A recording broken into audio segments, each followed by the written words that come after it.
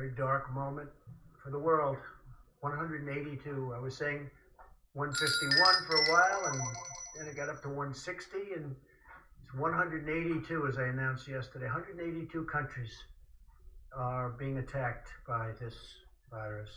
So I just want to thank everybody. I want to thank the American citizens for doing a great job. Stay inside, and let's win this, and let's get our country open as soon as we can. I think it's going to be sooner than people think. Things are going really well. Again, light at the end of the tunnel. And with that, I'll take a few questions, and then Mike is going to take over and talk with the Admiral and with the professionals, and we appreciate you being here. Yes, please. Mr. President, you mentioned that you were asking U.S. drug companies to provide treatment to the British Prime Minister. What sort of treatment is that? Is that something that's available? Well, it's a very complex treatment of things that they've just recently developed, and that they have a lot of experience with, having to do with something else, but recent for this. And they've already concurred. They've already had meetings with the doctors, and we'll see whether or not they want to go that route. But when you're in intensive care, it's a big deal. So they're there, and they're ready. I think we have three of them. I spoke with four. You know who the four would be, and you know the people within those. You know the companies. I told you the companies, but the people are the greatest in the world. So they're at the hospital, and we'll see. And they have everything with them should it be needed. Hopefully it won't have to be needed, but should it be needed. I found Boris to be a fantastic person, just like a fantastic, warm, strong, smart guy. He loves his country. You see that? I mean, he fought like hell for his country. And intensive care is big stuff, really big stuff. Yesterday you were asked about this as well, but now that he's been moved to intensive care, does that give you and the Vice President any pause or additional concerns, steps that you're taking to preserve the continuity of government here? No, I don't think so. Mike had his test a couple of days ago. I had my test a couple of days ago. So, and we're here, and here you are. So, no, I don't think so. But I think we'll probably, just because of questions like that, I think we'll probably have maybe quite a few tests. It's not the worst idea. You know, the system of testing now is so quick and so easy. So I could see, and you were tested again today? You sure you're okay? I'm okay. Good, then I'm staying. Despite the nearly 1.8 million tests that you say the United States has done, the Inspector General for the Department of Health and Human Services released a report today, a survey of more than 300 hospitals across the country, and the number one complaint from those hospitals were severe shortages of testing supplies and a really long wait time. I mean, a week or longer. And did I hear the word Inspector General? Really? It's wrong. And they'll talk to you about it. It's wrong. But this is your own government. Well, where did he come from, the Inspector General? What's his name? It came from the Inspector General what's his report. name? I don't know his name. Well, find me his name. Let me know, okay? If you find me his name, I'd appreciate it. But, sir, these are hospitals. All I can tell you is this: we put up on the board. You're going to ask the Admiral, but we are doing. Who say that they're waiting a week or longer to get their test results. Why? But we've done more testing and had more results than any country anywhere in the world. They're doing an incredible job. Now they're all calling us. They want our testing. What are we doing? How do you do the 5-minute test? How do you do the 15-minute test? So give me the name of the Inspector General. Could politics be entered into that? Go ahead, please. Go ahead. Thank you, sir. Are you worried about retaliation to your decision to ban export of medical goods, like Indian Prime Minister Modi's decision to not export hydroxychloroquine to the United States and other countries? I don't like that decision. I didn't hear that was his decision. I know that he stopped it for other countries. I spoke to him yesterday. We had a very good talk, and we'll see whether or not that's it. I would be surprised if he would, because India does very well with the United States. For many years, they've been taking advantage of the United States on trade. So I would be surprised if that were his decision. He'd have to tell me that. I spoke to him Sunday morning, called him, and I said, we'd appreciate you allowing our supply to come out. If he doesn't allow it to come out, that would be okay. But of course, there may be retaliation. Why wouldn't there be? Yeah, please. Thank you, Mr. President. The Paycheck Protection Program has gotten off to a confusing start for small I don't businesses think so. I think because it's done very well. Wells Fargo has stopped taking applications. Bank of America Not initially anymore, they haven't. prioritized taking applications from clients that were already Bank of borrowers. America has So- been the leader, taking tremendous numbers of applications. And of course, there may have been, they wanted to have a slightly different application. They wanted to have a little different information. But Bank of America has been a leader. They're number one in terms of applications. I wish you'd ask the question differently. Why don't you say it's gotten off to a tremendous start, but there are some little glitches, which by the way have been worked out. It would be so much nicer if you do that. But you're just incapable of asking a question So what in a oversight positive measures way. is the federal government It's putting already in done. place It's already to done. ensure that there is It's taken the fairness? measures. It's taken the measures. And we may even do a different system, not with this. We're going to have to probably add more money to this to save and to keep our small businesses going and to keep the employees of those small businesses working. But it's such a positive event and you ask it in such a negative way. It's just, I wish we had a fair media in this country, and we really don't. Speaking of unfair, go ahead. Mr. President, the acting Secretary of the Navy told the crew of the USS Roosevelt that Captain Crozier was either, quote, too naive or too stupid to be in command. Is it appropriate for the Chief Officer of the Navy to speak in this way about this captain? Is this Well, I haven't appropriate? heard it exactly. I haven't heard. I heard they had a statement that was made. If that were the statement, it's a strong statement. Look, the letters shouldn't have been sent, and certainly they shouldn't have been leaked. This is a military operation. I must tell you, I've heard very good things about the gentlemen, both gentlemen, by the way. I will say this, but about both gentlemen. And I may look into it only from the standpoint that something should be resolved, because I'm hearing good things about both people. Look into, sir? I may just get involved, if it's okay with you. What do you mean? Yeah, because you know what? You have two good people, and they're arguing. And I'm good, believe it or not, at settling arguments. I'm good at settling these arguments. So I may look into it in great detail, and I'll be able to figure it out very fast. But that was a statement. It's a rough statement, but look, letters should not have been sent to many people, unclassified. That was a mistake. It's a mistake that shouldn't have been made, because it's unfair to the families of the people on the ship because they get nervous, and it shows weakness. And there's nothing weak about us now, not anymore. We have the strongest military we've ever had, and we're not going to be showing weakness to anybody, because we have, that ship is incredible, nuclear-powered aircraft carrier, and we don't want to be writing letters. We don't want to have letter writing campaigns where the fake news finds a letter or gets a leak. We don't want that. So the letter shouldn't have been sent. With all of that said, his career prior to that was very good. So I'm going to get involved and see exactly what's going on there, because I don't want to destroy somebody for having a bad day. Okay, does that make sense? Okay. Mr. President, Vice President Biden's spokesperson said that he made some suggestions to you about actions that you could be taken to deal with the pandemic. We had a very good talk. We agreed that we weren't going to talk about what we said, but we had a very, very good talk. It was a warm talk. I enjoyed it. I hope he enjoyed it too. And it was short. It was 15 minutes. Do you have good suggestions? Anything that you're going to do? Well, he had suggestions. It doesn't mean that I agree with those suggestions, but certainly he had suggestions. And I also told him some of the things we're doing. But the conversation was a friendly, very friendly conversation. Yeah, please.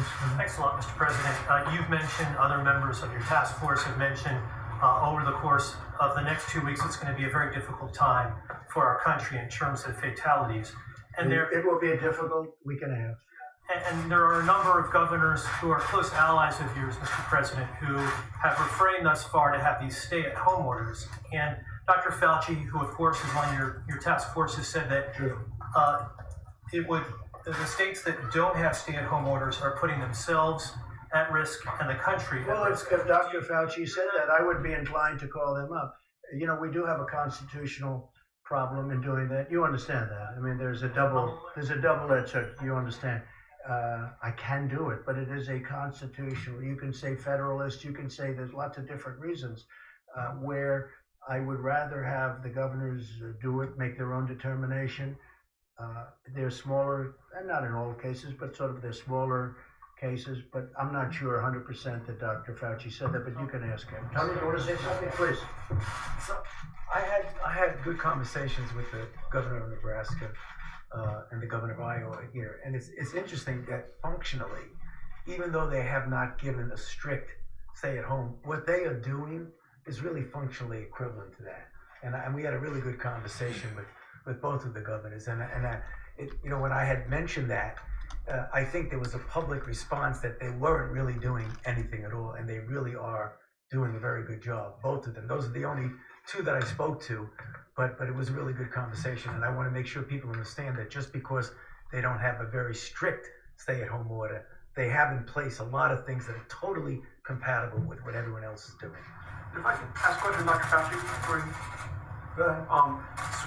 About getting back to normal, you said you wanted to get back to normal as soon as possible. Will we truly get back to normal in this country before there's an actual vaccine that's available to everybody? How do you start lifting the restrictions?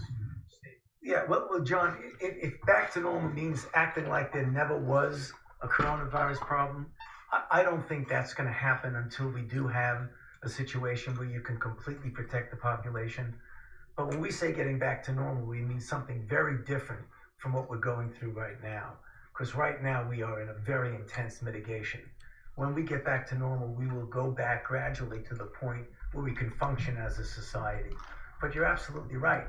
I mean, if you want to get to pre-corona virus, that might not ever happen in the sense of the fact that the threat is there. But I believe with the therapies that will be coming online, with the fact that I feel confident that over a period of time we'll get a good vaccine, that we will never have to get back to where we are right back now. So if that means getting back to normal, then we'll get back to normal. I think that with the therapies, and I think that with the vaccines, which I have total confidence are coming, and I'm dealing with the companies. I'm talking to Johnson & Johnson. I'm talking to all of them. I think that when you add the tremendous stimulus that we're giving, like for instance, deductibility for restaurant expenses for restaurants and entertainment, the money that we're talking about for small businesses and employees to keep everybody working, and other things that we're frankly working on right now, which are going to be great for our people. I think when you add that to it, I think we could get more than back to normal from an economic standpoint, actually be better, but more than back to normal. But I would agree that we'd love to see a vaccine, but immediately would love to see a therapeutic. And I think we're getting very close. Do you think you'll be able to lift restrictions on April 30th right now? I don't want to comment on that, but I can tell you that we certainly want to try. We certainly want to see what's going on. We're doing very well. Look, you look at those. You look at most places where that you can call it the bump, you can call it the hill, you can call it the mountain, you can call it whatever you want to do it. It's very flat. You take a look, and that was done through mitigation. That was done through a lot of good work, and that far exceeded our expectations before. I mean, people can't even believe how low some of those bumps are, some of those hills are. They're very surprised. Now you have a couple of tough ones. New Jersey's been very tough, and New York has been very tough. They're crowded in. It's tight. It's tougher, but we far exceeding. California far exceeds. Washington State far exceeds. You look at so many of these states, how well they're doing. The 8 states, by the way, and I haven't spoken to the governors, but Tony's so right. They may not have it from the standpoint that they're saying it, but those people are practicing it, and they're doing a fantastic job. Take a look at where they are in terms of the levels, but take a look where they are. So, but if I thought it was something that, and I've looked at him very carefully, looked at him today, looked at him yesterday, from a constitutional standpoint, I'd love not to get involved with that, and not from a legal standpoint, just from a moral constitutional standpoint. Because legally I can, but morally, I believe in our Constitution much more so than most people. And I'd love to be able to let the governors do what they have to do. Those states are doing a fantastic job, all 8 of them. They're doing a fantastic job. So we'll see what happens. As for your question, you fully understand what I'm saying, so thank you. Yes, please. Hi, two questions if I may, one from somebody outside the room. And first, Cascam, do you think Boris Johnson, when he talked about shaking hands with hospital patients, did he downplay the threat of this virus too much? And do you know exactly what this current... Well, I think Boris was looking at it differently. He was looking at it earlier. He was looking at it like ride it out. There were many people thinking about riding it out, meaning, whatever it is, it is. But then you see what starts to happen and the numbers become monumental and they decide not to do that. We actually moved early. We moved early because of what we did with respect to the ban on China coming in and then Europe coming in. That was an early ban too. And then UK. No, he waited a little while and he felt that, but he got, he made a decision very quickly thereafter to do what they did. And they've gone to a very strict lockdown. But they're suffering greatly as a nation right now. They're going through a lot. They're a nation that's having a difficult time. But I've gotten to know him. He's just such an incredible guy. It was just so shocking to see that because you know what that means. Intensive care is a big deal with regard to what we're talking about. That's a very big deal, very scary deal. Yeah, please. Yeah. Just somebody currently in the room due to social distancing has asked me to ask a question. It's Thomas Howell of the Washington Times. How many health workers in the US have become infected with COVID-19? If the answer is not known, will the CDC be publishing that data? Yeah, I could give you that information. I think they'd probably be willing to give that, right? Yeah, we could get you that information. Jeff?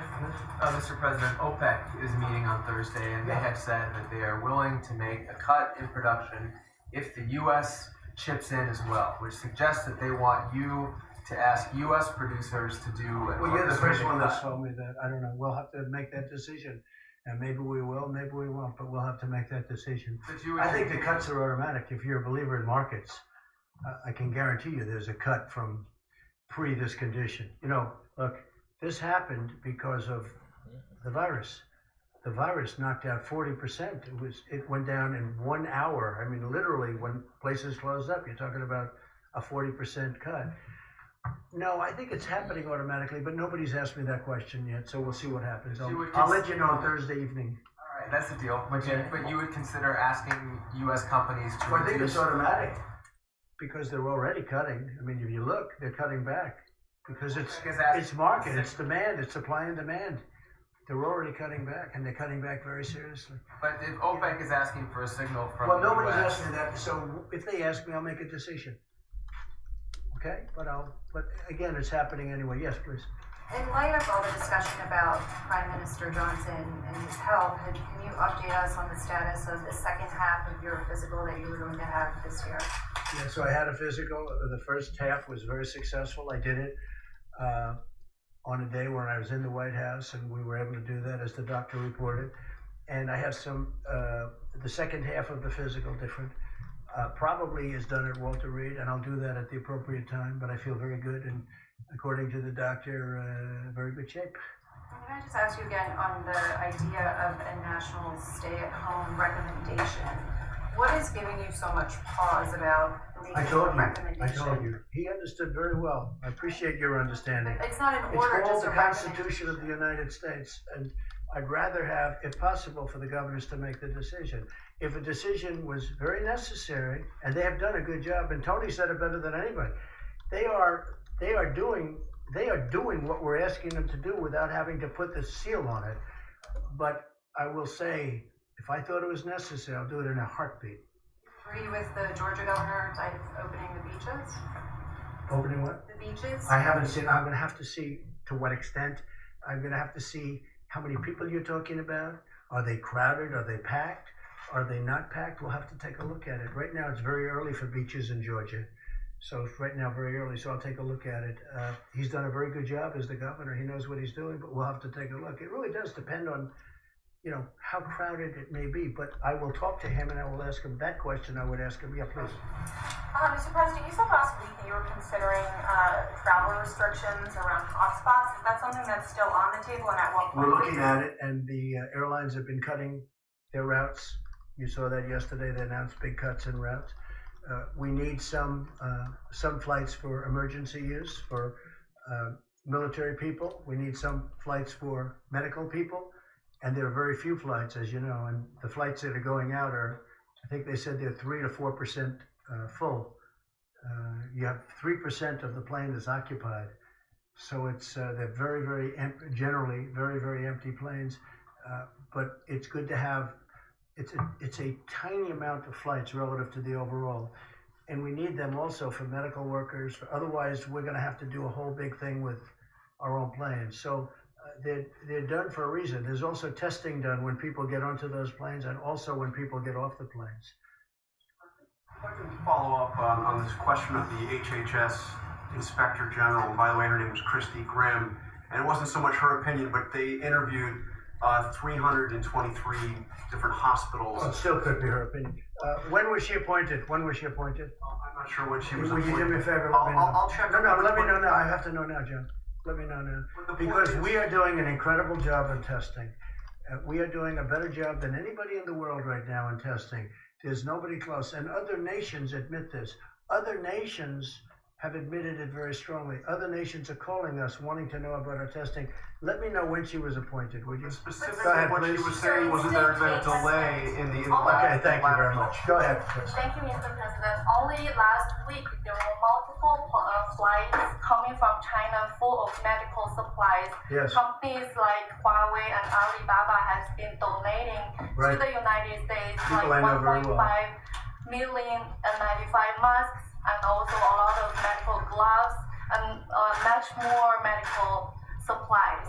So, sounds like a statement more than a question. and Chinese ambassador Cui Tiankai last night wrote an op-ed on New York Times calling to cooperation with the United States. So are you personally working directly with China? We just signed a trade deal. So fighting with the It's the virus? biggest deal probably ever made. And I hope they're going to honor that trade deal. If they don't honor the trade deal, then I'll tell you a different answer. But I think they will. They're going to spend billions of dollars for agriculture. They're going to spend billions of dollars for many different things. Whereas China never spent money in our country. We spent money. We had a deficit, a trade deficit with China for years of $500 billion, $400 billion. We had the biggest trade deficits in the history of the world with China. Now China has agreed to spend $250 billion, many billions of dollars in our country, much of it going to farmers and manufacturers. So I'll let you know. I mean, I hope they're going to honor the deal. We'll find with out. China, are you cooperating with I don't China? know. Who are you working for, China? You work No, for I'm China or are working you with a for newspaper? Hong Who are you with? Hong Kong Phoenix TV. Who owns that, China? It's Is it owned by based in China? Hong Kong. No, is it owned by the state? No, it's not. It's a private owned company. Okay, good. Okay. Look, I'll let you know. I'll give you a good answer to that in a few months. I wanted to see what they do. Because it's time for them to help us. Okay? It's time right now for China to help us. And hopefully they do. And if they don't, that's okay too. But we signed a deal. It was signed with great goodwill and spirit. And it's time that our farmers benefited, our manufacturers benefited, and we'll see whether or not that deal is honored. And I think it will be, because I know President Xi, who I like and respect, and I think he will honor the deal he made with us. It just went into effect 4 days ago. I will see whether or not. In fact, I called up just a little while ago. I said, how are the farmers doing with respect to China? Are they buying the product as anticipated? And the answer was, yeah, I think so. But it wasn't the most positive, but it was starting. The deal just started. So I'll let you know. But for many, many years, China ate our lunch because we had people in this position that I'm in right now that allowed China to get away with absolute murder. And it should have never happened. But we are now dealing with China. We'll see what happens. Yeah, Mr. President, wait. I'll tell you How what many she do was you want? appointed. How many do you want to ask? So I was going to answer your question you asked me. She was appointed in January of this year to her current position as the Principal Deputy Inspector Okay, General. we're going to take a look at it. Go ahead. I know you don't want to talk On the Don't issue interrupt. of He's talking. small business loans, sir, you said that businesses have applied for $40 billion in loans, but can you tell us how much of that money has actually gone out to the small businesses? I can't tell you, but I know it goes out very quickly once the loan application's approved, and the process is very fast. And you have to understand, these are banks, and that's what they do, but they were swamped. They were actually swamped. Okay, go ahead. I know you don't want to talk about the Inspector General report, but testing is still a big issue in this country. When can hospitals Put the expect? slide up again, please. When can hospitals expect to receive a quick turnaround of Are you these ready? test results? Are you ready? Hospitals can do their own testing also. States can do their own testing. States are supposed to be doing testing. Hospitals are supposed to be doing testing. Do you understand that? We're the federal government. Listen, we're the federal government. We're not supposed to stand on street corners doing testing. They go to doctors. They go to hospitals. They go to the state. The state is a more localized government. You have 50 of them, and they can go 50 within here. You also have territories, as you know, and they do the testing. And if you look at the chart, if you take a look, did they put it up? Yeah, just take a look. And these are testing, and the results are now coming in very quickly. Initially speaking, the tests were old, obsolete, and not really prepared. We have a brand new testing system that we developed very quickly, and that's your result. And you should say, congratulations, great job, instead of being so horrid in the way you ask a question. Please, go ahead. Mr. President, today... Yeah, I'd love to have the Admiral speak to that question. Yes, go ahead. So I can talk a little bit more about testing later on, but as the President said, 1.79 million tests have been done, and this does not count the hundreds of thousands of tests that are done within hospitals that are now currently not reporting, so I'm sure we're well over 2 million. That Inspector General report was done here, 23rd, 24th, during our ramp-up period, quite a long time ago. There was clearly, and it's hard to interpret the report because it mixes up all kinds of things, but clearly there was complaints by some hospitals of a backlog, probably at send-out tests, and that is true. There was several days of backlog at some of the major labs that have been taken care of. We know now that the ACLA labs now have a 24 to 48 hour turnaround. They're doing well over 100,000 tests a day. We now have the Abbott machine that's point of care. That's 18,000 of those instruments throughout the country.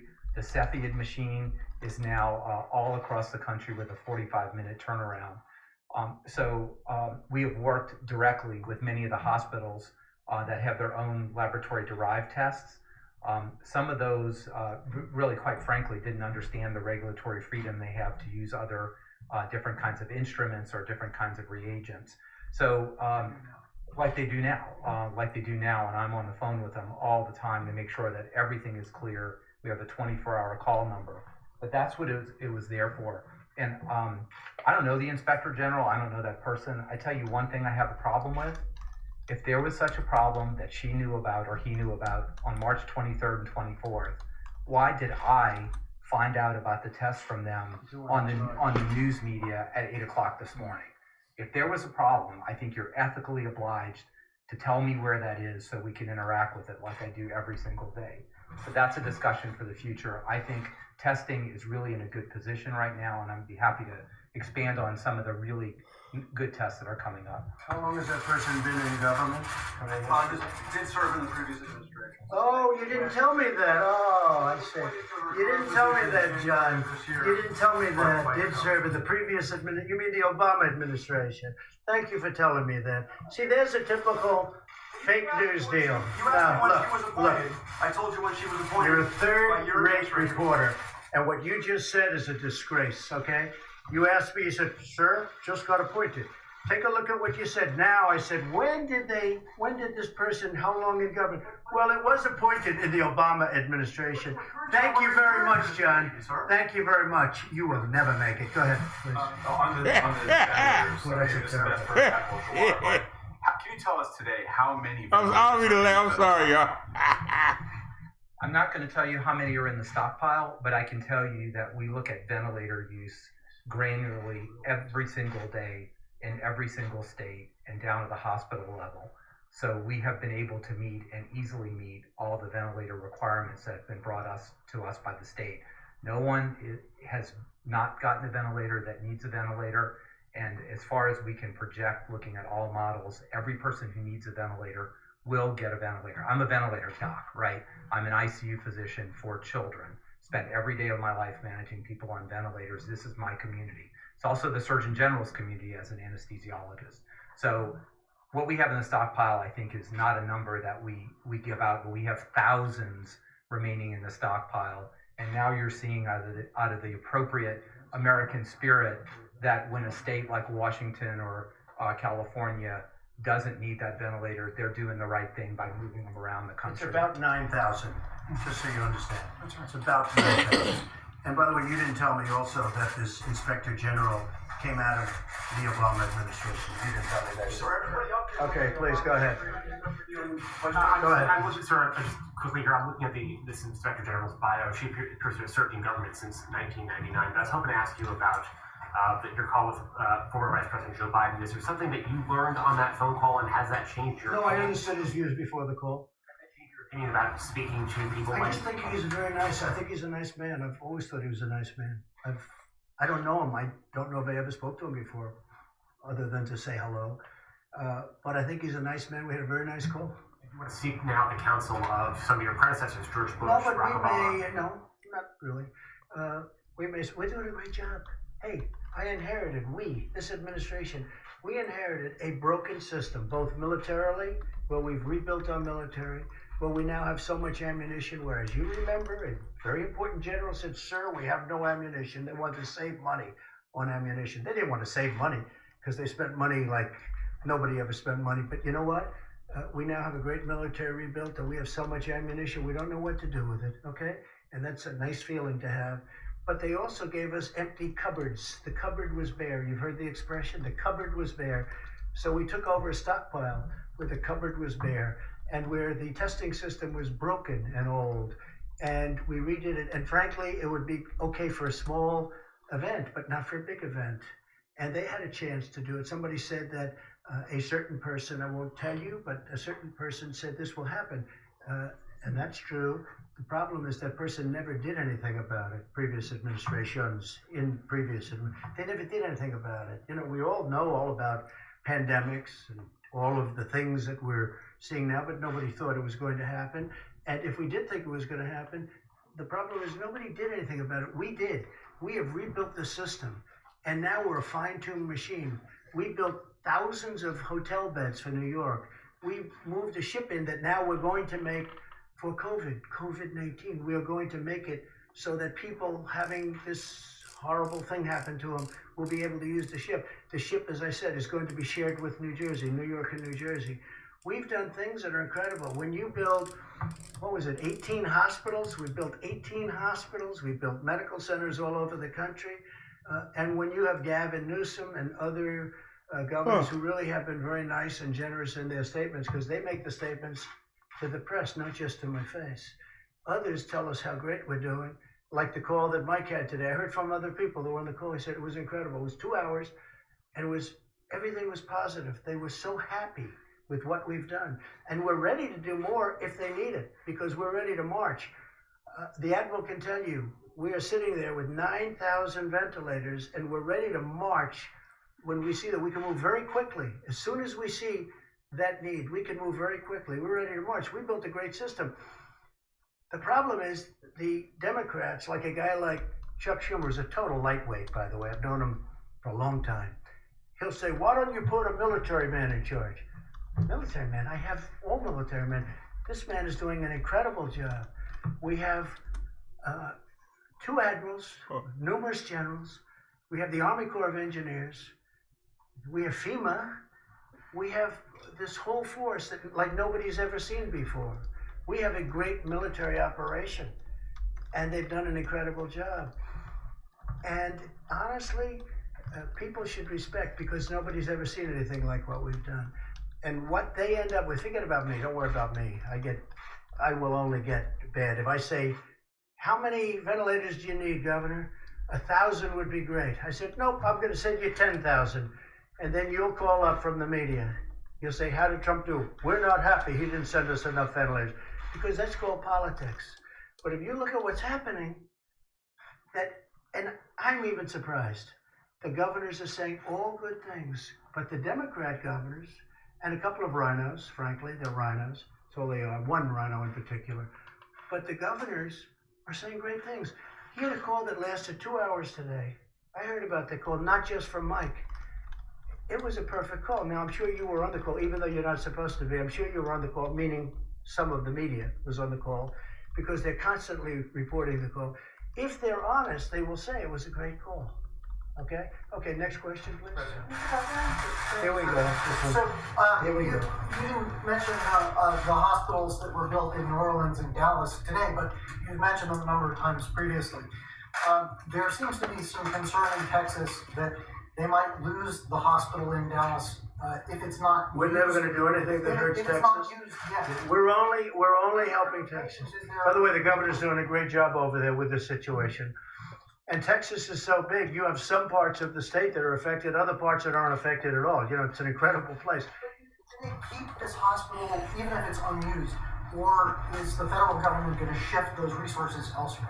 Well, we're going to use whatever we need, and we're doing it totally in conjunction with the governor. Okay? We're doing it in conjunction with your Texas governor, who's done a fantastic job. Great. Governor Abbott also has set up checkpoints at the border to check people coming in from Louisiana. We've seen checkpoints in Florida, other state borders.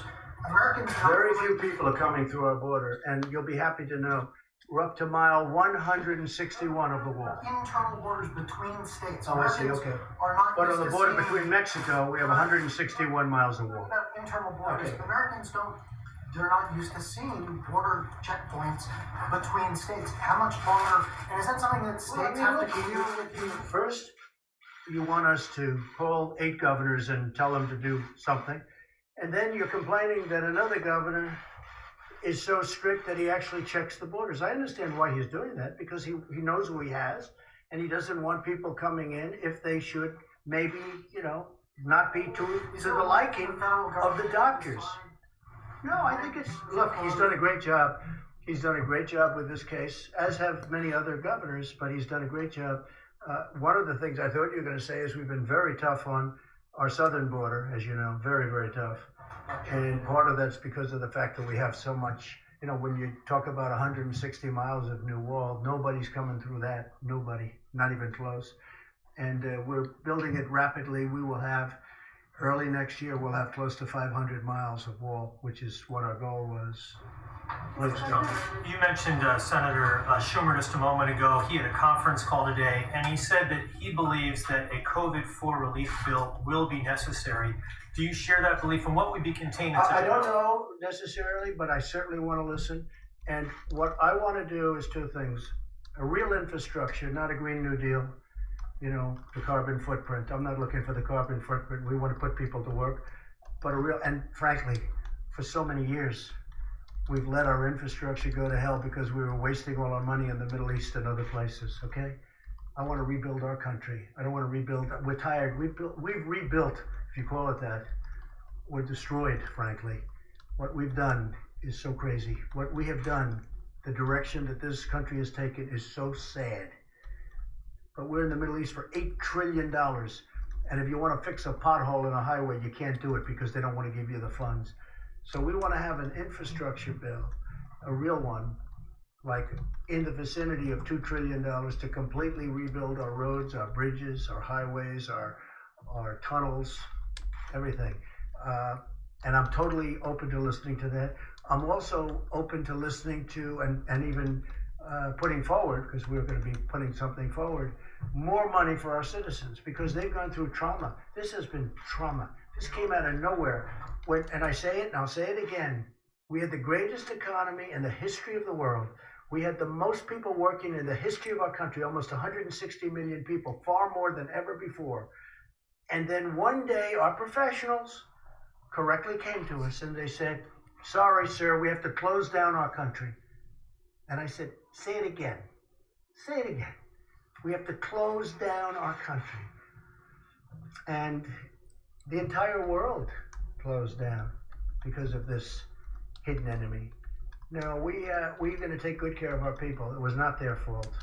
Dr. Burks, to clarify something that she said on Saturday. Go ahead. Yes, please. May I ask Dr. Burks to clarify something that she said on Saturday?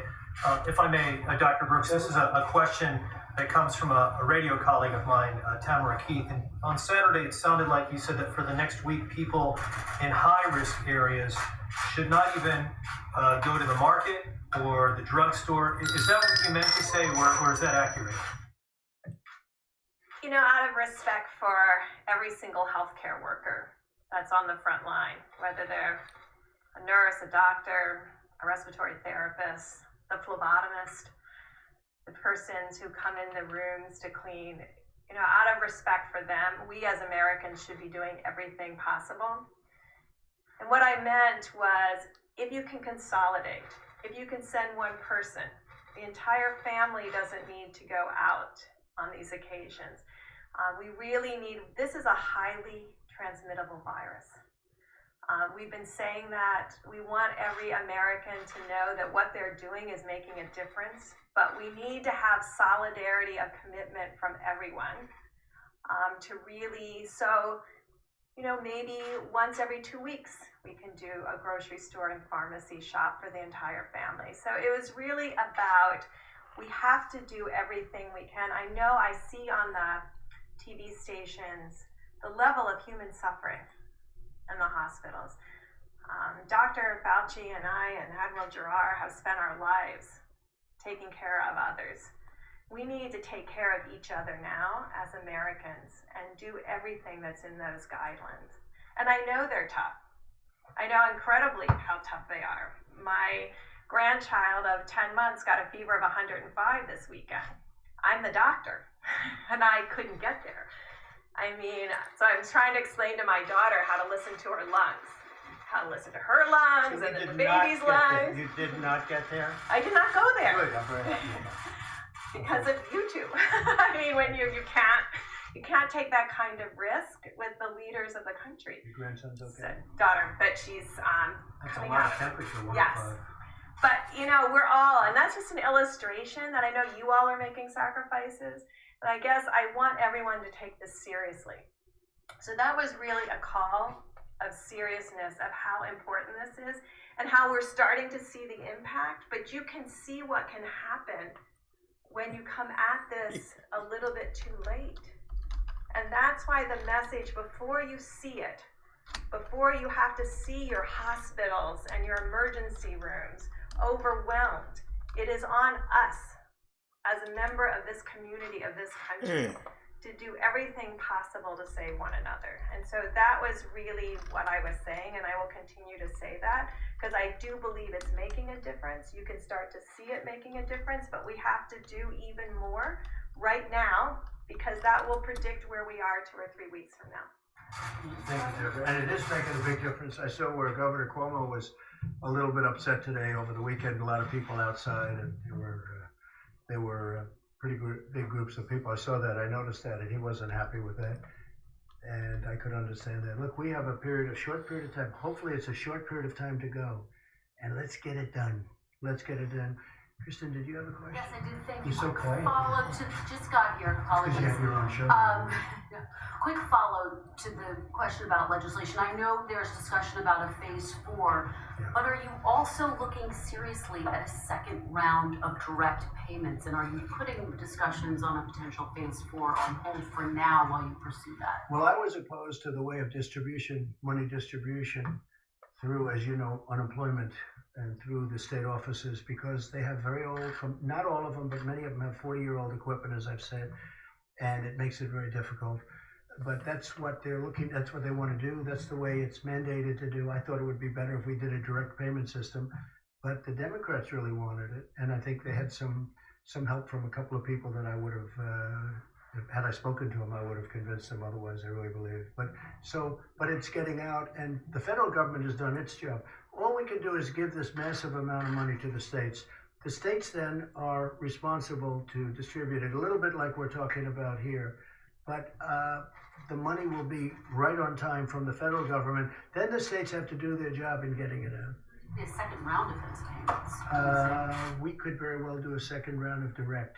I would do it direct. That under serious discussion. It is absolutely under serious consideration. In terms of Chuck Schumer, he also said he spoke to your chief of staff about potentially appointing a czar to oversee the supply chain. Is that something that you But would we have consider? people that are so talented. I know the people he suggested. They're wonderful people. They worked here. They're wonderful people. He's just doing that because it's politics. Because you know what? Right now, We have many, depending on what. In terms of testing, this gentleman right here. You know who the point person is? This gentleman right here. He's the one in charge of the task force. But Mike, you may want to tell him about because this is really a military operation. In terms of the supply chain. Let me answer your first question, if I may, because it's a very good question, and I spoke to Senator Schumer night before last about just that. When the president signed a declaration of national emergency, he stood up FEMA as the lead agency implementing his policy to marshal a whole of government response. And under FEMA, we provide federal support. The state manages the healthcare response, and healthcare providers and first responders implement that response on a local level. Our lead on this issue in implementing it is Administrator Pete Gaynor. But the man managing all of the supplies, and you heard a presentation this weekend about our air bridge, what we also call the control tower. We literally, with Admiral John Polovchik at the helm of our logistics effort, we have visibility now on all the supplies that are moving across this country and into this country from around the world. It really is extraordinary. I mean, when the president tapped FEMA to lead this effort, we essentially wanted to say, we want to organize this in a military fashion. And we tapped really someone who is widely regarded as the #1 supplies and logistics military officer to do just that. He really is an extraordinary individual. Admiral Juar has known him for a long time. And to be working with Admiral Polovchik, we speak every morning. Our team reviews the data. We go over that with Administrator Gaynor and Admiral Polovchik. We talk about an extensive team that's identifying supplies around the country and around the world. And then, as we were explaining to governors today, we work with the requests that are coming in from states with a priority on the areas that are dealing with widespread outbreak, like the greater New York City area, New Jersey, Louisiana, focus on Detroit, focus on Chicago and Illinois. And then what Pete Gaynor and Admiral Polovchik are doing is directing those commercial distributors to send the resources directly to the front lines of the battle against the coronavirus.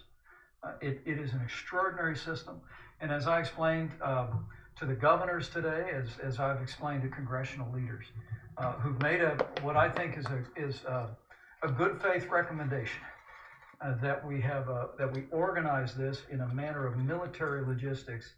It's exactly what President Trump has done, and it's what we're doing every single day to make sure that healthcare workers, to make sure that the states that are dealing with a widespread outbreak of coronavirus can be confident that we're going to spare no expense, leave no stone unturned, and use this extraordinary apparatus centered in FEMA to get the people of our country what they need when they need it to battle the coronavirus. And Kristen, when Schumer makes a statement like that, he's only done it for politics. He knows. We have the best generals, the best admirals, we have the best people. These are incredible leaders. These are vibrant people. They've done such a good job. And again, you'll get a tape of the conversation, because I'm sure some of the governors probably had their favorite reporter listening to the conversation, even though they weren't supposed to, but that's happened before. Just so you understand, we had a call today that was a beautiful call, everybody friendly, everybody happy. They also know in some cases we'll get them a little bit more, and if they need it, we'll get them a lot more depending on where this monster is going. But when Schumer does that, take a look at the past. Well, you're going to have to tell me who. They certainly don't. Well, yeah, some Democrats, because they view this as a campaign issue. They want to make Trump look as bad as they can because they want to try and win an election that they shouldn't be allowed to win, based on the fact that we have done a great job. We built the greatest economy in the world. I'll do it a second time. We got artificially stopped by a virus that nobody ever thought possible. And we've handled it, and we've built a team, and we've built an apparatus that's been unbelievable. Take a look at the swine flu, right? That's H1N1. Take a look at that. And it's not the other way around, by the way. It's H1N1. Take a look, you know what I mean by that. Take a look at the swine flu. It was a disaster. 17,000 people died. The other administration, they didn't even know, it was like they didn't even know it was here. And that was peanuts compared to what we have in terms of the power, the magnitude of what we're going through. This is attacking 182 countries simultaneously. So Schumer's just all about politics. I've known him almost all of my adult life. And he's a disgrace. In many ways, he's a disgrace. And he knows it's done. He just wants to do that. But he knows the job we're doing. Everybody's amazed at the job we're doing.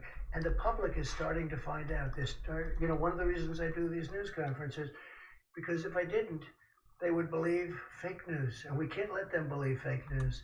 They see us up here. They see us with admirals. They see us with this talent. They see the job that Mike Pence has done, which has been an unbelievable job. An unbelievable job. I put him there. I thought he'd do well. He did great as the governor of Indiana, and I thought Mike would do well. He's done much better than well. And he gets along with people, I think, much better than I do. Because I like people being 100. Mike can put up with things that sometimes I say it's amazing that he can put up with it. But he's done an incredible job, and so has the entire team. This is a military operation. This is a whole. And again, we built 2,900 beds in Javits Center. We build medical centers in New York.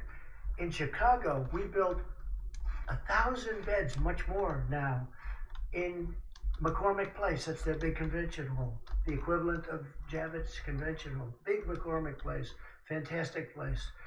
By the way, the mayor of Chicago, at least on the phone, is extremely happy with what we're doing, thanking us, has a great relationship with Mike, thanking us. And I just wish the politicians would say to you what they say to us, really. And it's a good question. Do you have one? Yeah, please. A national security question and then a question about Governor Cuomo. The national security front, to the extent that you can comment on this, your administration is making heavy preparations to move against the cartels in Latin America right now. And could you said expand? Latin America? Yes. Could you expand on the reasoning of why now? Are there supply and logistics especially weak? Is it political? Yeah. What's the reasoning? Good question. We've moved a tremendous number of boats and ships to the area of, different areas of exactly what you're talking about, because we're tired of drugs pouring into our country from other places. And we're tired of seeing drugs pouring into different parts of Latin America, South America, and just coming into our country. Now we've got them stopped at the border, and they're trying to do it by sea. So we stop them at the border and frankly, with the help of Mexico. Mexico right now has 27,000 soldiers on our southern border. They never had any soldiers. They're doing that because I've asked them to do it. That's the only reason they're doing it. They have 27,000 soldiers. So now they're trying to bring it in by boat and by ship, the drug lords and the people doing drugs and trying to destroy our country from inside with drugs. And we're hitting them very, very hard. And that's why we're doing it. Activities that U.S. assets are targeting, or Say it? is it beyond narcotics? Are there other illicit activities that Well, U.S. there assets are the activities of human trafficking, and especially with respect to women, and as you know, proportionally, it's mostly women, and it's a horrible thing. It's a horrible thing, and there's never been a time like it, and it's because of the internet, and this is all over the world. But for the most part, they're coming through, in this country, they're coming through the southern border, but we're hitting them very hard. They have tremendous illegal trafficking in women and children also, but mostly in women. And it's illegal, and it's horrible, and it's disgraceful, and I've seen things that are an absolute disgrace. And we're trying to knock them out, and we're knocking them hard. And again, I want to thank the president of Mexico, because he has really stepped up to the plate. 27,000 soldiers. They've never had any soldiers on our border. And I did that because the Democrats will not approve anything to stop, because they want to have open borders. They want to have all these people flowing through our border. And in many cases, they're sick. They have problems that you don't want to know about. Or they're criminals in many cases. Not in all cases, but in many cases. And they don't want to have, they want to have open borders, they want to have sanctuary cities. So they protect criminals. And I don't want to have it. And Joe Biden does want to have that also, as you know, because he said that during numerous debates. I want to have strong borders, and I don't like protecting criminals with sanctuary cities. But we're doing it for drugs, we're doing it for human trafficking, we're doing it because you have to do it. We either have borders or we don't have a country. All right, go ahead, please. Mr. President, on the question of antibody testing, which is FDA approved now, but not widely available yet. I know the Admiral said by May, you expect to have millions available. How are you going to prioritize who's going to get the antibody tests, and what is that going to show you? You think that's going to be immunity? I mean, I have an answer, but I'd rather have the Admiral answer. So let me clarify, and I know you probably understand this, is the antibody test does not tell you if you have the active virus in your nose. If you're positive for the antibody, it strongly implies, it means that you have had the virus before. And to the degree that we know of medical knowledge, you will probably, highly probably, be protected against getting the virus again in the future. So I want to make something clear. There's no antibody test approved. Okay, approved is not a word we talk about. There is a test or two that has received emergency use authorization, and many, many, many others out there that have not gone that way yet. And I want to take this opportunity to caution. There is a very consolidated effort between the FDA, CDC, NIH to validate some of the tests that are on the market right now, because it is very important that they actually do what they say they do. And we have reason to believe that not all of them are going to perform well. I don't know the primary source, but the Financial Times just reported that the UK had 17.5 million antibody tests that they bought, and none of them work. So we're not going to get in that situation. We're going to be very careful to make sure that when we tell you you're likely immune from the disease, that test really said that. Now, I will also make a statement, and there's a lot of work on here, and I'm very excited about it. As opposed to the tests for a novel virus, the antibody type tests are very sophisticated technology, but they're old technology. This we expect to have many tens of millions of tests the first month that we are really sure that the test makes sense. So this allows for surveillance screening, and Dr. Birx is one of the world experts to understand, is 1%, 5%, 20% of Americans have been infected. But it also allows us to have very widespread tens and tens of millions of people screened with a finger prick on the spot. By when? By May, you're saying this will happen? Or Science doesn't run on rails, right? So we need to make sure that the FDA, the NIH, which they're actively doing right now, assure that the tests that they're testing really do perform the way they should.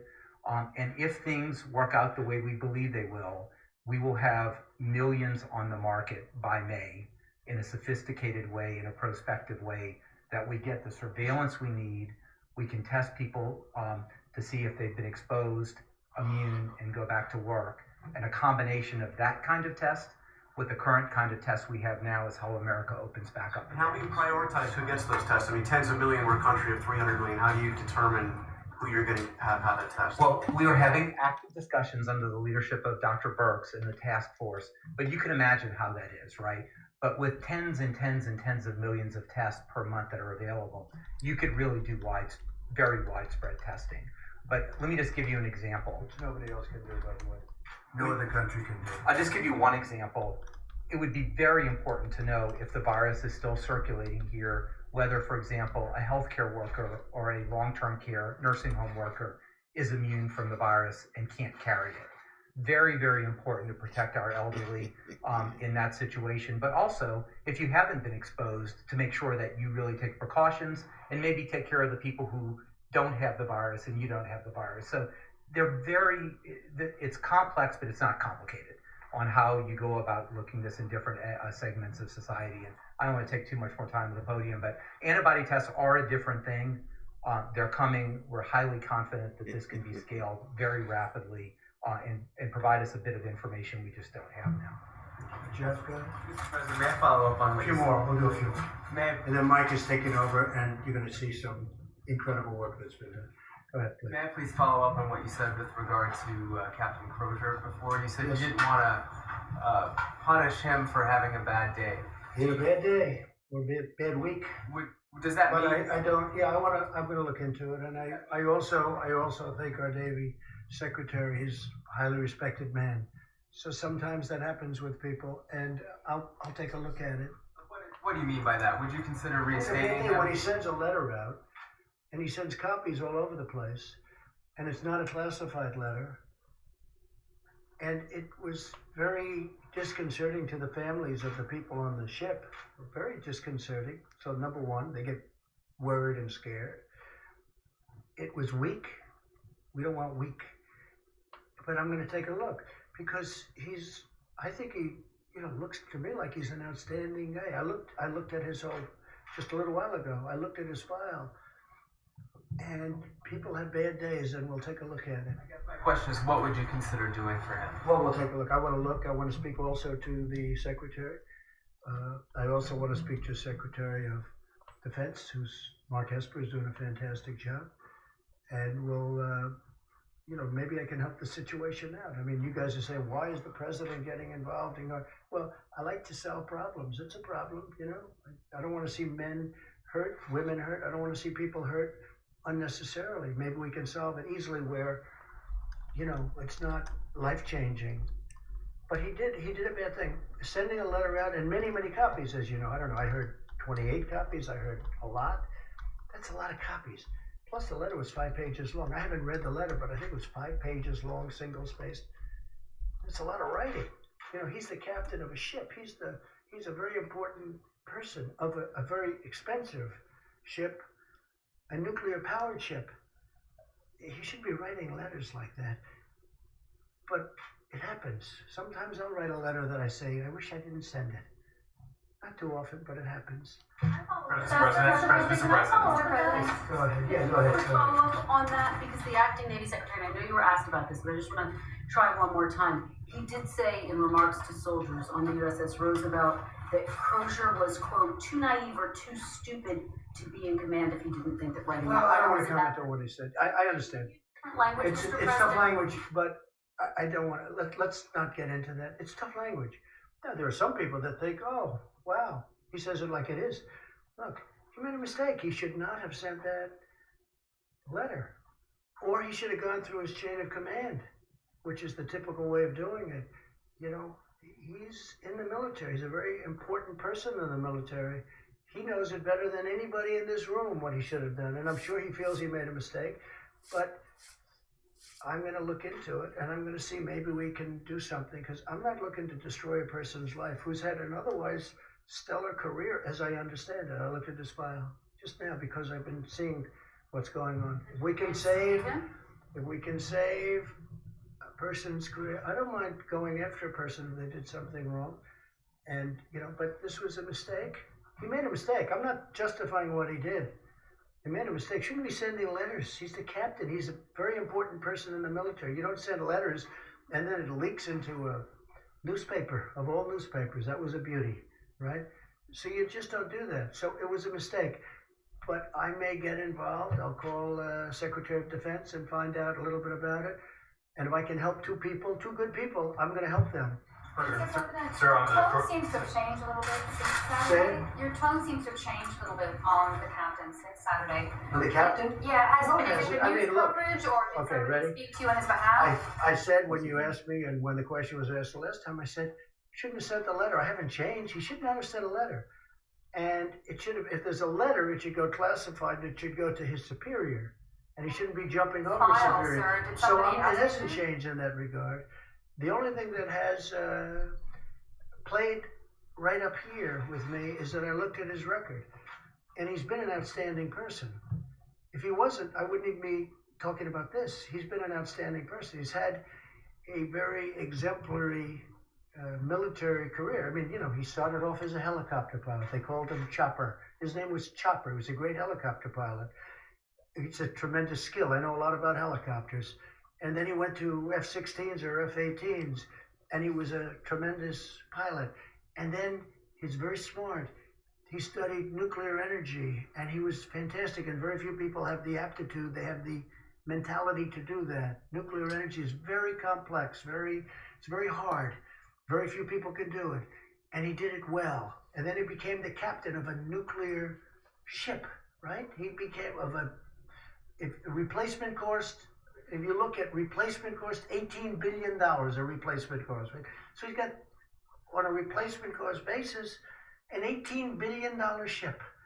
You know, the President Gerald Ford, very expensive. That's, you know, the nearest thing I can think of, but they're spending money on that one like nobody's ever seen. So he made a mistake. He made a mistake. And maybe we're going to make that mistake, not destroy his life. Okay, a couple of more. President, you mentioned medical professionals. You compared them to soldiers going on the battlefield. Yeah. Many doctors and medical workers today, some have seen pay cuts. They're going into a certain environment where they're concerned about their own health, their families' livelihood, if something were to happen to them. Very much in my mind. As part of this phase 4, are you going to It doesn't prioritize? have to be phase 4. I think it could be a separate phase when it's all over. Right now, I don't think they want to think about it. These people don't want to think about it. These people are incredible. They're not thinking about how much am I getting paid. These people are incredible. I've seen it. I see the spirit. I hear about it all the time. From Mike, from the Admiral, I hear about it all the time. These people are incredible. When it's all over, I do want to seriously think, maybe in the form of bonuses. These people are, what they've done is incredible. I just admire the attitude, and I've said it. They walk into those hospitals and they are seriously, you know, one of the things that came up with the Comfort, the ship, is that when we fulfilled the request of Governor Cuomo and Governor Murphy, and they're going to be splitting up, but, you know, a lot of things happen to ships when you do this. You know, it's a lot of, they didn't want to do this. In fact, they specifically didn't want to do this.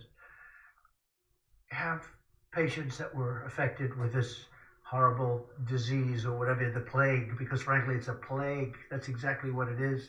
You'd read about it in the old days, the plague, and that's exactly what it is. But we're doing it. But when I see the bravery of these people walking through doors without their stuff, I mean, they're just getting, they're not standing outside, hey, let's get ready, they're running through doors, putting on the stuff that's not even on. I think it's incredible. I'm telling you, the nearest thing I can think of is soldiers in battle and soldiers going right into battle, because that's what they're doing. It's really, in many ways, it's the same thing. All right, how about one more? One question, Mr. President.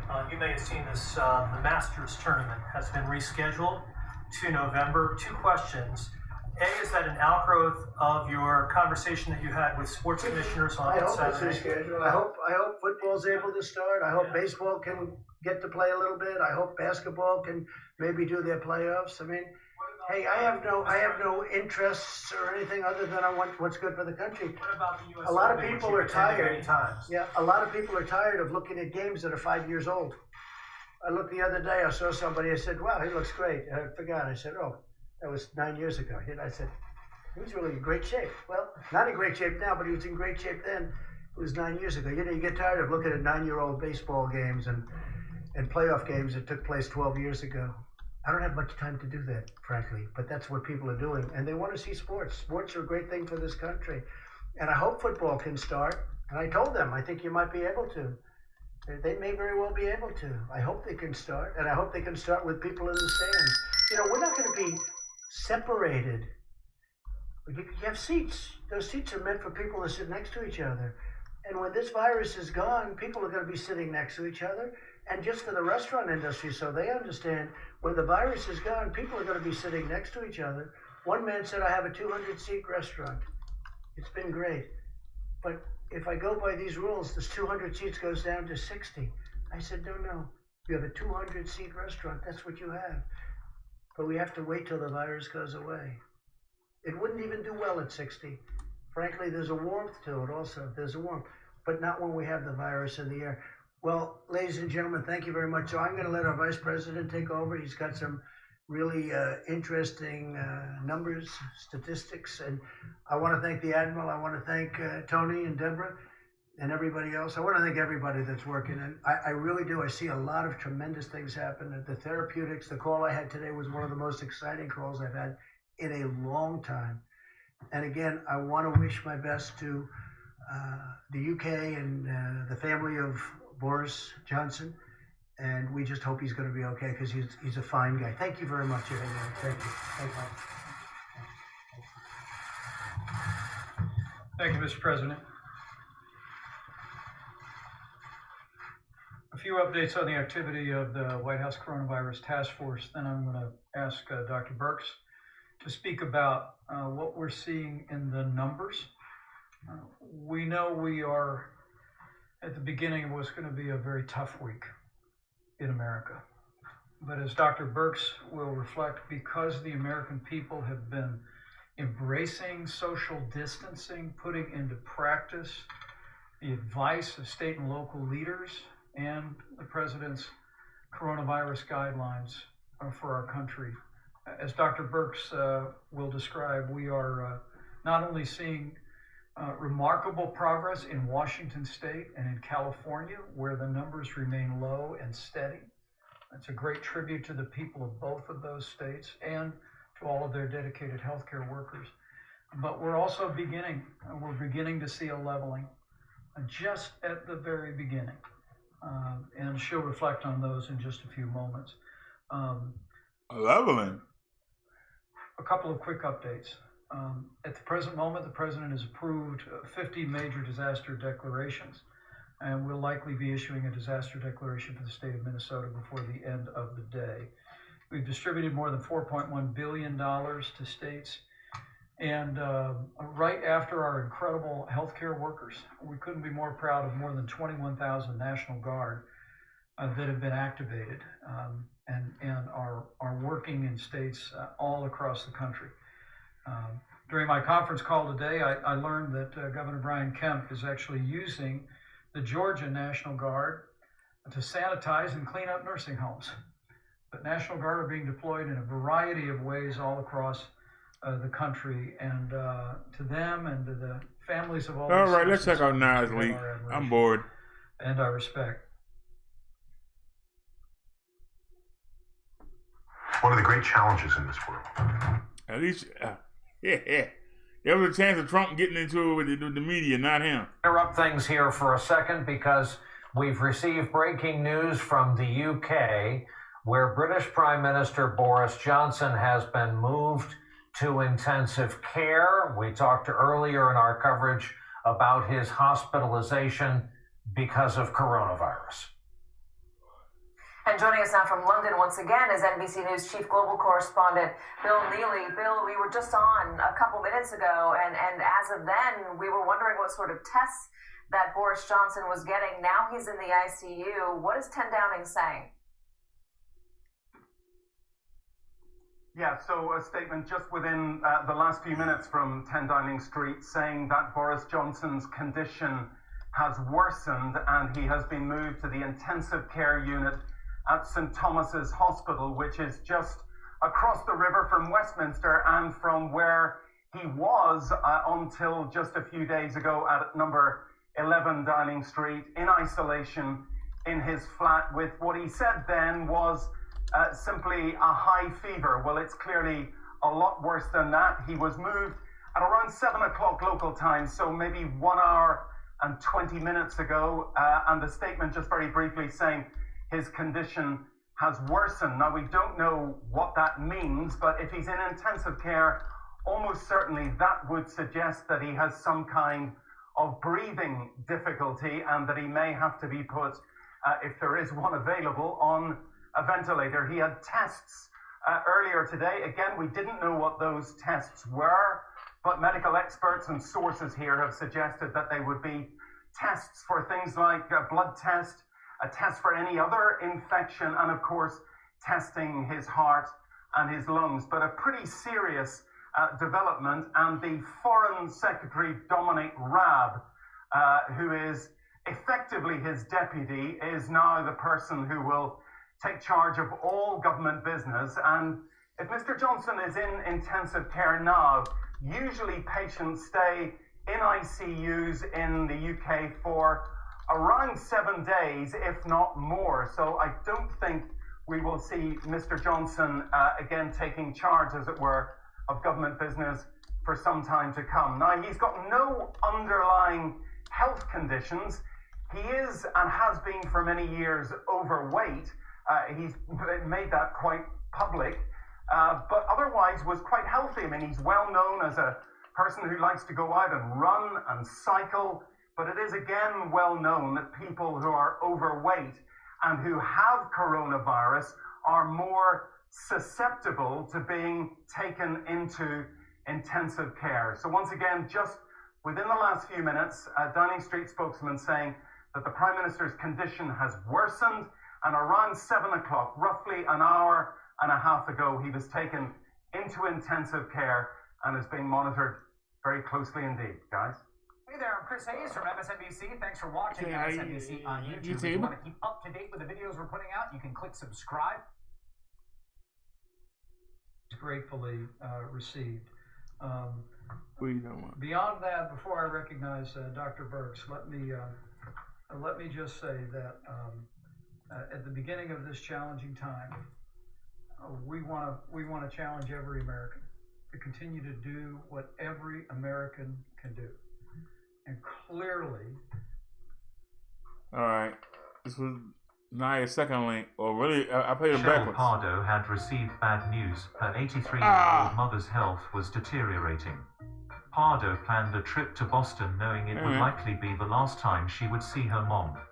What she didn't expect was the warm reception she received from the attendants, Jessica and Dion, or the fact that she was the sole passenger aboard American Airlines Flight 9389, departing from Washington, D.C. on March 27th. Pardo had been anxious about flying during the pandemic, azfamily.com reported. This nervousness quickly dissipated when she arrived at the airport, telling CNN she realized it was safer than going to a grocery store. I think we all have this attitude of airplanes are really dangerous and there would be exposure, but there was nobody there, she said. Can't be Very clearly our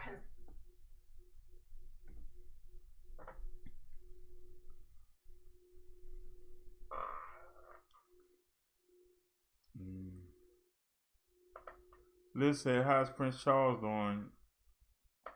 They said he's set to have it. Naya said, yes, BD, an 8-month-old pregnant woman is fighting for herself and fetus. Naya said, Leslie, it's strange. They haven't updated his status. All right, y'all, let's look at the stats. Y'all ready? Especially Texas. Since he said that the Texas is doing so good, we're going to see how Texas look. We got 364,258 cases in the United States. 10,798 people have died. So we're going on 1,100. 19,536 have recovered. Let's start. State of New York, 130,000 total cases. New cases today, 7,671. Total deaths for New York, 4,578. How many people died today? 599.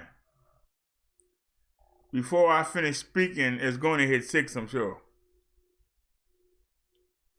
They still got 112,565 active cases. 599 people died in New York today. You hear this president talking about it's nothing. 599 people died today.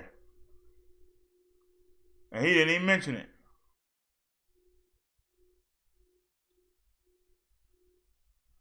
Somebody explain that. 41,090 people are infected with COV, reportedly in New Jersey. New cases today, 3,585. Total deaths, 1,003. 86 people died in New Jersey today. 86 Americans died in New Jersey today. Michigan, 17,221. cases. 1,503 cases. 727 have died in Michigan so far. Deaths today, 110. What up, though? California, 15,993 cases. They picked up 956 today. Total deaths, 378. 31 people died in California today. Louisiana, 14,867. 1,857 new cases today. 512 people have died in Louisiana, 35 of them today. Massachusetts, 13,837. New cases, 1,337. Total deaths, 260. New deaths, 29 people died today. Florida, 13,629. New cases, 1,279. 254 people have died so far in Florida. 33 people died today. Pennsylvania, 12,995. 1,485 new cases. Total deaths, 166. 16 people died in Pennsylvania today. Illinois, 12,262. They picked up 1,006 new cases today. 307 people have died in Illinois. 33 people died today. Washington State, 7,984. No new cases. Total deaths, 338. Nobody died today. Texas. I thought Trump said they were doing pretty well. They were. 7,320 total cases.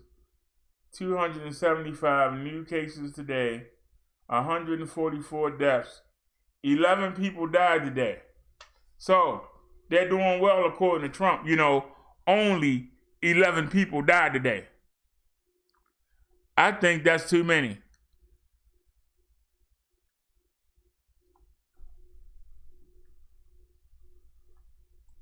I think one death is too many. Georgia, 7,314, 572 new cases, 229 deaths, 10 people died in Georgia today. Connecticut, 6,906 cases, 1,231 new cases. Total deaths, 206. New deaths, 17. 17 people died in Connecticut today. Colorado, 5,172. 222 new cases. 150 total deaths. 10 people died today. Indiana, 4,944. They picked up 533 new cases today. Total deaths, 139. 12 people died in Indiana today. Ohio, 4,450. 407 new cases. 142 deaths.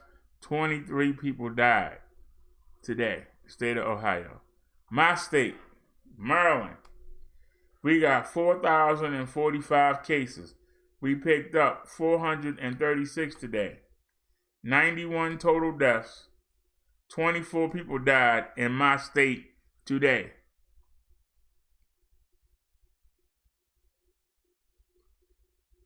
We first started this coverage, we had 20 cases.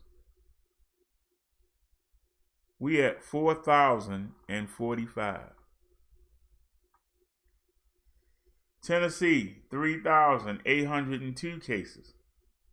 169 new cases, 65 deaths. 21 people died today in Tennessee. North Carolina, 2,913 cases. 250 new cases today. Total deaths, 43. 5 people died today. Virginia, 2,878. 241 new cases. 43 total deaths. 5 people died today. I'm sorry. I read the wrong thing. Three people died today out of 54. Missouri, 2,722, 355 deaths. 355 new cases. 52 total deaths, 3 died today. Arizona, 2,456, 187 new cases, 65 people died, 1 today. Wisconsin, 2,440, 173 new cases, 77 deaths, 9 people died in Wisconsin today. South Carolina, the driver's state, 2,232 total cases. They picked up 183 today. 48 deaths, 4 people died in South Carolina today. Alabama, 2,006 cases, 165 new cases today, 52 deaths, 7 people died today. Nevada, 1,953 total. New cases today, 117. 46 died, none today. Mississippi, 1,738. 100 new cases today, 51 deaths, 8 people died in Mississippi today. Utah, 1,675. 70 new cases, 13 people died, 5 died today. Oklahoma, 1,327, 75 new cases today, 51 people died, 5 of that today. Oregon, 1,132 cases. They picked up 64 today, 29 total deaths, 2 people died today. Idaho, 1,101 total cases. No new cases today. 10 people died, none today. District of Columbia, 1,097. 99 new cases today. 24 deaths, 2 people died today. Rhode Island, 1,082. 160 new cases today. 27 total deaths, 2 people died today in Rhode Island. Kentucky, 1,008 cases. 53 new cases. 59 total deaths. 14 in Kentucky died today. Minnesota, 986. 51 new cases. 30 total deaths. 1 person died today. Iowa, 946 total cases. 78 new cases a day. 25 deaths, 3 of them today. Arkansas, 875 cases. 38 new today. 16 have died. No deaths today. Kansas, 845 total cases. 98 new cases today. 25 people died, 3 of which were today.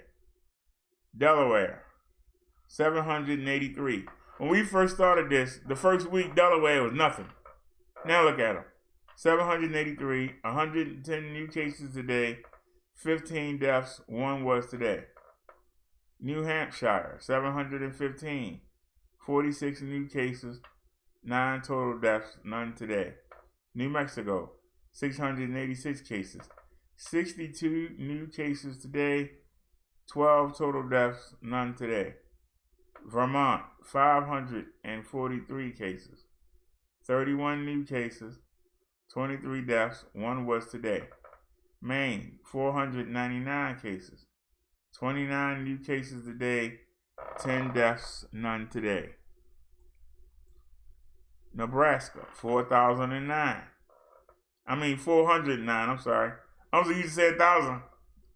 46 new cases today, 8 deaths, none today. Hawaii, 387 cases, 16 new cases, 5 deaths, 1 died today. West Virginia, 345 cases, 21 today, 4 deaths, 1 person died today. Montana, 319, 21 new cases, 6 deaths, none today. South Dakota, 288. They picked up 48 cases, 4 total deaths, none today. North Dakota, 225, plus 18, 3 deaths, none today. Wyoming, 212. 12 new cases, no deaths. Alaska, 191 cases. 6 new cases today, 6 deaths, none today. Guam, 112 new cases. No new cases today, 4 deaths, none today. Northern Mariana Islands, 8 cases, none new, 1 death. Puerto Rico, 513 cases. They picked up 38 today. 21 deaths, 1 today. The Virgin Islands, 42 cases, none today. 1 death, none today. Wuhan repatriated. 3 total cases, and that's it, 3 cases. The Diamond Cruise Princess ship still being quarantined, 46 infected, and they still at 46, no deaths. Total, 364, 258 cases. New cases today, 27,585. Total deaths, 10,798. New deaths, 1,182. People died in our country today. 1,182 funerals are being planned.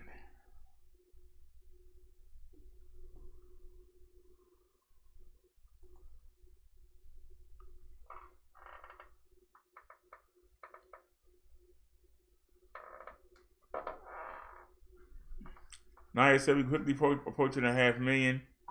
Naya said one expert said we should peak by next week. Liz said it's so stressful. It seems like yesterday we were just reporting the first few cases. Liz said it all happened so quickly.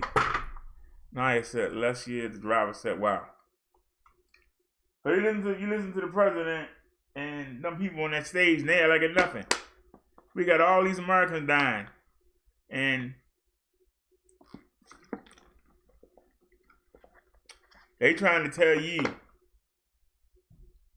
that it's going to peak out. How many people are going to die before it peak? How many people will die before it peaks? If we had to lock down the country the minute that China admitted that they had a problem, if we would have locked the country down, we wouldn't have no cases right now.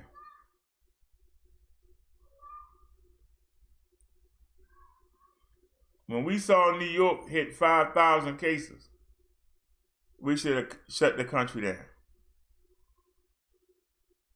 Now New York is at 100-something thousand.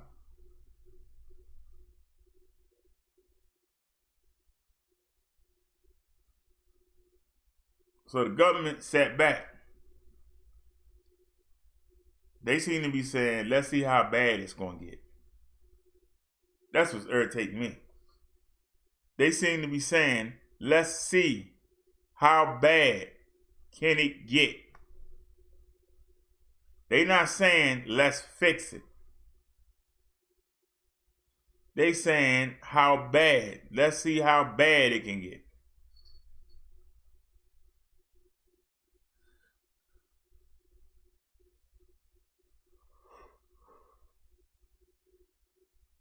So you sit there and you're willing to let people die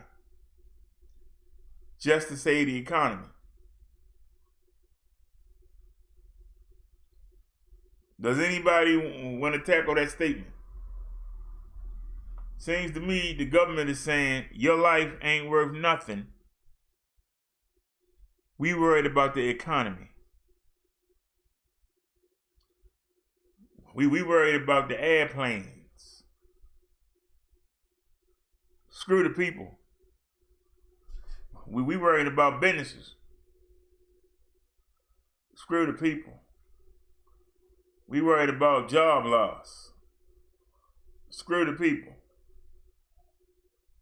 That's what it sounds like. We worried about trading with China because we owe them money. Screw the people.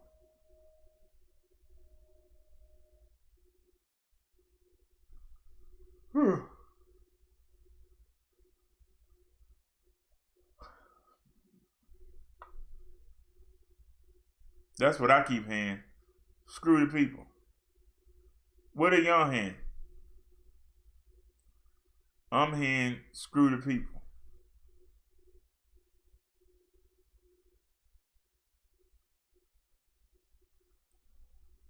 What are y'all hearing? I'm hearing screw the people.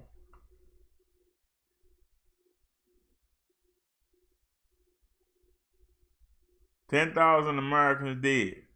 Yeah, well, you know, we gotta wait till we hit the peak and then we'll take a look.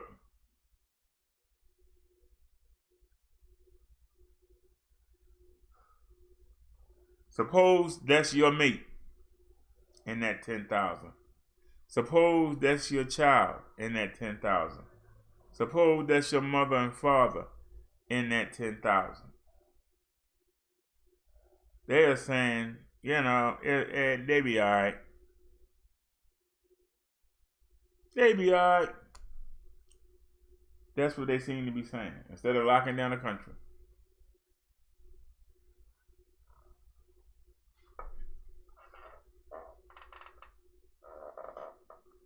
Ain't nothing but old and sick people anyway. Let them go ahead and die off.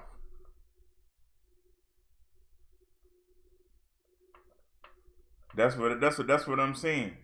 I don't go by what you say. I go by your actions and what you do. And what do the actions say? We're gonna sit here and let it peak. If you got roaches in your house, do you just sit there and say, well, let's see, maybe they'll get tired of being here. Let's sit back and maybe they won't like the food we cook. And maybe they'll leave on their own. Maybe the virus don't like Americans. You know how when you go to other countries, people smell funny because different food they eat, like the Chinese and the Koreans, that they smell different.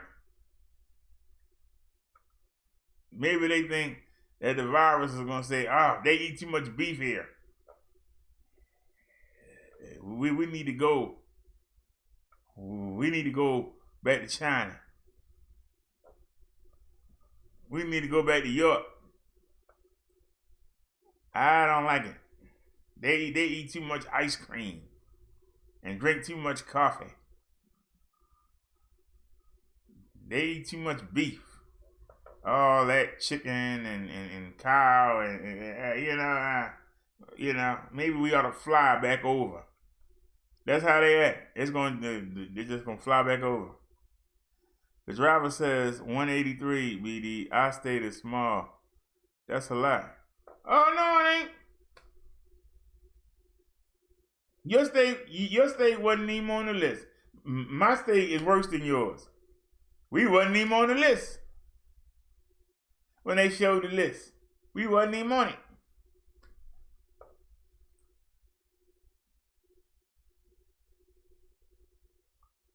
We wasn't even on the list. So I know South Carolina wasn't on the list. Neither was North Carolina. We wasn't even on their list. We not even on the radar.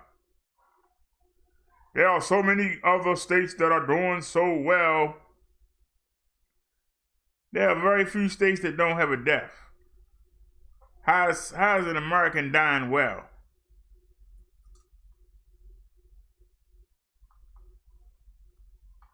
You know, people made a big fuss about the Saudis killing that reporter from the Washington Times. Remember, they cut him up, put him in bags, and took a flight back to Saudi Arabia with him. They made more of a fuss about that one man than they done about the 10,000 people that's dead. Tell me how that makes sense. They made more fuss about that one man.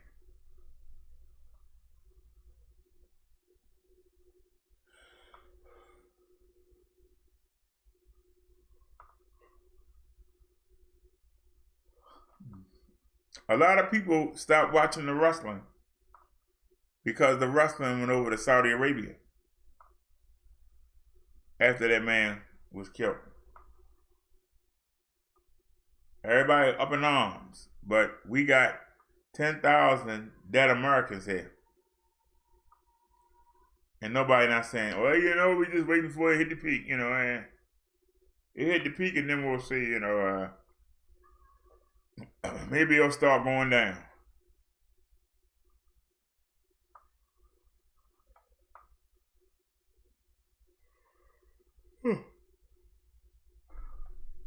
So let's go look at the other countries.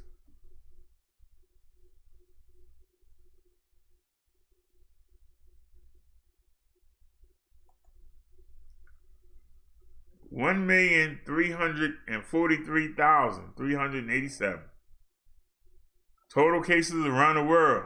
New cases 70,486. Total deaths 74,613. New deaths today around the world 5,186. The United States has 364,716 cases. New cases today, 28,043. Total deaths, 10,846. 1,230 Americans died today. Spain has 136,675 new cases. They got 5,029 new cases. Total deaths, 13,341. New deaths today, 700. Italy, 132,547 cases.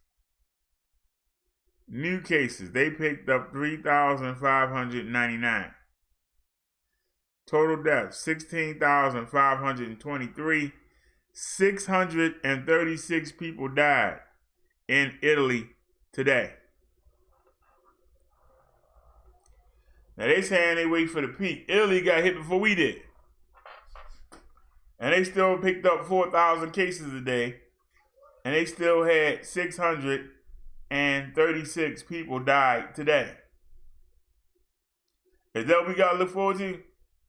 But look at our numbers. We got double the numbers of Italy. We only separated by a little over 2,000. Wait a minute.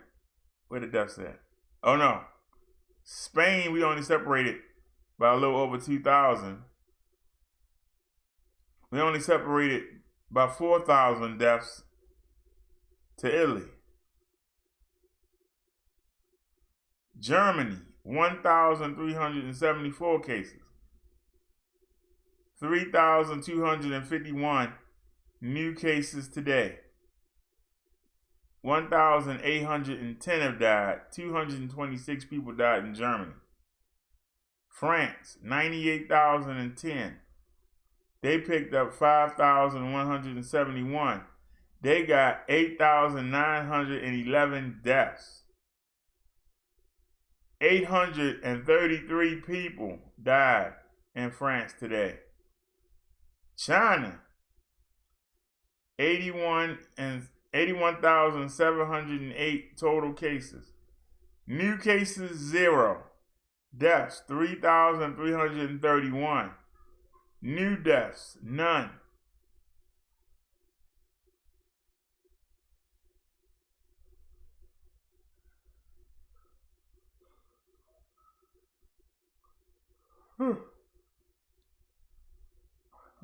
Y'all believe these numbers? Do y'all believe these numbers?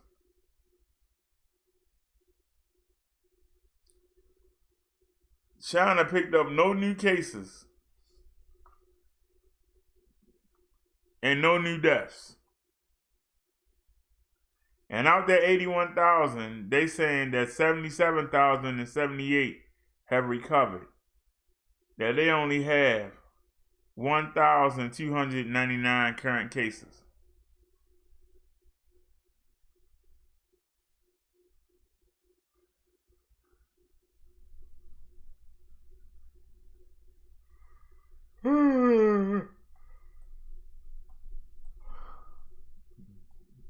I'm looking on the list.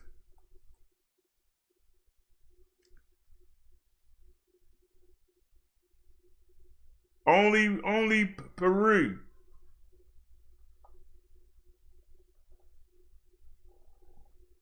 And Thailand. Mexico. The UAE.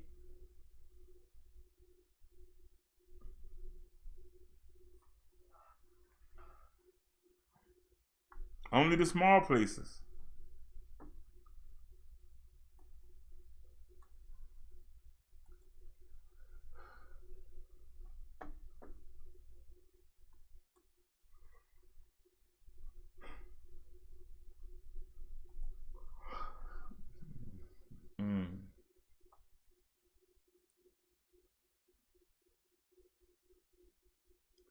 I'm just saying to you, if you notice that you got a roach, are you going to wait until you see 4 or 5 of them together and then you say, all right, now it's time to bomb? Y'all see what I'm saying? If you notice that you got mice, then you wait till you start seeing mouse holes and then you get it trapped.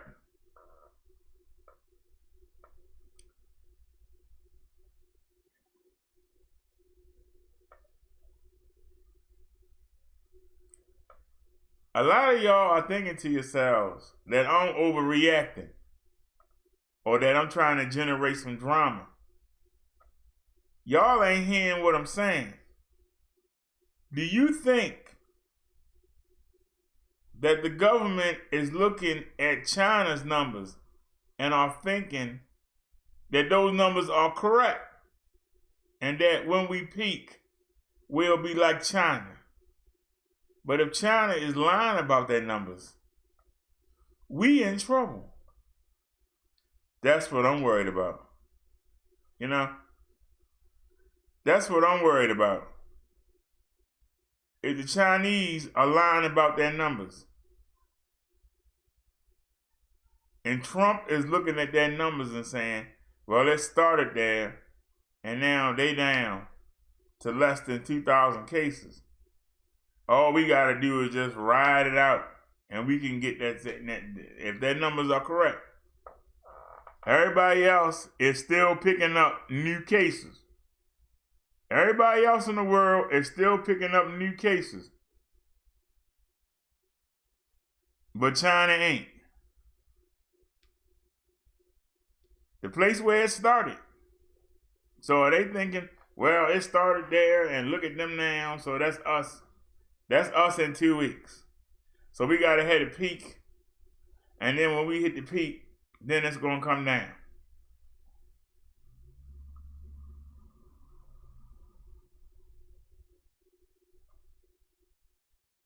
So we're going to have to sacrifice New York City. We're going to have to sacrifice New Jersey. We're going to have to sacrifice California.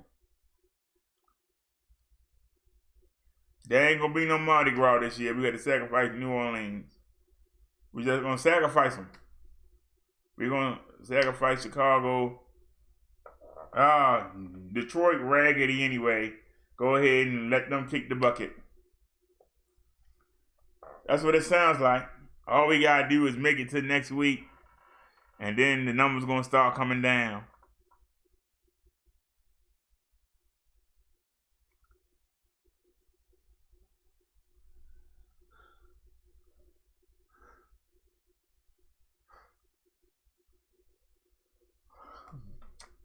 Even if you want to believe that the Chinese are not lying, because they lied about it not happening. They didn't say nothing until they got out of control and they couldn't hide it no more.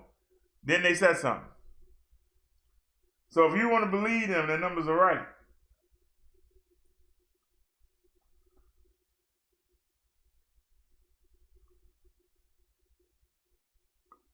Liz says, BD, I say this all the time, but why is everybody pushing the 5G thing?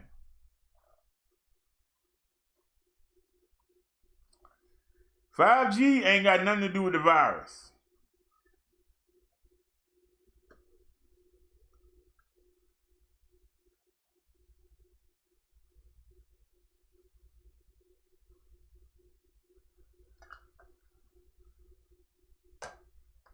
What does radiation got to do with a virus? I see the videos on them too. What does the radiation have to do with the virus?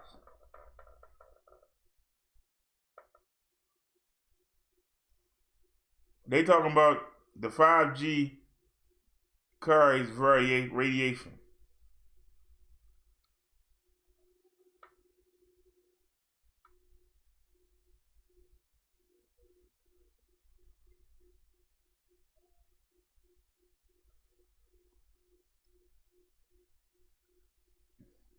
We have an FCC.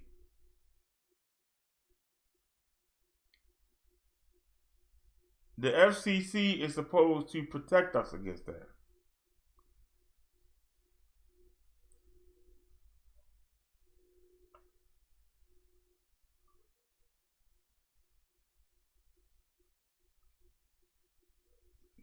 I seen videos, people going around with a little odometer and they measuring the radiation that comes out. If the FCC knows that 5G causes radiation, they're going to be held accountable, because when children start coming out the form, when people start getting sick, if this is true, they're going to be held accountable. I don't want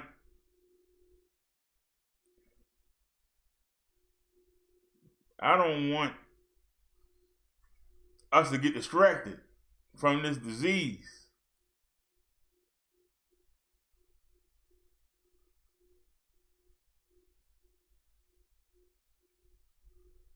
They haven't shown any proof that somebody died from 5G yet, but we looking at almost 11,000 Americans dead from this virus. Don't try to distract us from what's really going on.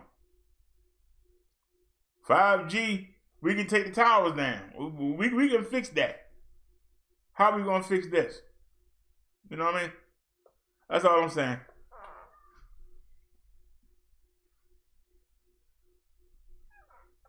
Y'all saying y'all don't trust the numbers. Does the administration trust the numbers? That's the question. Does the administration trust the numbers? Are they trying to bank on the fact that we're going to be like China? China locked down. We haven't locked down. China locked down and made the people stay in the house. Liz said her husband doesn't want to hear the news if it's touching on the virus.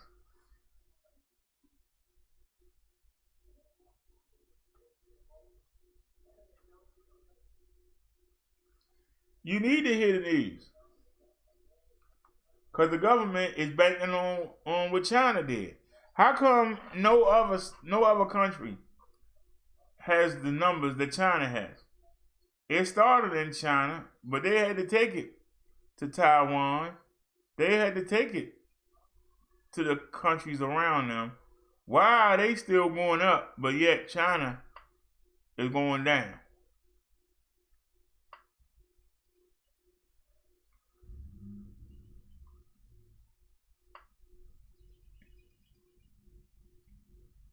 They saying they had 81. China is the biggest. Isn't Africa is only bigger than China, right? Isn't China the biggest country? Don't China got billions of people?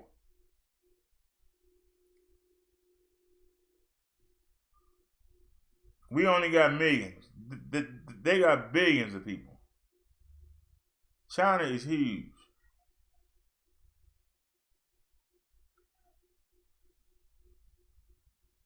And you expect me to believe that all them people, they just clank, locked down.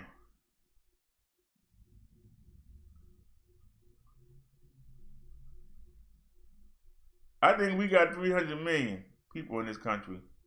The Chinese have billions.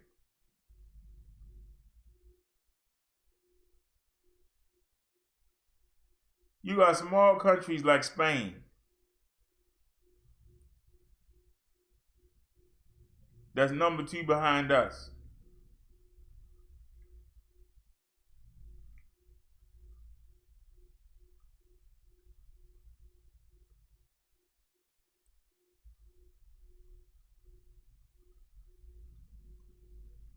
Liz said he has been able to travel, so your news is limited unless you go into another room. Liz says you can't blame him. Well, you can't hide from it.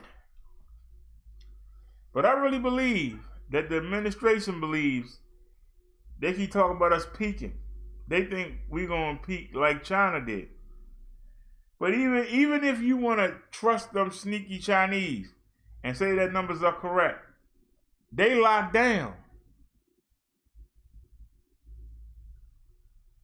The Chinese locked down. We seen videos where they got the officer patrolling the streets, checking people's temperatures. Why you out here?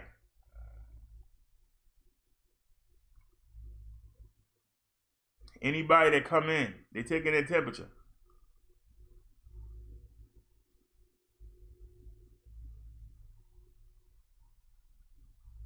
We seen video. There's nobody out on the street. We still got people going to the daggone beach. We still got people having parties and going to picnics.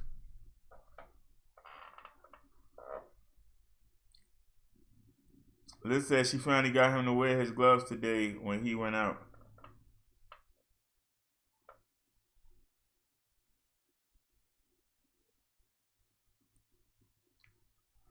If you don't have any open cuts,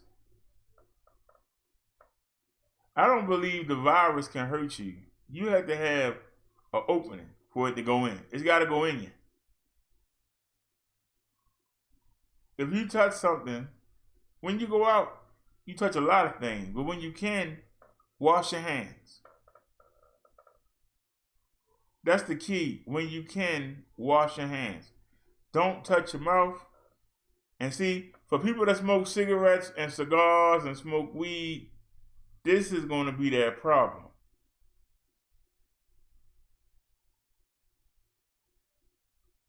Because they're going to put the cigarette in their mouth and they're going to hold it in their hand and they're going to keep putting it up to their lips. If they touch the virus, then they touching their lips.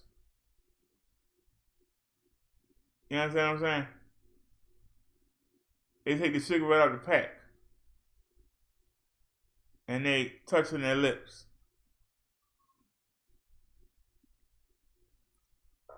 You know?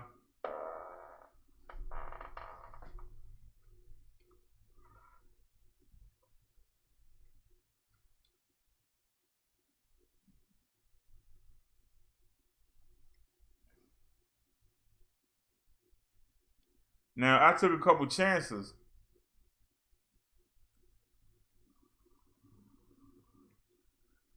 Like with the gum. The gum puts me more at risk than the pouches. Because you have to open the gum, but you try to use your tongue. Take it out. Like, hold on. Even though that was still some good. You gotta be very careful and not touch it when you open it up. And then you try to use your tongue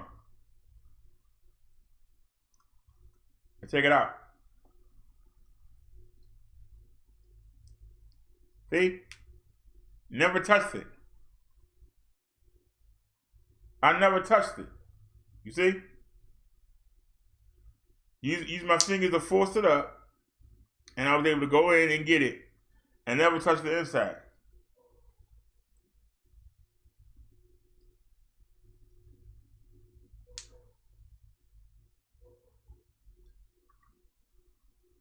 Now, with the pouches,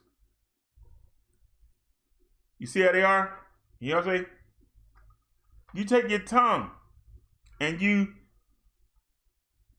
grab it with your tongue. And that way, you don't touch it. So, how can the virus get in? You know what I'm saying? Naya says, yes, BD, the timing is right for conspiracy theories. People are nuking meals via the microwave. Well, unfortunate, all my side orders, because I still ain't got a pot. All my side orders go in the microwave.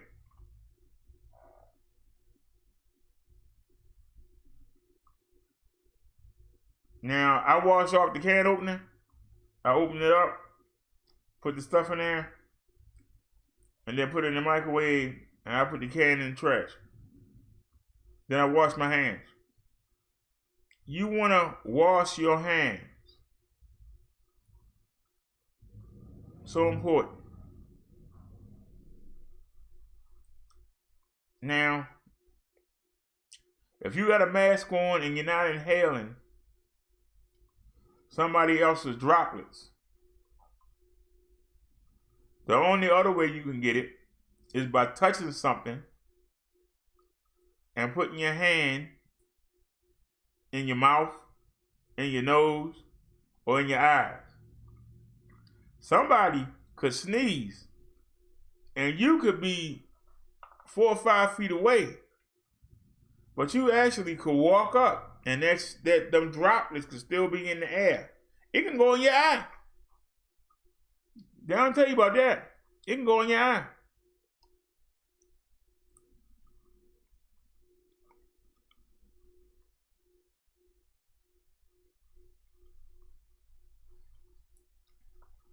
The important thing is don't touch your mouth until you walk. I don't care if your nose itch.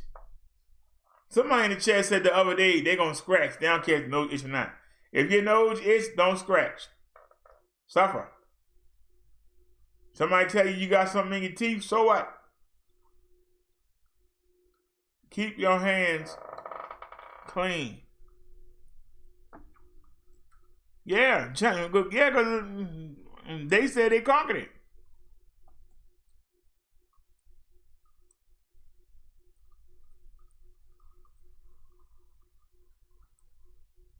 They got billions of people and only got 2 cases.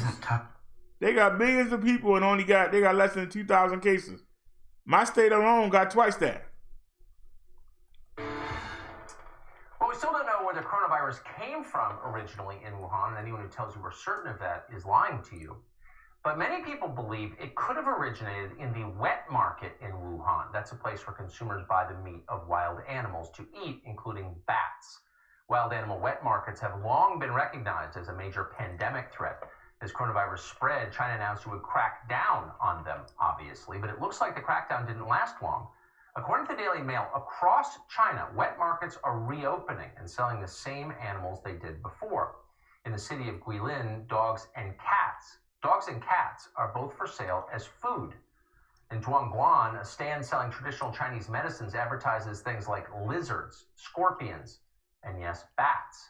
Again, we have known for more than a decade that wet markets are a diseased time bomb. This is not the first virus to emanate from them. But it looks like even after a global crisis, China continues to threaten the rest of us with wet markets.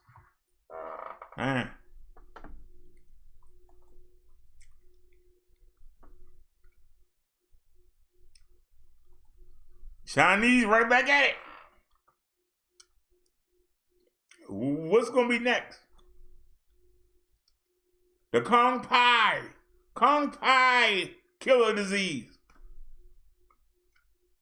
The Wu Yu, the Wu Shu Zin, the Poo Poo, Wahoo disease. Is that coming next year? They right back to it, y'all. Business as normal. Guess they'll have another outbreak before the summer.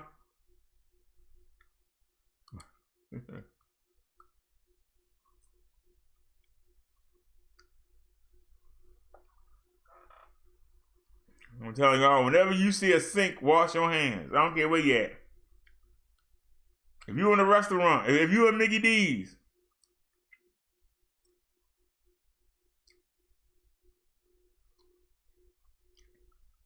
Now, I haven't seen, Naya keeps saying the use the hand sanitizer in the market. I don't see it. Did you ever see it in there? I think I'm gonna ask next time, do they have any hand sanitizer?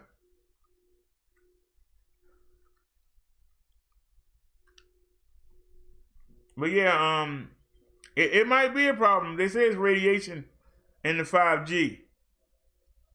We're going to know about that sooner or later.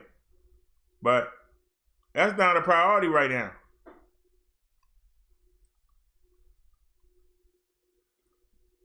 Somebody having a headache, you know, for a couple hours. I've seen some videos. They said that they had one 200 feet from their house. And they said when they go down certain parts of the house that is uncomfortable or they get a headache. We can get to that. Don't go to that part of the house. But right now, we got something that can kill you. Some of them might make you uncomfortable. You put that on the back burner. Let's deal with this first, and then we'll move on.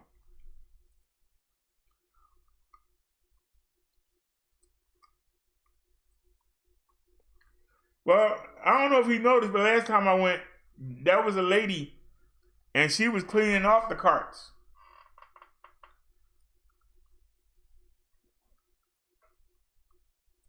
She was cleaning the carts off with a wipe. But she was using the same wipe for each cart.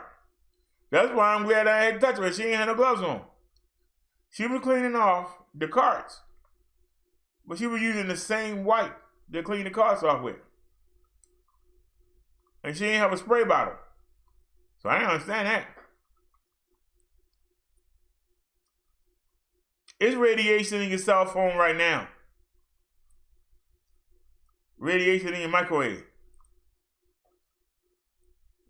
But they saying it's more radiation. Naya said McDonald's closed to counter traffic. Good. I can tell you though, I can go for a Big Mac attack. Matter of fact, you know what? I still got that ground beef in the I've been hanging on that ground beef for a month. I think I'm gonna take it out and let it thaw. It might be too late. What is it? 8 o'clock? Might be too late. I still got chicken left.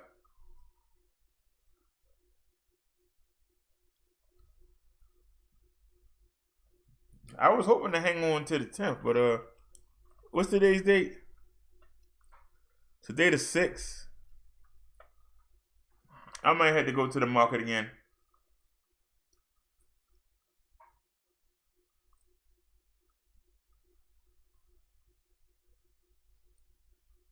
I might have to hit the market again. I still got a pack of the English muffins left. I still got the ground beef. Still got some sausage links. I got some canned goods. But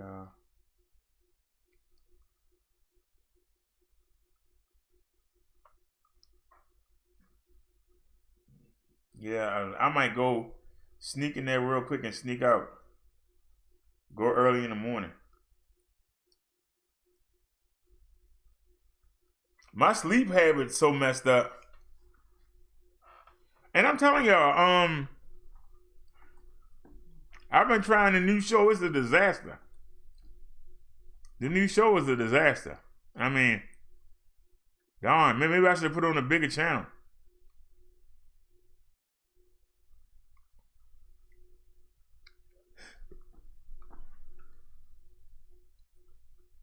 We only got 57 views for the Sunday sermon.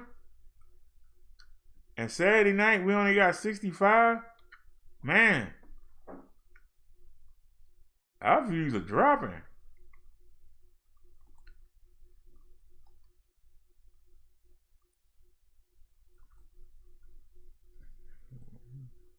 Here's the new channel. Let me tell y'all something. Nia said they have a new quadruple stack Big Mac. Sound good. Look, I got out with y'all last night. I watched the WrestleMania 3-hour show, and they had it broke down into 15 increments. And I tried to go in there and start cooking, and I had to come back twice to restart it.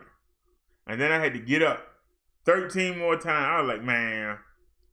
So I finally watched it. I did a review, and I made some animations. Right? I got some gifts together.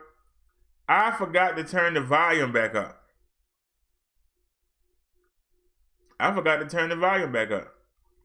And I did the whole show, a whole hour and something, with no volume. I had to do it again. Driver said his grocery aisles go in one direction. Did y'all hear what I said? I did the whole review on the wrestling and had no volume. I had to delete it and go back and do it a second time. So the first night I fell asleep, we only got 11 views. Y'all know how bad that is. We got 11 views. I wonder how I did. First match was Charlotte Flair, Ric Flair's daughter. I'm so sick of this woman. I'm sick of her. She do the same old stuff. She ain't nothing but her father with breasts, with fake breasts a day. And I want to know the champion, the NXT Ladies Champion, Rhea Ripley. She got the weakest power bomb out of CMR. That's her finishing move. It's whack. She don't even put no oomph into it. You should pick somebody up and whoosh. She's trying to do it single arm, and it's like, I'm going to put you down nicely. You won't believe that. That's your finishing move, and that's it. You won't believe that. Well, they came out the gates, and let me tell you, she hit Charlotte Flair with that move, and Charlotte kicked out of it. That was her finishing move. So we knew within the first 30 seconds of the match that she wasn't winning. That was her finishing move. She kicked out of her finishing move within the first 30 seconds of the match.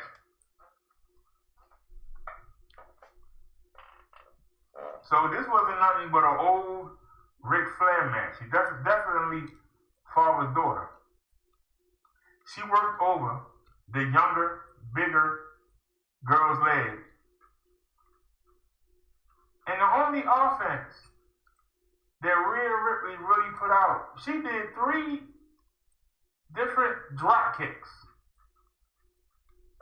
If somebody working your leg over, why are you doing drop kicks? Doesn't that don't you gotta hit the ground? Why wouldn't you be standing on your good foot, putting your weight there, and just beating on the person, kicking them, stomping them, choking them, staying off that leg? And number 2, everybody knows that woman got 2 breast jobs. So she got balloons in her chest. Why are you trying to drop kick her in her balloons? I'm just saying. If you want me to keep it real with you, let's keep it real.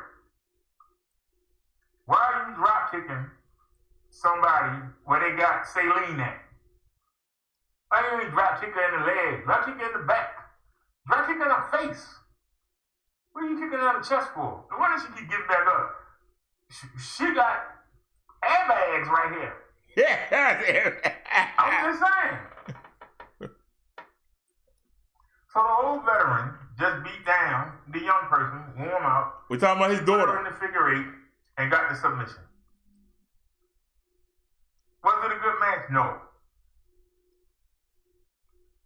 Was I expecting a good match? I was hoping that Rhea Ripley would show me. She didn't show me nothing.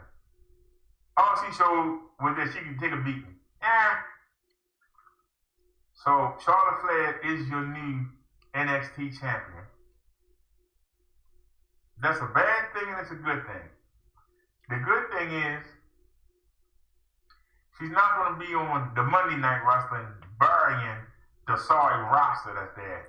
The bad news is she's going down to the developmental brand where she's going to bury the new talent. And they got some great talent down there.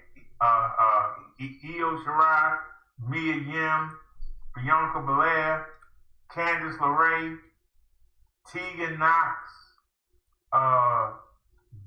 Zaya, the Chinese girl, Zaya, whatever. They got some great women down there. Even Aaliyah, sorry as she is, she's better than daggone Natalia or Liv Morgan or anybody that's on the Monday Night Show. I'd rather see her wrestle than, you know what I mean? I'm being honest. They got some great ladies down there. And they still have the other two MMA fighters down there. I don't know what they're doing.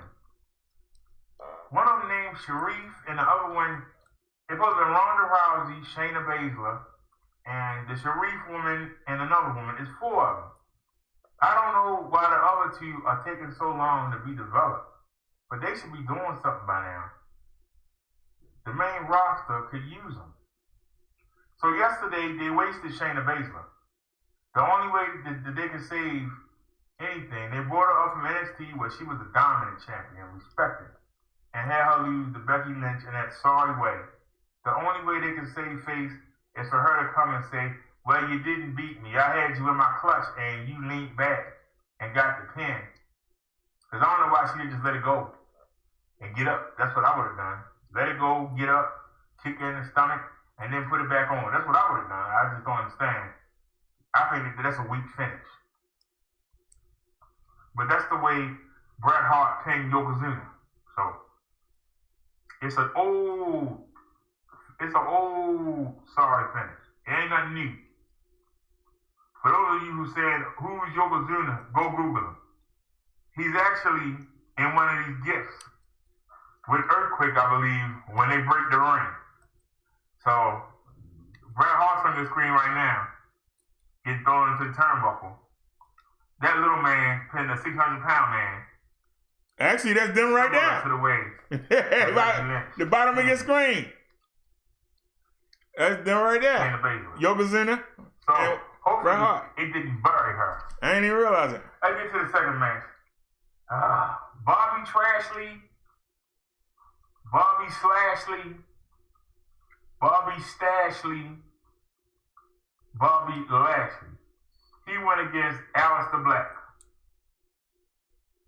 And you were just wondering when Aleister was going to crack the black mask on him. When was he going to crack the black? New phrase here. Aleister, crack the black. When he was going to do the black mask. Bobby Lashley dominated this match.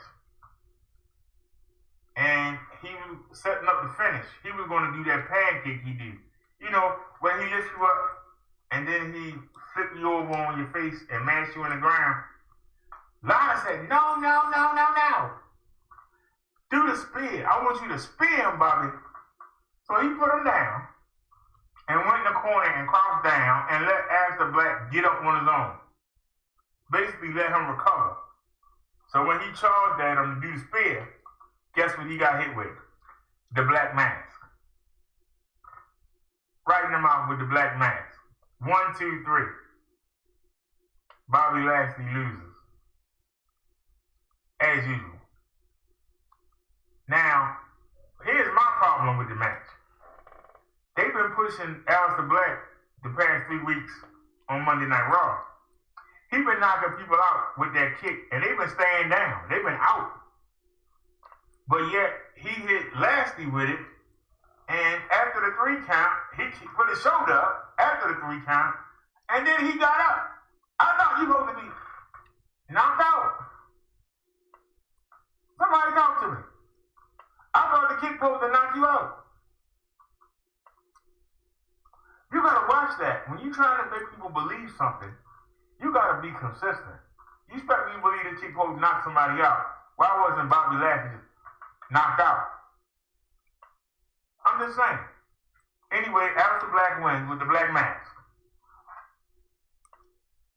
Once again proving that Lana is a pretty idiot. Let's move on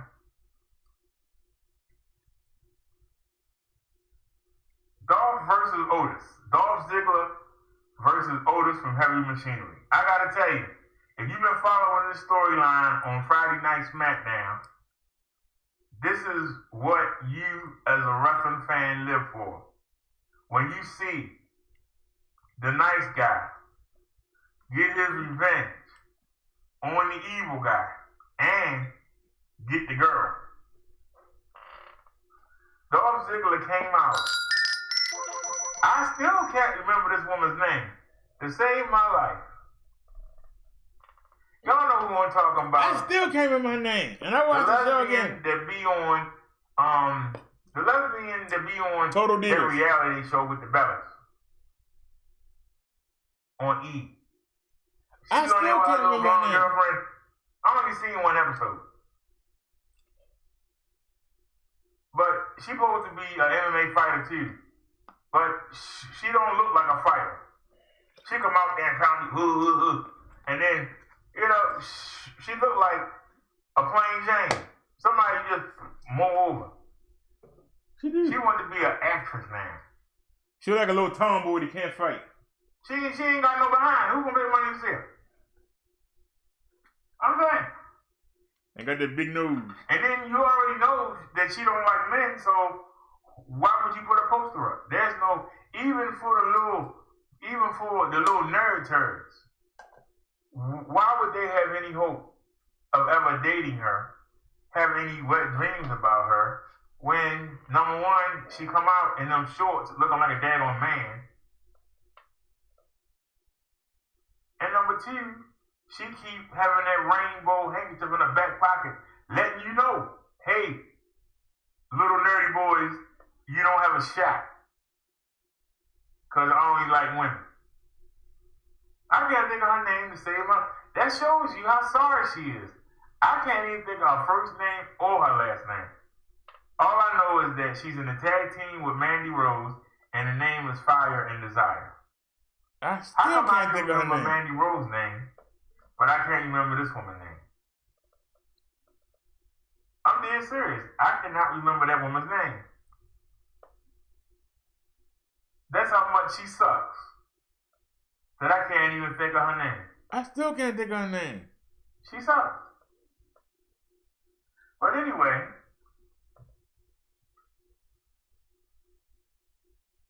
Dolph Ziggler cheated after withstanding the emotional onslaught, which is the pattern with most of these matches. The babyface come out there with all that energy, and then the heel find a way to cheat and get the advantage. And he was working over Otis. Otis fought back, and he was beating the crap out of Dolph Ziggler. Wait. If you really root for the good guy, think about it. Dolph Ziggler took his girl.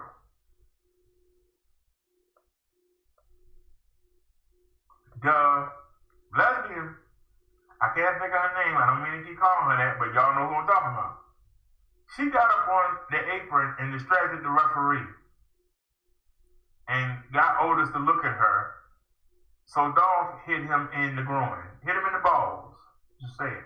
He hit him in the balls and was going to try to get a cheap win. When Mandy came down the aisle, and this was the highlight of the whole WrestleMania, she came down the aisle and she beat the dyke up, and then she snuck in the ring and she hit Dolph in the balls. And then Otis did the worm and then hit his bionic elbow and got the 1, 2, 3. She came in the ring and hugged him. He picked her up. He started carrying her up the apron. She kissed him. The nice guy, the nice fat guy, got the pretty girl. If that don't make you feel good, the good guy actually got the girl.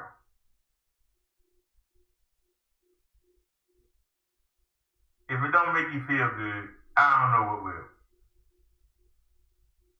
But in the animations, you'll see him leading the conga line. He's also in the animation with the New Day. So if you don't know who he is, just keep looking at the screen and you'll see him. But That was the whole highlight for the whole weekend. If you've been watching Friday Night SmackDown and you've been following the story of Dolph Ziggler, Mandy Rose, and Otis from Heavy Machinery, that made the whole 2 days worth it to get that storyline to close. Great job, WWE.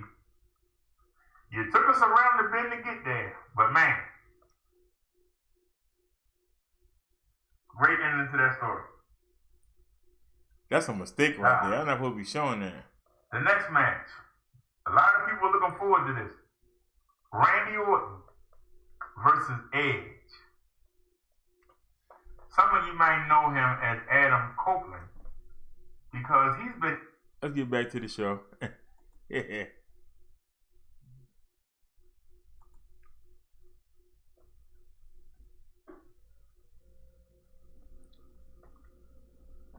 Alrighty, y'all, I'm back. I think I should back all the way out because I changed. I think I should back all the way out. Give me a second, y'all. Let me back all the way out. Let me come in again. Yep. And let me take it off. Brother Derrick Russell talk. Which accounts? There's the spirit of Brother Derrick. There we go. Minister Brother Derrick.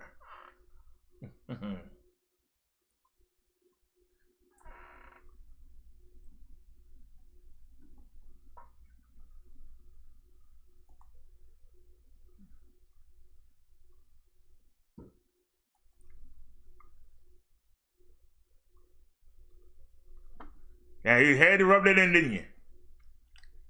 Had to put them right there on rub it in. You just had to rub it in.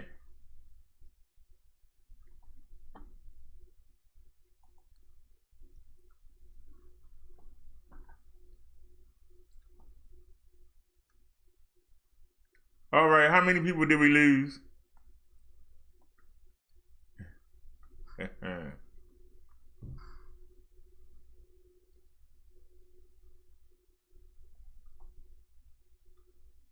All right, the driver says they got the aisles.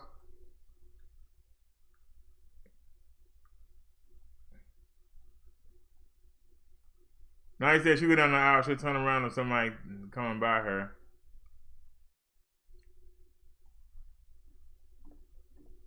That's a pretty good idea. I hate when you stand in line and you stand in back, and somebody comes stand in front and you be like, hey, line back there. And 6 feet, please.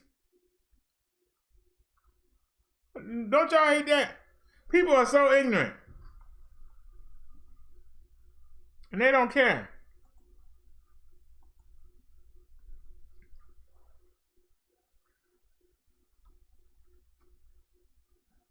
I know y'all don't watch the wrestling, but what did y'all think about the review that I was doing?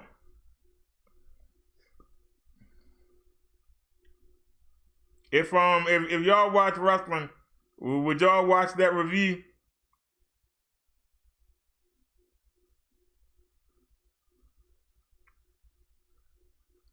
I was trying not to show my anger. I was mad I had to do it twice.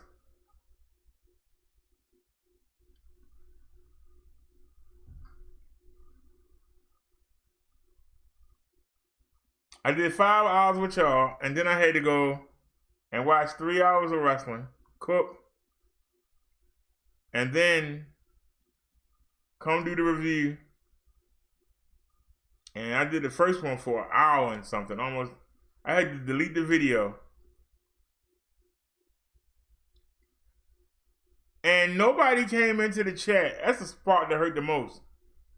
I had 3 people watching the first time. Nobody came into the chat and said, hey, food ain't no volume. That's the part that hurt the most. Nobody came into the chat and said, you don't have no volume. So I don't know.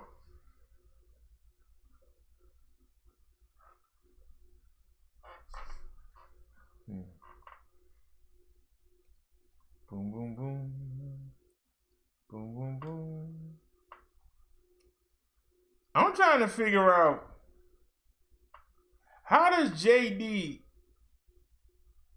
he must have a voice thing on his he must have a voice thing on his iPad. Does the iPad have a voice recorder or something? You know, that'll take your words and write it in the text. I want to know, how does he have notes on the matches and be able to pay attention at the same time? That's what I'm trying to figure out. The first time was at 2 in the morning, and the second time was at 3 something in the morning. Now that was better than Saturday. Because Saturday, I fell asleep after the first hour of the wrestling. I got up at 5, had to watch the other 2 hours, and then I did the review at 7. So even with the mistake, I was still on 4 hours earlier than I was the day before. But it didn't help with the views. I think it's because I stayed on with y'all while the show was on. Then I go watch it. When I go watch it, the other people are on doing a review. And I guess when I come on, I guess people ain't gone to bed. You know?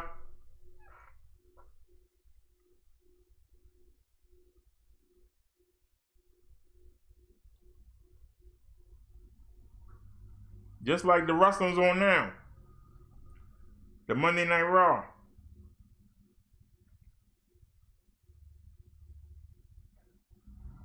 The pay-per-views are usually 3 hours. And Monday Night Raw is 3 hours. The other shows are 2 hours. So that means if I get off of here at 11, then 11 to 12, 12 to 1, 1 to 2, it's going to be 2 o'clock before I watch the show. Most people in the bed by then. And then already listen to the other people.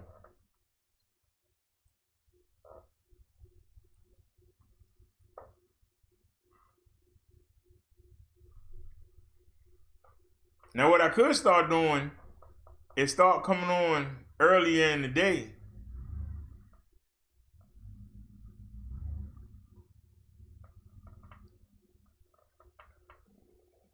Stopping at 8 o'clock. Watching the wrestling. And then do the review.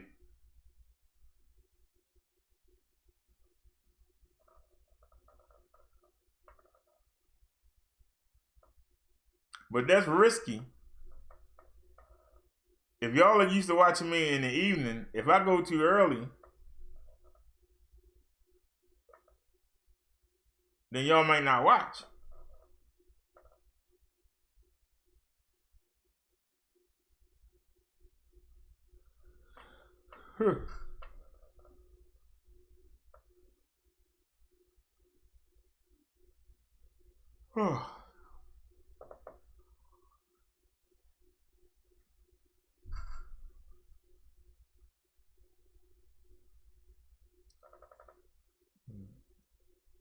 Liz said she's still here, left all out.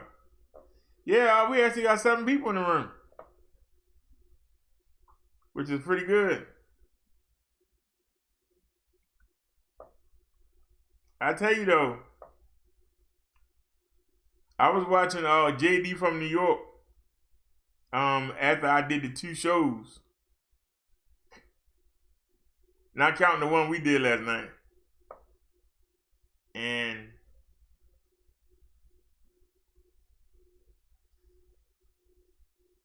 I'm amazed at at his notes. How does he write down?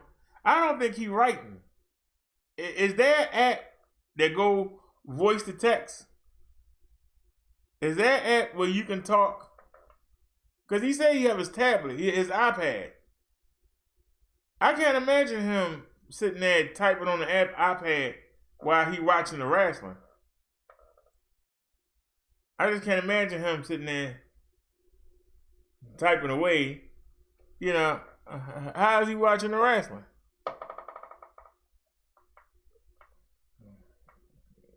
So I'm asking y'all, is there a voice app where you talk, where you talk into the phone or tablet and it print the words out for you? Because that'll make the review better. But is there an app? Matter of fact, I'm asking you, why not go look?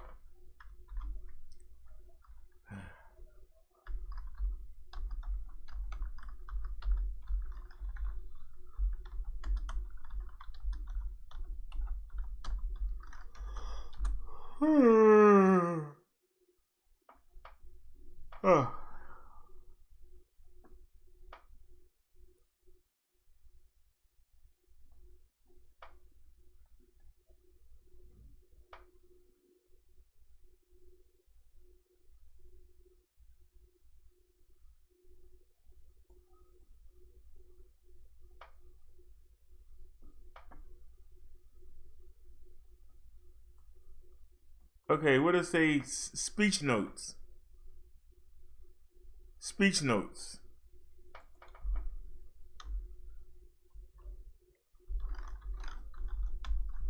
It's amazing how I'm always into something. Well, I tell you.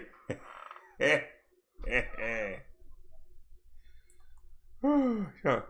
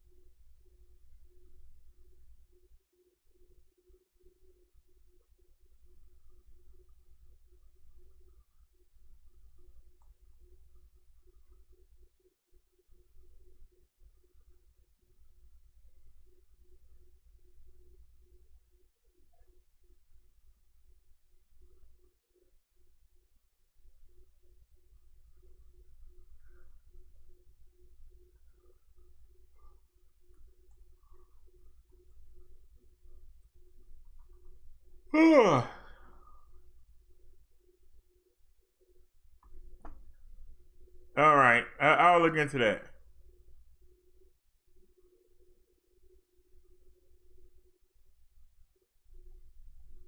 Oh, it's on Google Play?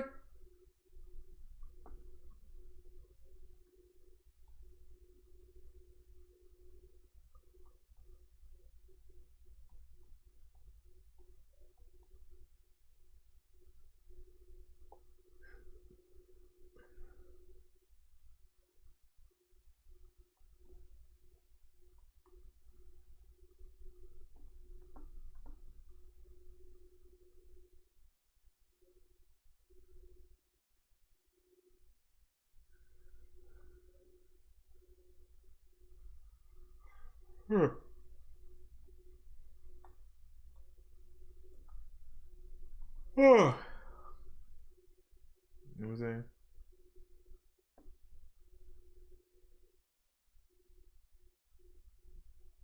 Continue.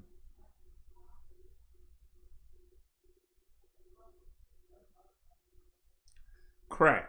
Let's take a chance. I knew it. Couldn't let me have it, could you? Couldn't let me have it. That's all right. I ain't mad at you. You know you couldn't let me have that. And now you won't show me no picture. That's all right. Put the animation up. Because you're full of crap.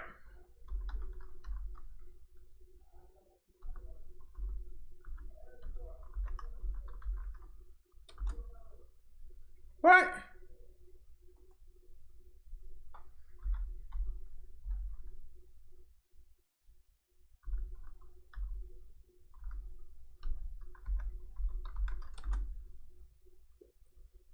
You need to stop cheating.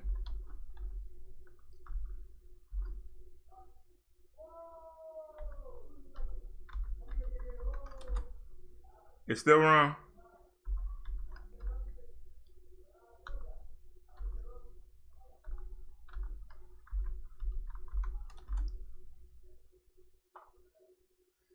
All right, it took 5 tries, but I got it.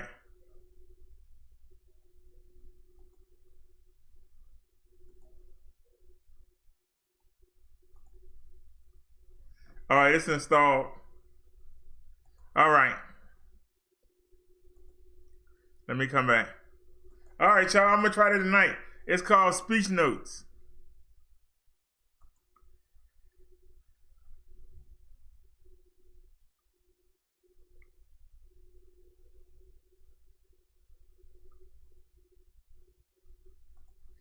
All right, y'all. So now,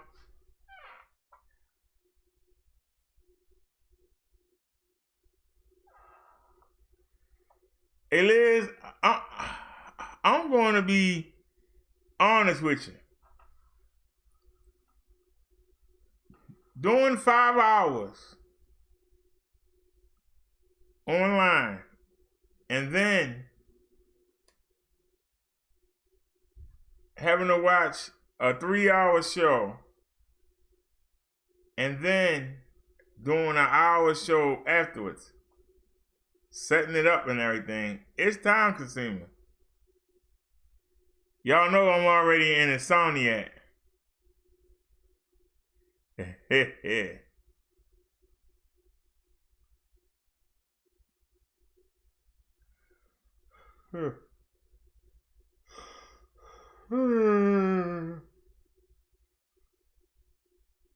Oh. Y'all don't realize 5 o'clock came. I'm sitting here like I was half dead. 5:30 went by.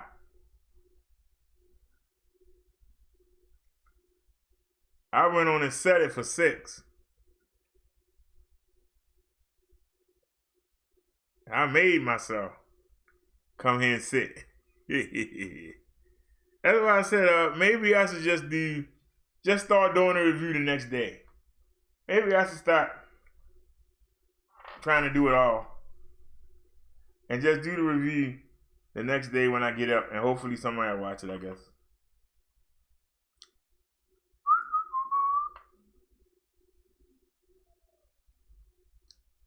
Listen, I just know the little microphone on my iPhone, listen, it doesn't get my message correct half the time. Well, I noticed that when he be looking at his iPad, sometimes he looking like he don't know what's wrote there. So I'm figuring that's what he uses in a program like that. So that'll help. So what I might do is I might do a review on a rack. I might start doing it in the morning or when I get up, because that might be too much. And like I said, I live stream. He doesn't live stream, he uploads.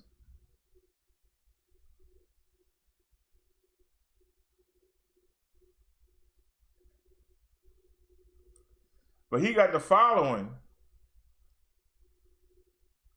It don't matter what time he upload, they're gonna be right there.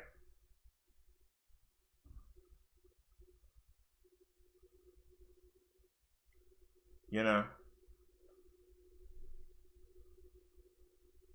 I don't even have.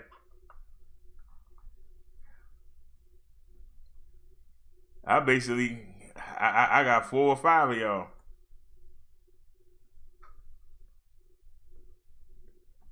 That man got 100 and something thousand subs. 115, I believe.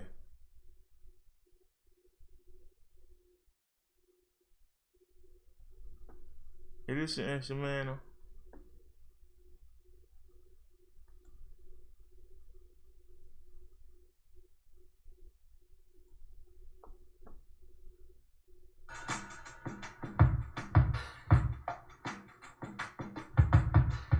I heard that earlier today. Give me something else.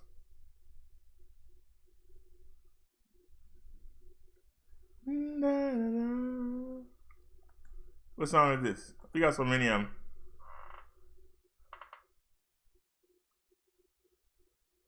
Oh man, I hit the wrong button, didn't I? Yep.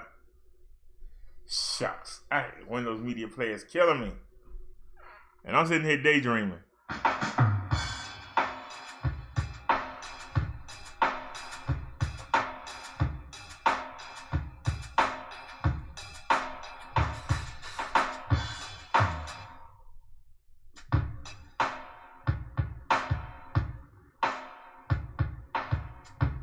Now it said, most likely using an iPad Pro.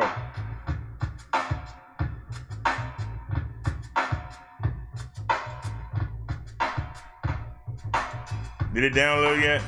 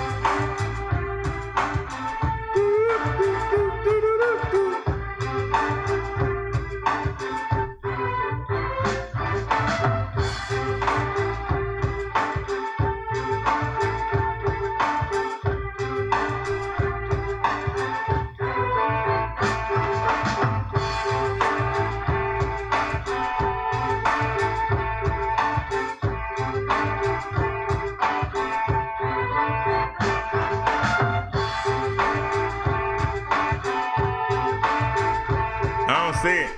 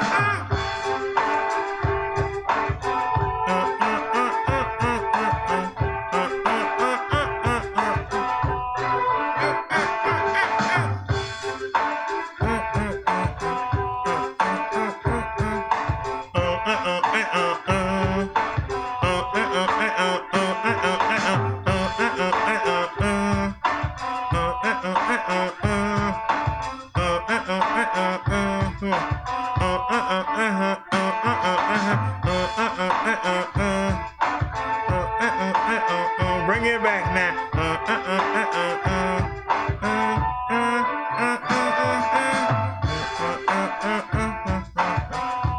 Come on.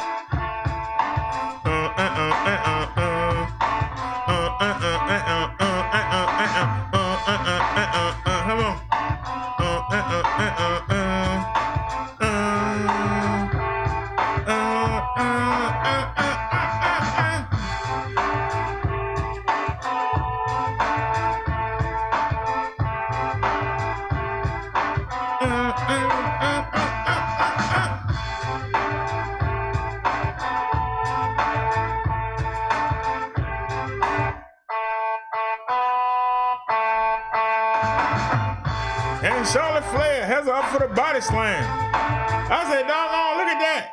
He did a sunset flip on the top rope. Whoa.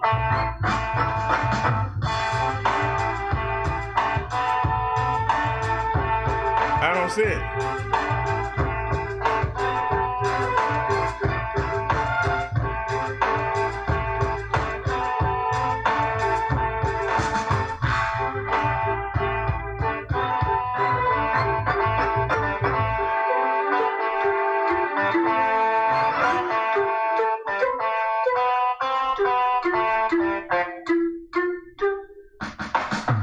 Alrighty. Sorry about that. I was getting down.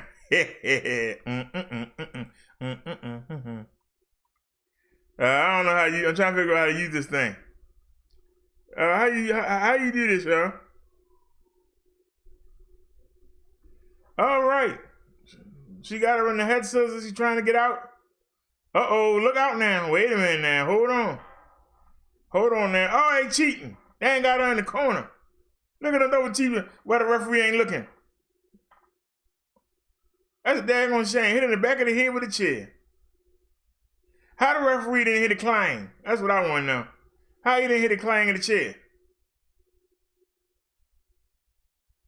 Alrighty, it works.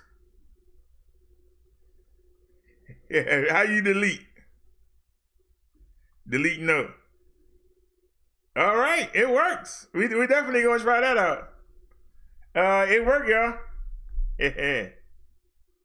So that means I can be able to enjoy. That means I ain't gotta. Like one thing I noticed, he was telling you stuff about the match. I found it difficult to write down every daggone move. Like I got Flair versus Rhea Ripley. Flair worked the leg and won with the figure eight. That's all I had for that match. So now at least now I can give details.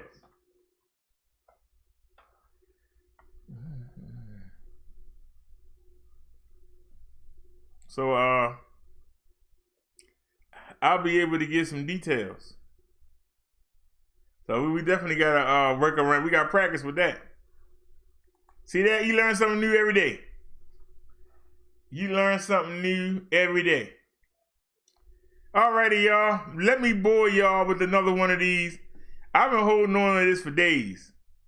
I've had this since last week. Is it still here? Let me go ahead and whip it out before I forget. Where is it? Do we still have it? Here we go. Wait a minute. Why was they showing a picture of Jesus? What channel are we on? Are we on the right channel? I thought I just saw a picture of Jesus. What the heck? Oh, okay. I thought I was crazy. Take animation off. My bad. I was going to say, what the heck about that now? Say, that we doing with something about Jesus on here. All right, y'all. Let me give y'all this. 40 things you should never touch due to the coronavirus. 40 things you should never touch with the COV.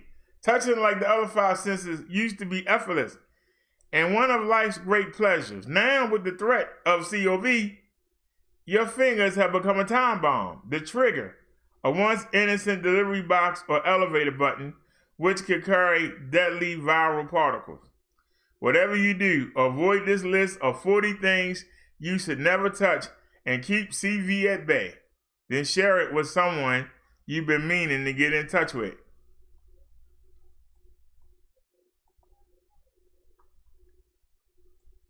So where is it? What? I missed something. Hold on a sec. What did I miss?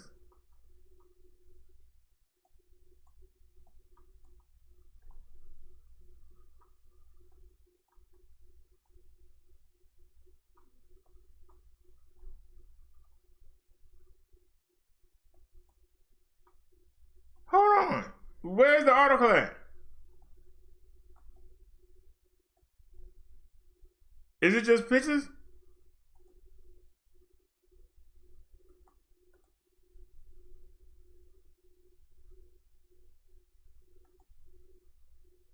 I guess it's just pictures.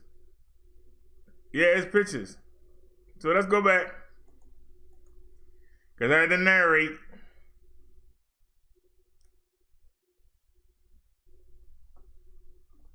So I guess it's the packet. Chances are, they're usually in a bin. And if somebody has it and they touched it, you can come from behind and touch it.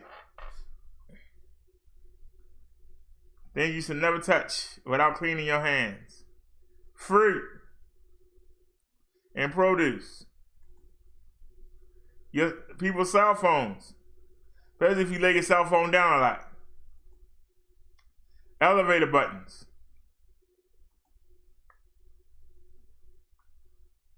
Well, that's an ad.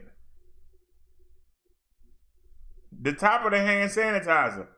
If you sharing it with other people, or if it's your own personal one, you know that after you sanitize your hands, you got to sanitize the top of the button of the hand sanitizer. Do y'all do that?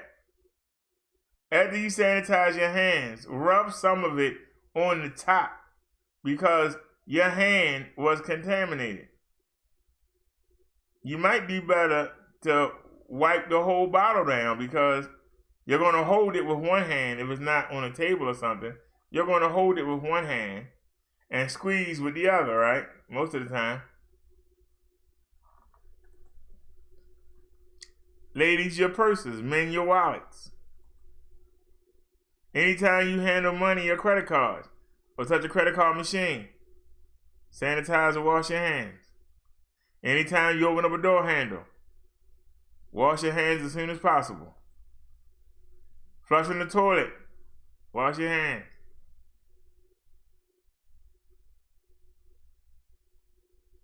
Somebody said this is the brilliant reason why you should pour dish soap in your toilet. Well, I do it anyway.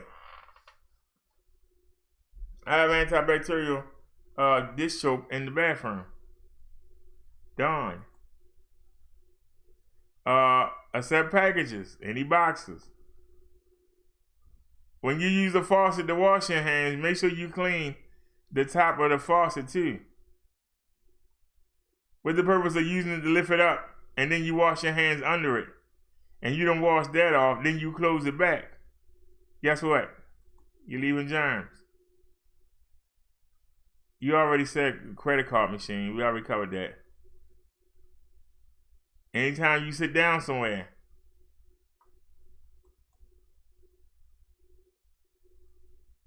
unless the tissue hanging on the box. If you gotta touch the box to get a tissue, clean it off and clean your hands.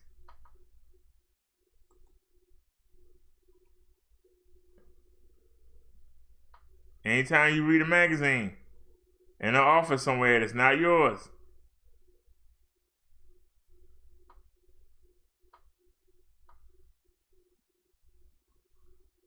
what?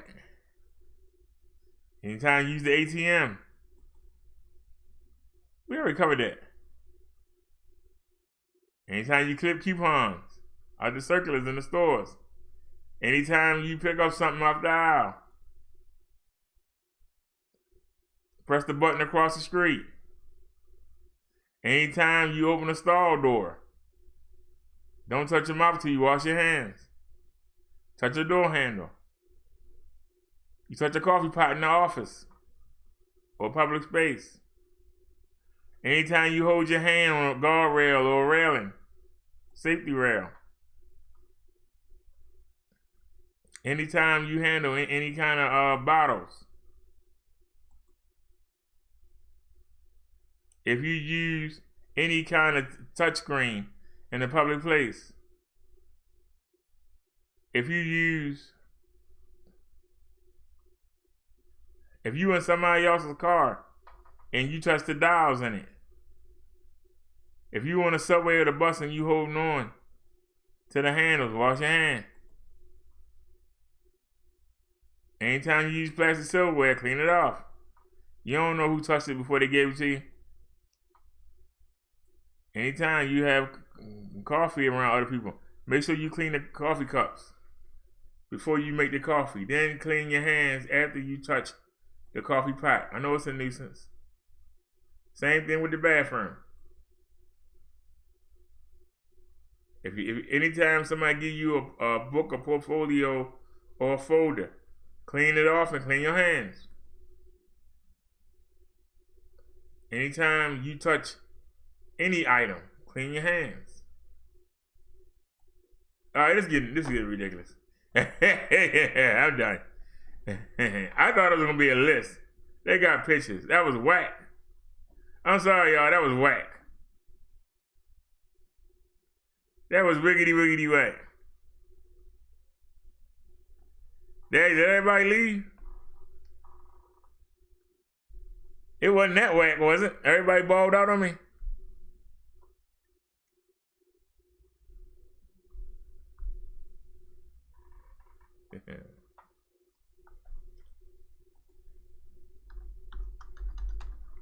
Hello? Everybody leave?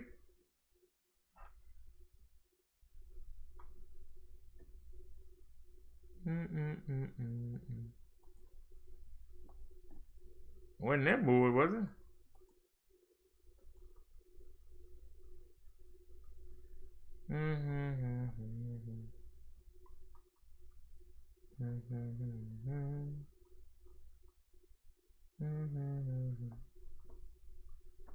I can go for hearing that right now. I know everybody tired of that song. I can go for hearing it.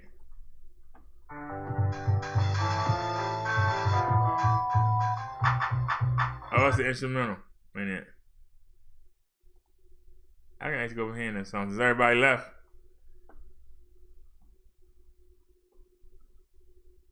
Let me play what I want to hear then. Everybody left. Welcome to the Minister of Brother Derrick show. And I am Minister Brother Derrick.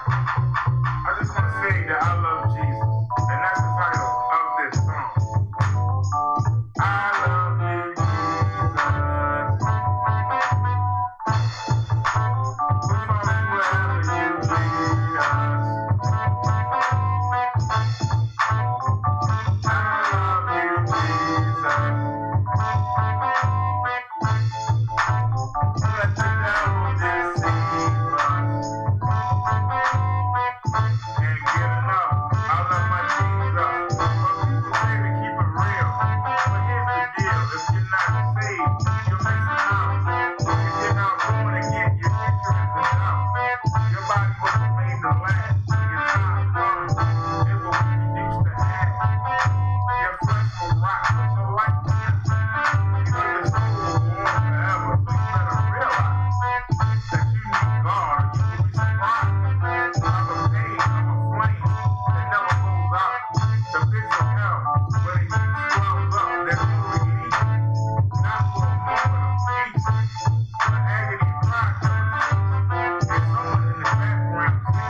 But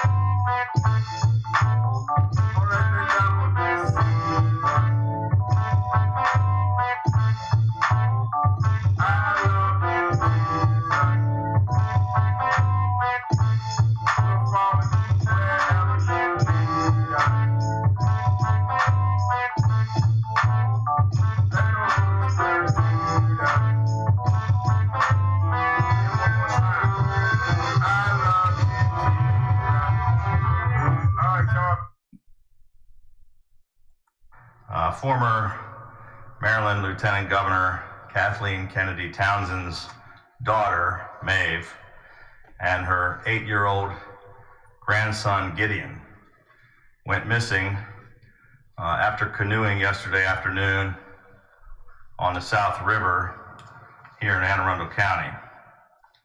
An intensive search has been underway since late yesterday, which has included teams from the Maryland Natural Resources Police, the Maryland State Police, the United States Coast Guard, and the Anne Arundel County Fire Department.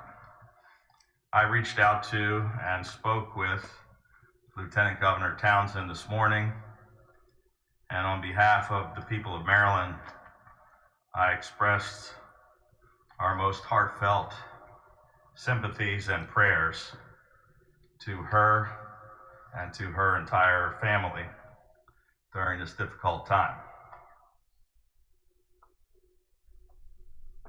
This feels right. That daggone shame. Now, didn't you say that they went looking for a lost beach ball?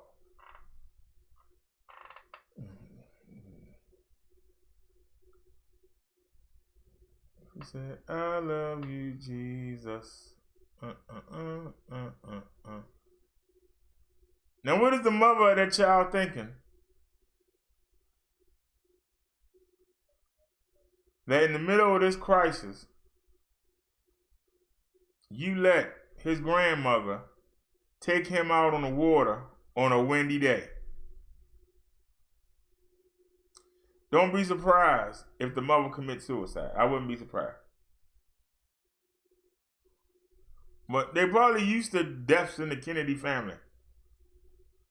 What's that, the fourth or fifth person that died around the Kennedys? Like death follows them. I'm not being mean, but it's like death follows them.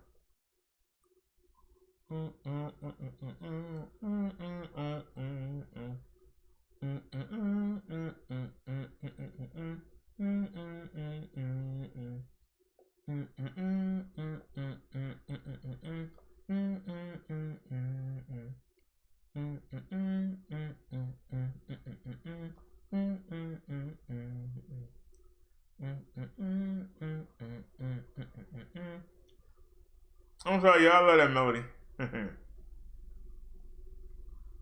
Told y'all I'm the master of taking words and putting in the music.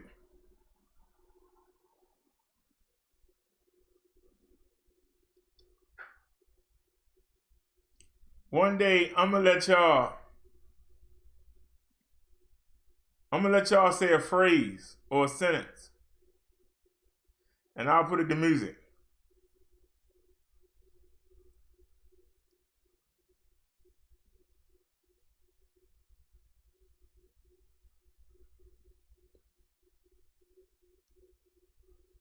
Be like if you said COVID, COVID. Dun, dun,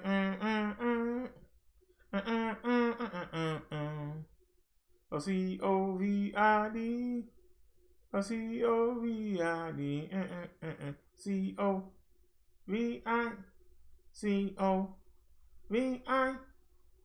oh, COVID, COVID, get away from me, I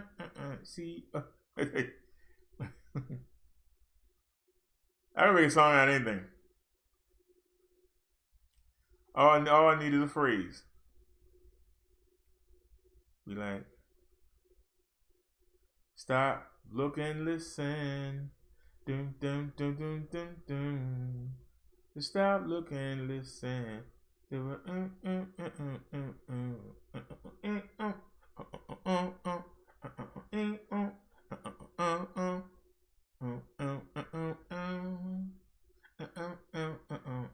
Stop, look, and listen.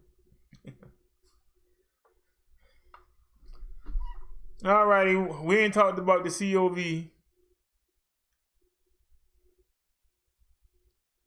What y'all want to talk about now?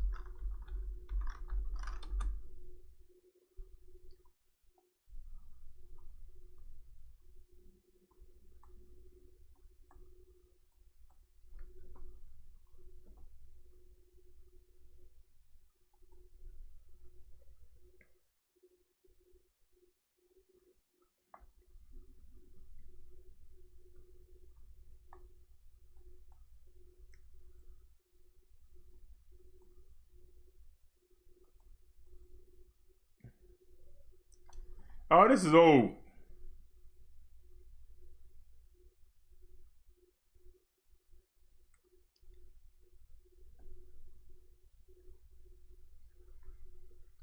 This is old, but I'll read it anyway. Thousands of people have now died from COVID, the name for the disease caused by the CV virus first identified in Wuhan, China. According to the WHO, the disease is relatively mild in about 80% of cases. What does mild mean, and how did this disease turn fatal? The first symptoms of COVID-19 are pretty common with respiratory illnesses: fever, a dry cough, and a shortness of breath, says Dr. Carlos Del Rio, a professor of medicine and global health. Some people also get a headache, sore throat, he says, fatigue, also been reported, and less commonly diarrhea. It may feel as if you have a cold, or you may feel that flu-like feeling of being hit by a train. Doctors say these patients with milder symptoms should check in with their physician to make sure their symptoms don't progress to something more serious, but they don't require major medical intervention. But the CV attacks the lungs, and in about 20% of patients, infections can grow more serious. As the virus enters lung cells, it starts to replicate, destroying the cells.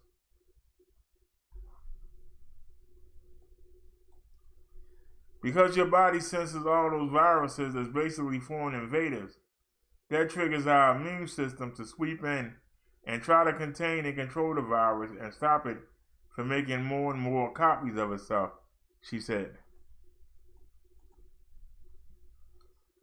But Furia says this immune system response to this invader can also destroy lung tissue and cause inflammation. The end result can be pneumonia. That means the air sacs in the lung become inflamed and filled with fluids, making it hard to breathe. Del Rio said these symptoms could also make it harder for the lungs to get oxygen to your blood, potentially triggering a cascade of problems. The lack of oxygen leads to more inflammation, more problems in the body. Organs need oxygen to function right, so when you don't have oxygen then your liver dies and your kidney dies, he says. Lack of oxygen can also lead to septic shock.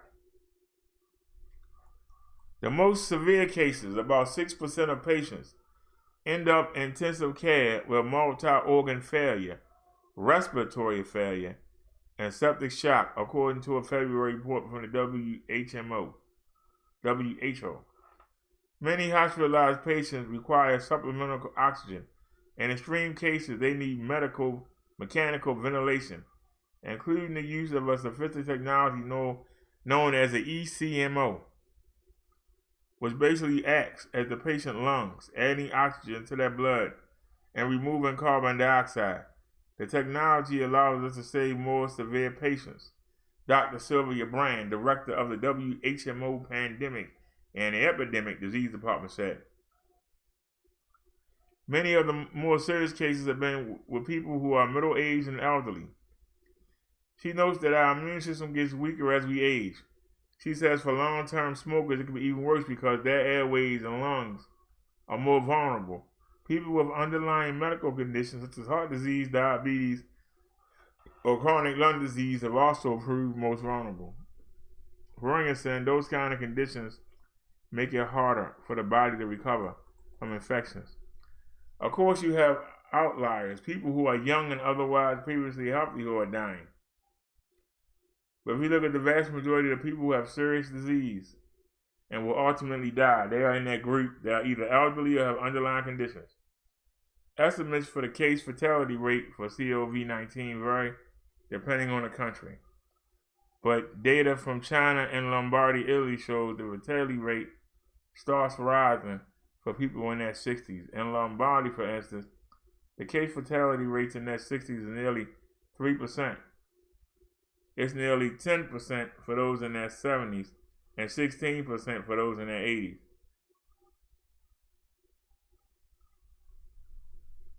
It's not just COV that can bring on multi-organ failure. Just last month, we saw the same thing in a previously healthy flu patient in the U.S. who had not gotten the flu shot.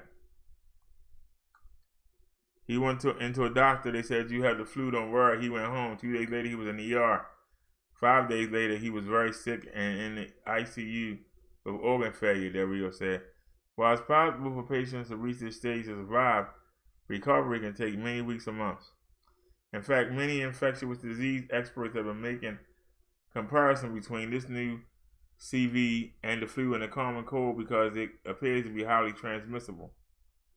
What this is acting like, it's spreading much more rapidly than SARS, the other CV, but the fatality rate is much less.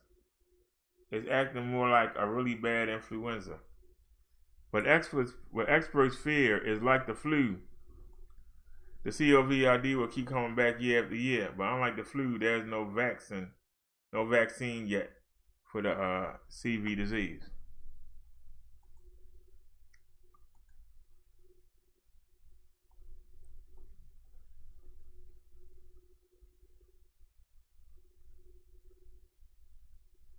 We keep talking about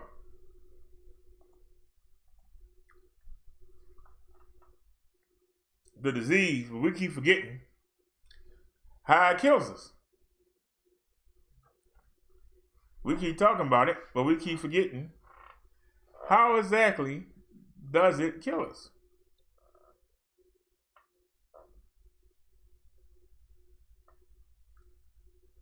I'm a candidate.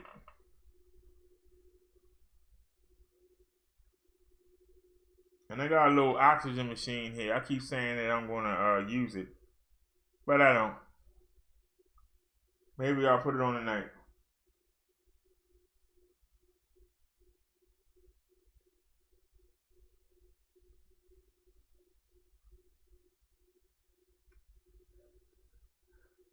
Oh.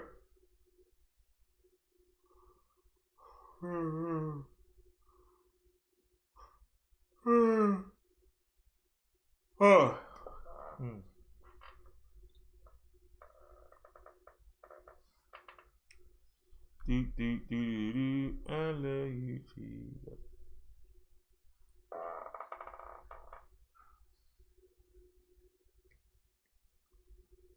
We only been on 3 hours tonight. It seems so much longer. She said, "I love you, Jesus."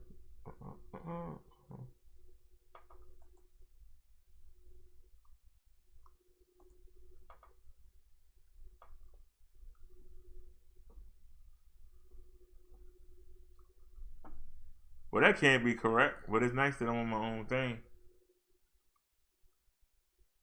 Yeah, now we down. Wait, we had 6, now we down to 2.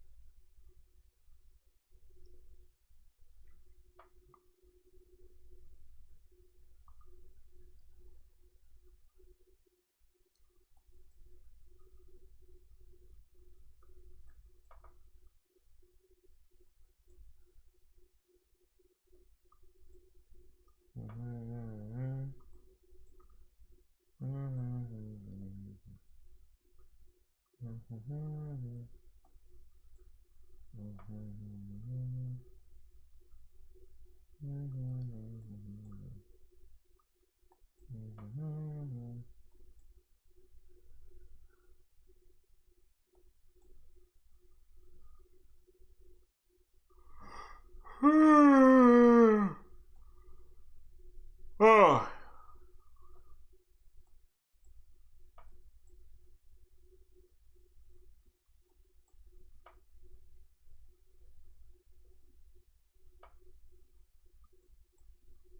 Hey. Look at people trying to scare somebody. Why are you trying to scare somebody, sir? Hey everyone, in just a few days, the first stimulus checks are going out, and I've been getting a lot of questions and comments about some of the different aspects of these payments. One thing that has caused some concern is among those who are on needs-based programs like SSI and Medicaid. Now, these programs have limits to the amount of income and assets you can have, and they aren't very high limits either. So the question that has come in several times is, will this payment count against you as income or as an asset for these programs, and could that potentially disqualify you and get you kicked out of the program? Well, that would end up meaning the stimulus could do more harm than good. Now, these questions are certainly outside of my expertise area, but since my audience has asked this question so many times, I asked a friend of mine to come in and give you the right answer. John Ross is an elder law attorney who works with these programs every day, and if anyone knows the answer, he does. So here's John. So one thing a lot of people are concerned about when it comes to the stimulus check is what happens when a person who's on SSI, Medicaid, or some other need-based benefit gets this additional money. So for people who are on SSI, Medicaid, and things like that, many of those programs have very strict income and asset limits. And an extra $1,200 could certainly kick a person off of those benefits. So these folks should be concerned about it, or at least right up until they listen to this, because there is a federal law that protects people in this particular situation. This stimulus check that everybody's been talking about and that most people are going to be getting, this is not income. In fact, it is a refund of your prior year's taxes. And there's a federal law that says tax refunds are not considered income in the month of receipt. So for a benefit like SSI, where your income is very limited, this extra $1,200 is not treated as income. Additionally, this stimulus check is not going to be considered a resource for purposes of determining financial eligibility for a period of 12 months following the receipt of the check. So for, again, using something like SSI where you have a resource limit of only $2,000, if the receipt of this $1,200 put you over that $2,000 limit, that's fine for up to 12 months.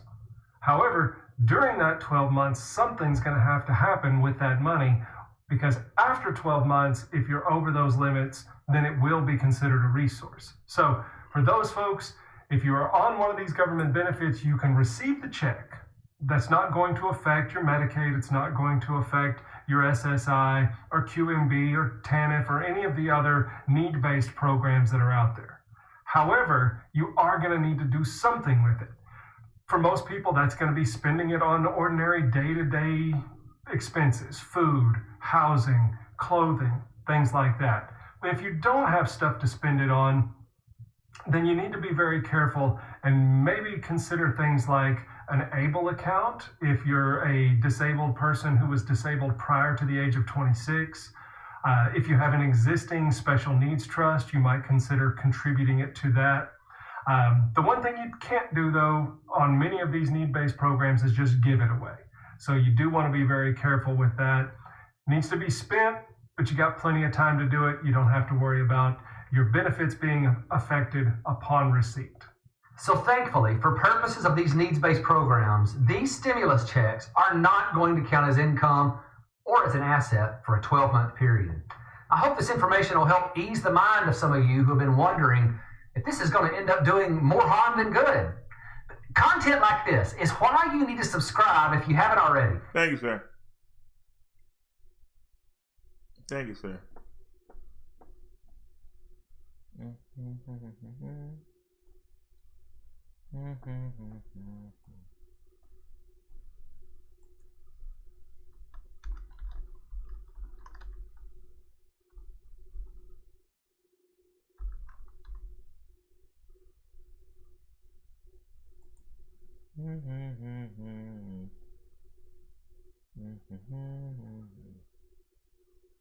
All right, y'all. Let's check out Charlie Bobo.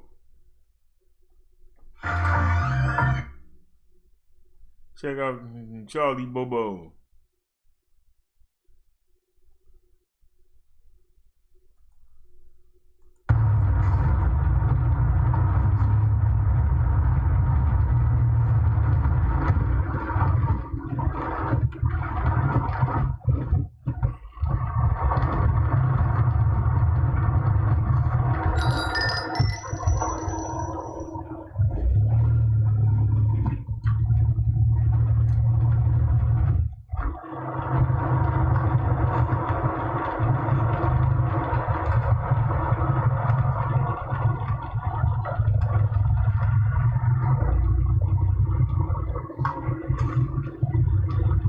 making a move on these blocks.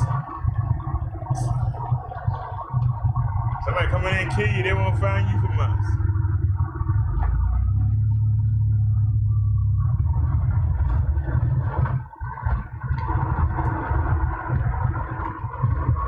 Let me drop some of the bass.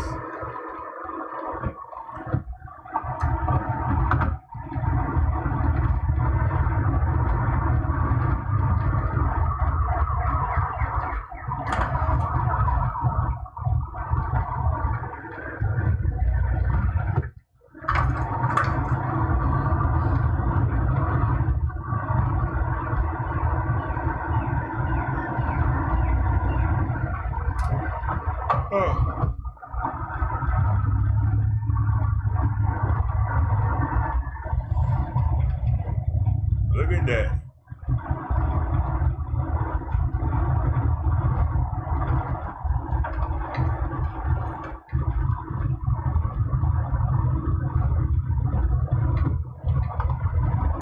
There you go, Naya. There go a nice house for you.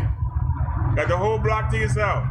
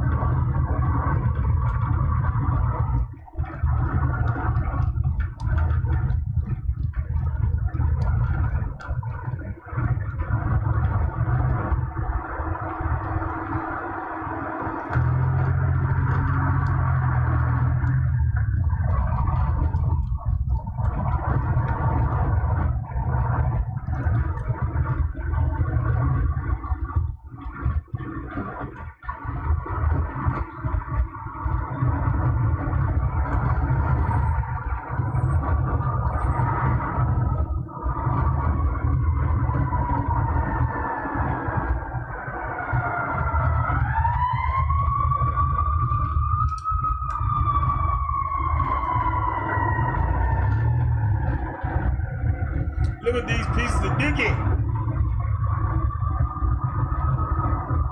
All them knocked down houses.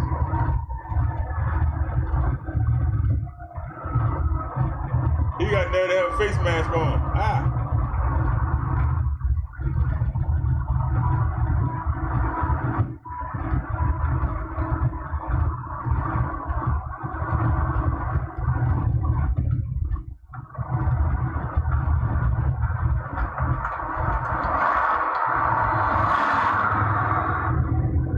Man, look at that.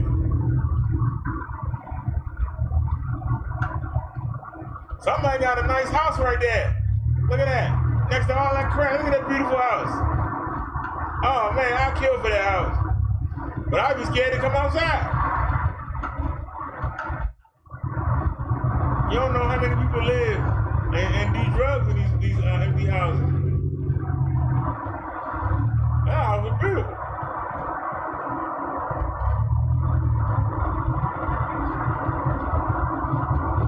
But well, this one on right here on the left, Naya, that'd be a good house for you.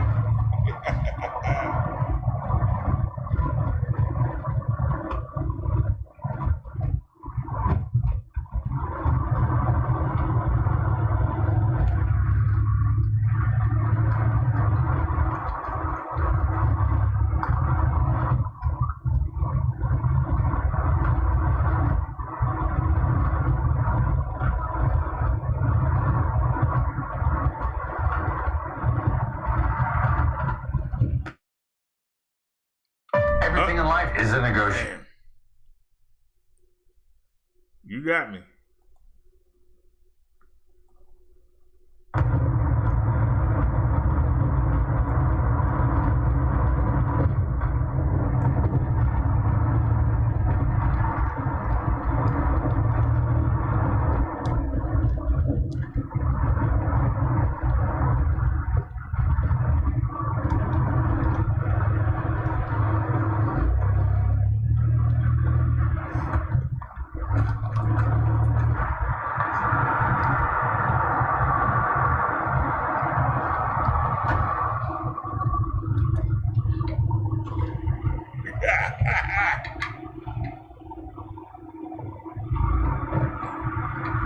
There you go. Yeah.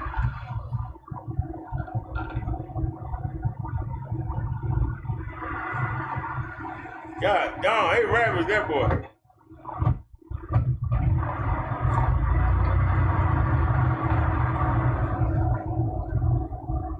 God darn.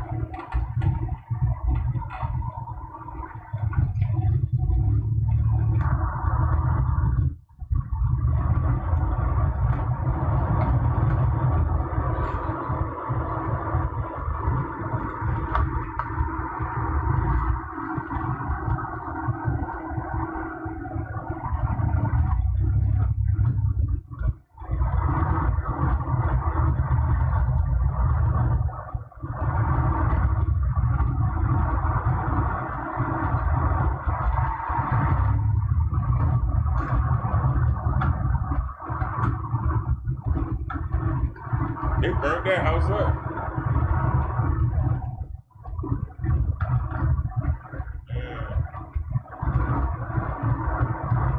Somebody live right there. Somebody live in the last 2 houses. That daggone shit. All that trash.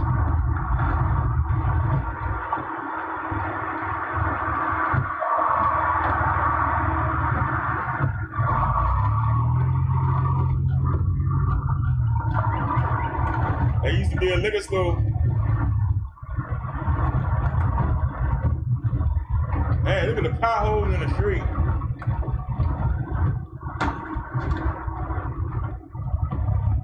Do anybody live on this block? Look at the yard.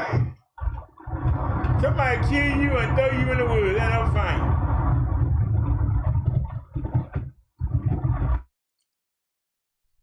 Somebody kill you and throw you in the woods and they'll find you. Might find you 40 years later. Hey, with the police, man, I run that light.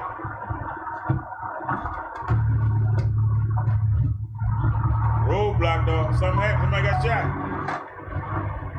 Somebody got shot.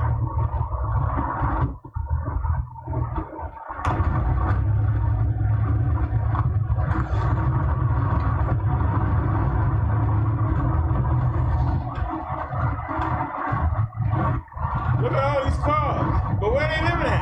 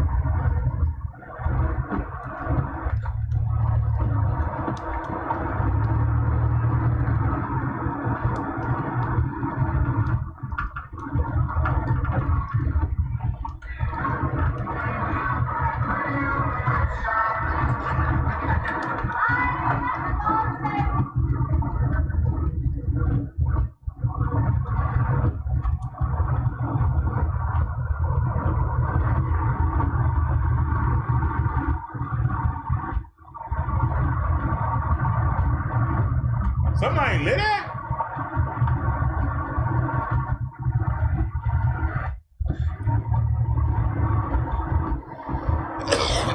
Yeah, we're shaking themselves.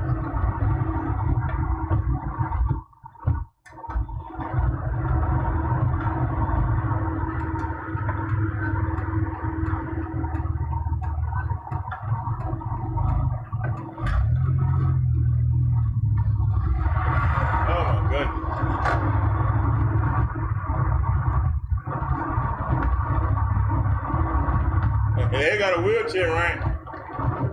Somebody live right there. They got a wheelchair ramp.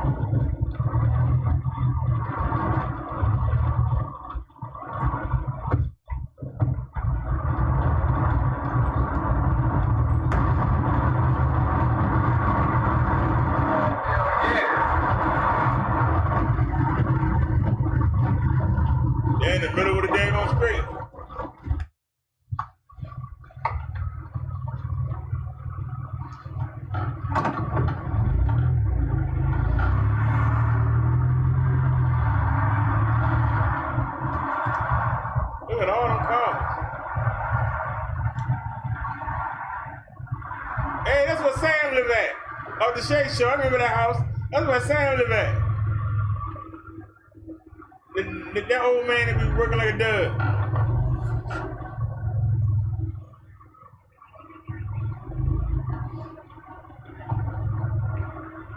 Everybody in the street.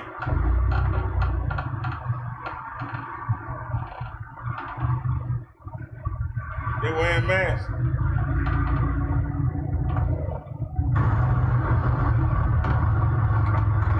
Hey, bro, what happened down there, you know? A man got killed. Oh, yeah, oh, man. I believe it was him and his boy. 2 people? Yeah. Damn.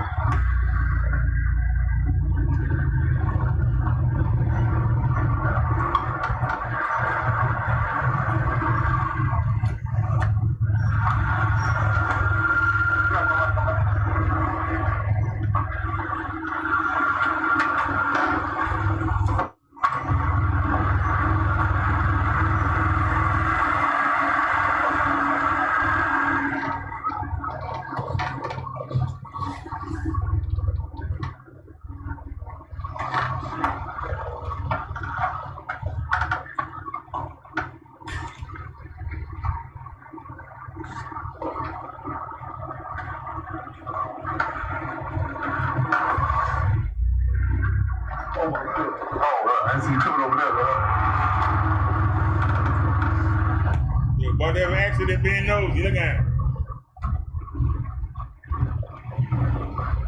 Look at that piece of dookie house. Oh, Lord.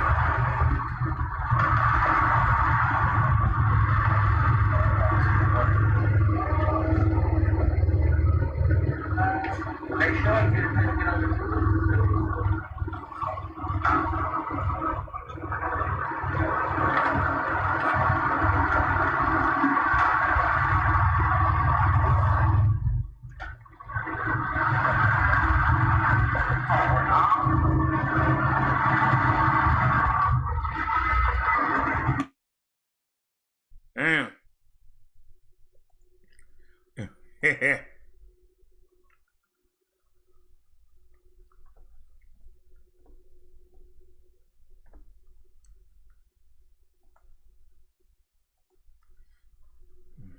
They definitely was some pieces of dookie. Getting around there. That was some crapola. Dang, we down to $4.29. Our revenue went down 9%. Well, this is... I'll tell you, if it wasn't for donations, boy, this AdSense ain't worth nothing.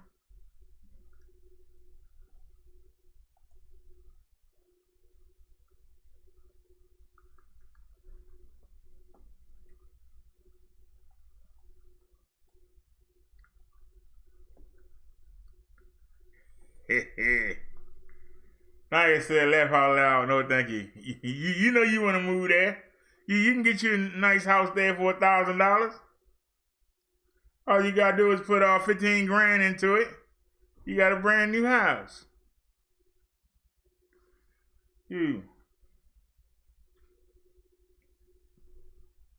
Only thing is, you better have somebody in there at all times. Somebody come in there and take your furnace and your water heater.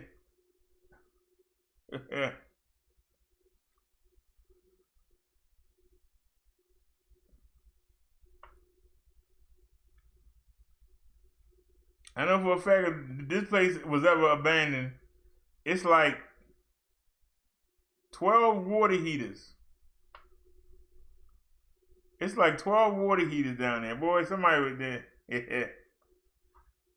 They had to bring a truck. Try and get them water heaters out of him.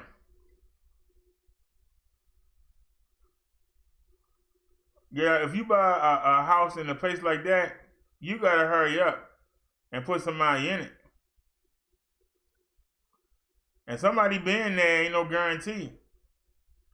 I was watching the Say Show and he was talking, he was fussing. They had just put a new water heater in the place. They're trying to find a renter for it. They locked it up. They come back and find out they came in there and got the water heater. And the man across the street came up to him and said, yeah, Yeah, I saw them do it. He said, you called the police? He said, no, they robbed me 2 weeks ago. Wait a minute. The same people that robbed you, you let them rob the house across the street, and you didn't get your gun and go out there and get them. That's what I was thinking.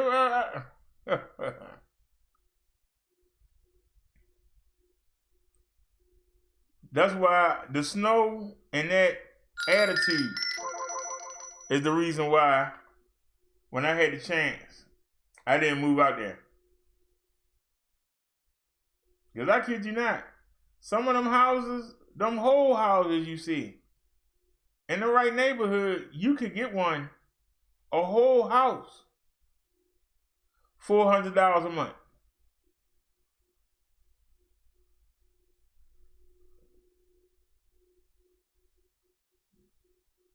Matter of fact, it was a lady, Shay had took on a client from out of state, and the client bought a house from a lady, and the lady was renting it out. It was a nice house too. Sat by itself, had double yard. The lady had a tenant in there already, and she had a lease signed.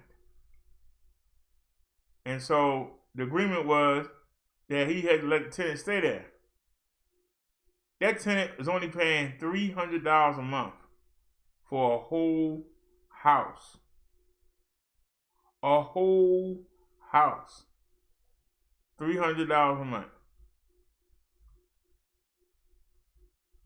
I don't know what your mortgage is, Naya, but could you imagine paying $300 a month for your house?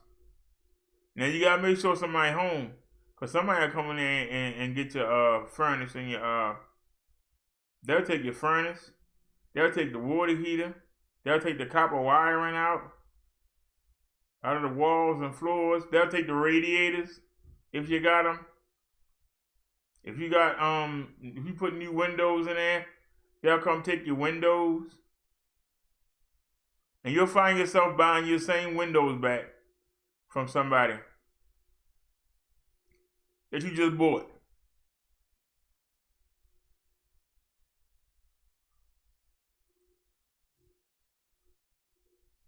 You'll literally be like, hey, that's my same furnace. There go my initials on it. Give me my furnace, man. I ain't paying you nothing. I'll pay you to install it. I ain't paying you for my daggone. That's my furnace. I call the police right now. There got my name on it right there. I got the receipt upstairs.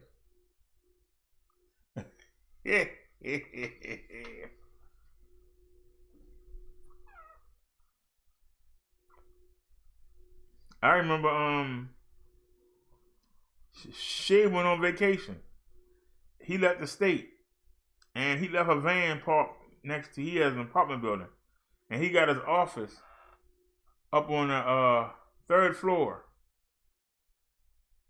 It's the second or third floor. And he actually has steel. He don't have a wood frame. He got steel going all the way around. So you can't kick the frame in. Do you know? He left one of his vans parked next to the house. They got up on top of the van, broke a window, came in there, cleaned him out. I said, that's rough right there. Climbed on top of his van and put themselves through a window. I said, man, that's rough right there.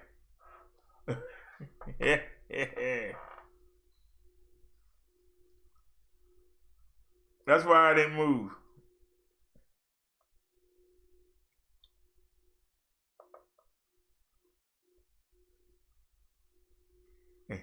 I'm being honest. That's why I didn't move. I thought about it.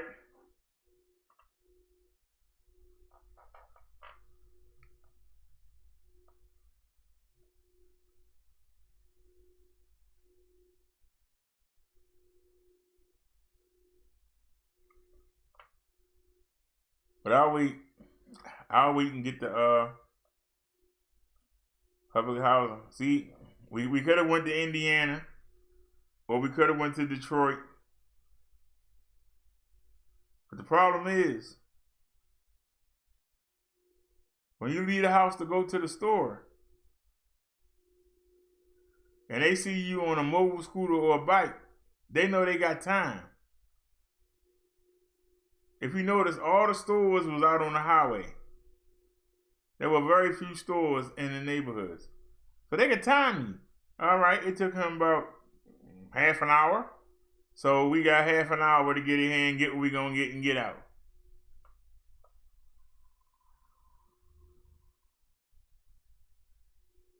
I'll go to the doctors and come back and find Davey wandering up and down the daggone street. So that's why we didn't move. I'll wait for the public housing.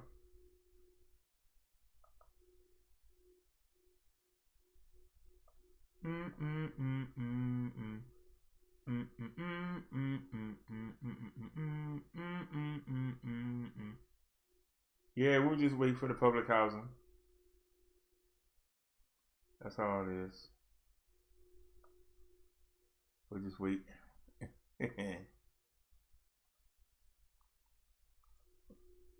Naya said she would move there for free. I'll move there for free. Somebody gonna pay my way up there. I'll house sit. That's a job right there. Being a house sitter, I'll watch the house till you sell it. And then when you sell this one, then just move me out, move the new people in, and then put me someplace else. I'll watch their house.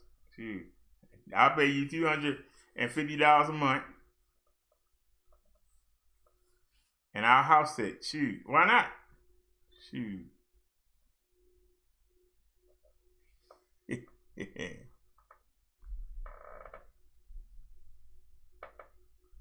But you gotta have a weapon.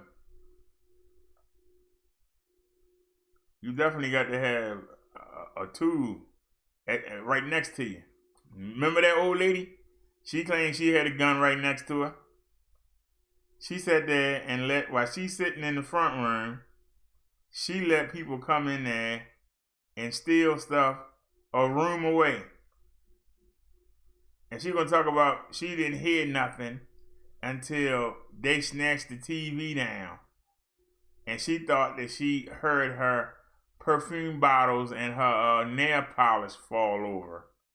But then she didn't get up. And then when she did get up and look, they were gone. You got to really be quiet. You got to really be deaf that you don't hear.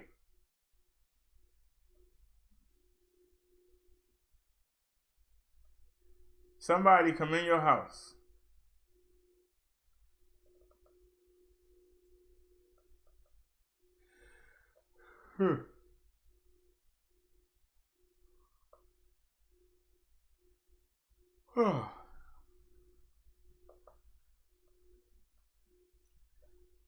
But that's a daggone shame. They take the wiring, the radiator, they tear out the wire just to get the copper parts. They tear out the plumbing to get the copper plumbing. They'll take your toilet.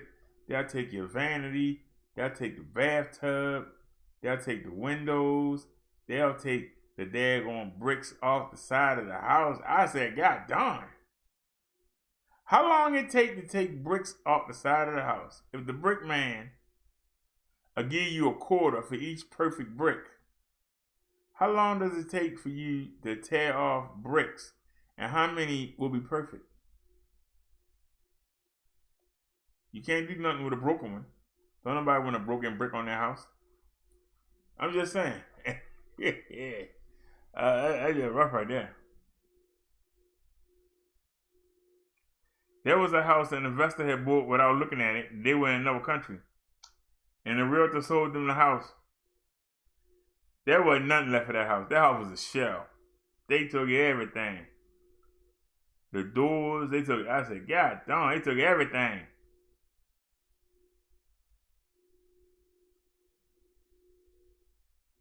It was weird to see the houses next door had bricks on them, not that one. They took the daggone price. I said, damn.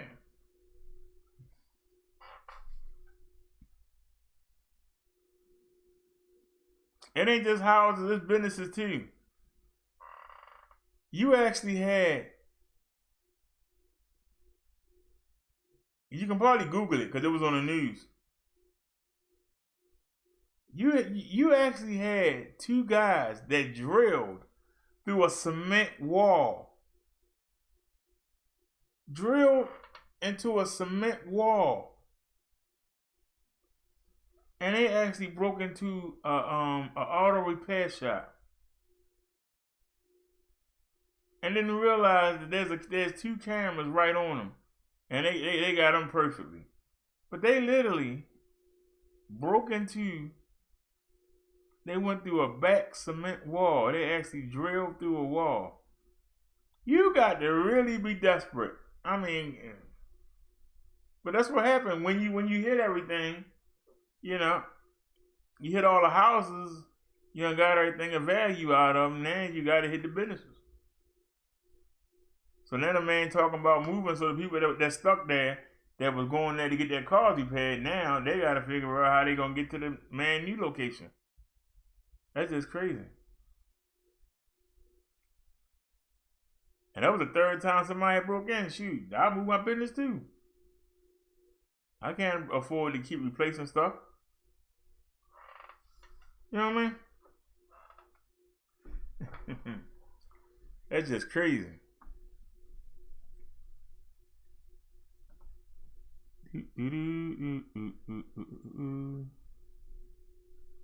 Let's see what's going on with y'all buddy. I wonder what he doing today.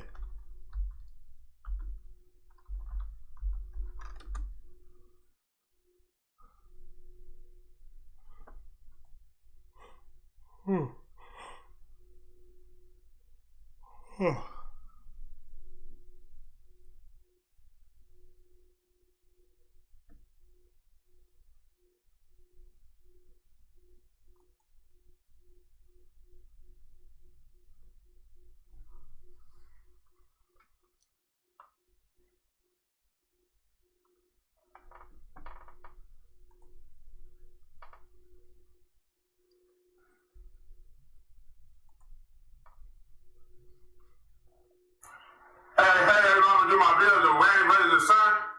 Says rain outside right now, it's raining. I know the rain versus the sun, you know, where everybody like to see the sun outside the rain, because the rain comes from the clouds, and the sun come from the sky, and it shines on your face and everything. I'm gonna give him a thumbs up. Make you all hot and sweaty, you know what I mean? Rain make you all wet, make your clothes all soaking wet. The rain, that what it do, the rain, make your clothes all soaking wet. Make your clothes all soaking wet in the rain. It's raining outside right now. It's raining. So it's raining outside. My windows all wet. My windows all wet from the rain outside. I know it's pouring like crazy outside because it's raining outside. And a lot of people, a lot of people hate the rain, and some people love the rain, and a lot of people like the sun. Some people don't like the sun. I know sun help trees grow, help flowers grow, roses grow, even make the grass grow, the trees, just like the rain. I mean, when it rains, you know what I mean? Lightning come from rain, and thunderstorms come from rain, and the clouds, the rain come from fog. The rain come from fog, everyone. And the rain come from clouds. It rained so much, you know what I mean? It rained right now, it rained yesterday. Cause it's been raining so much, a lot. Since last month in March, it's been raining a lot. It was sunny a couple of days ago. The sun is in the sky back there. And the rain is over to the other side. The rain, I know it been raining so much. It been raining so much, you know what I mean? That's why my windows are all wet. My windows are all wet. It been raining so much. And it rains, in other states here in America, it rains a lot. In other states here in America, be all sunny and hot and warm. Like Miami, Florida, be all sunny and hot. Chicago, it rains a lot at least. It rains a lot. And everybody, everybody hate the rain. Everybody love the sun. I mean, you can sit at the water at the beach, enjoy the sun. The water going up, you know what I mean? But nobody want to say it. Nobody want to deal with the rain. Nobody want to deal with the rain. Everybody want to see the sun out. Everybody want to see the sun out. Skies. Everybody want to see. They don't want to see all this rain and stuff. All this rain. All the rain. It's been raining a lot. The last couple of days, it's been raining a lot. Raining a lot. And it's been sunny. The ice covered day, sun. You know what I mean? It's been sunny. The last couple of days, now it started raining again. It started raining again Saturday. It started raining again. It started raining again Saturday. It started raining again. It started raining again. Oh, Lord. It started raining. Spider ranches, what? What is a spider rancher? I know, hey everybody, I'm gonna do my video, the Spider Ranchers. My video, Part 96. I know, everybody loves Spider, Spider, they crawl over the place. They crawl in people's ranches, people's floors, people's toilets, sinks, showers, tubs. Spiders, they crawl over the place. They hang from the ceiling, spiders, hang from the ceiling, spiders. I mean, they crawl over the ranchers, the spider ranchers. And they crawl over the place. You know, get into people's food, get into people's drinks, milk, water, whatever. The spider ranchers, my new line, the spider ranchers. I know spider, they grow from dirt. Is it? And trees. Okay, I had enough. Lord help him. Yeah. Somebody help him.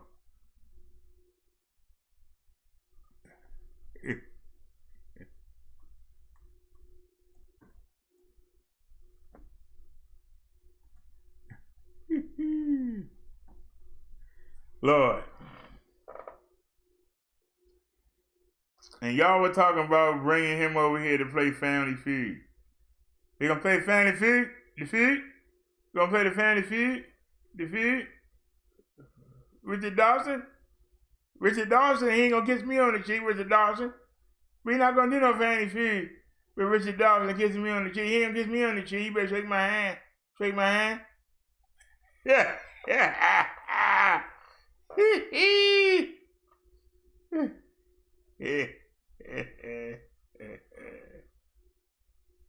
Oh.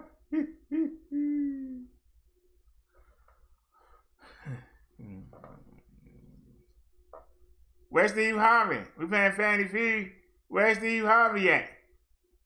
How we gonna play Family Feud with no Steve Harvey? Where's Steve Harvey at?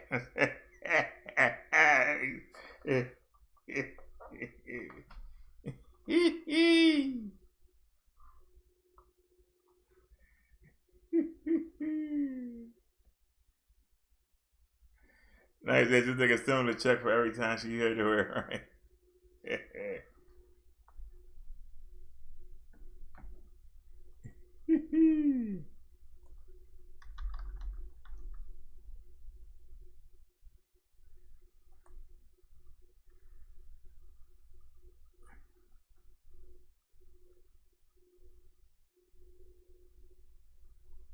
Let's look at somebody talking about how they feel.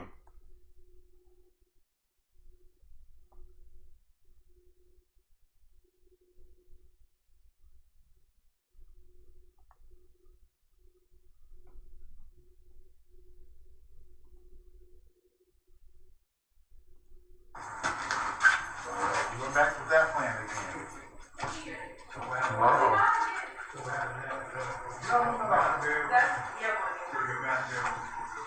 So you wanted to restructure some stuff. Yeah, and the bathroom was over there originally for the house neighbor. She wanted.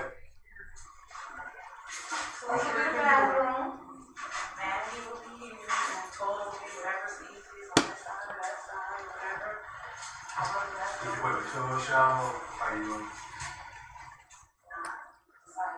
You can decide. There's gonna be a bathroom. You're gonna have a shower in here too. There's gonna be a bathroom. The shower and the tub? You can use the same thing. I can.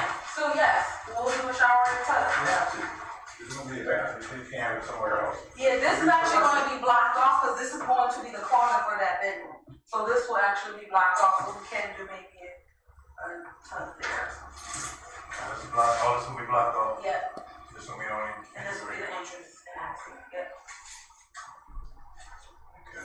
Look at Shay here. This is what he's talking about. There's no basement. There's no basement. There's just a crawl space. Oh my God. There's a crawl space.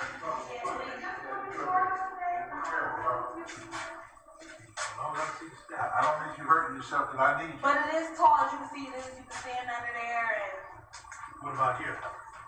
now there is a wall that comes like right here. Because you got a brick wall. But it doesn't go all the way to the wall. The brick wall does stop probably about right So I think all your stack and everything is on this side. It is. That's why your stack pipe is right over here. So they gotta be sent through. Yes. They knocked the wall down. Would that be an issue with drainage if you put that over there? Because the house is actually really set up for stack pipe being over here, which is right there. Well, it is. So as long as I put a picture there. You put a picture? No, I get a picture here. That's being permitted, right? Yes. Oh yeah. This ain't a land bank, is it? This is a land Land bank? Okay. Yeah.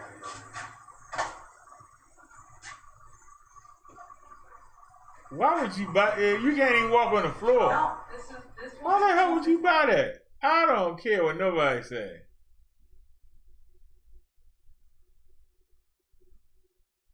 Where's the one where they went the first time?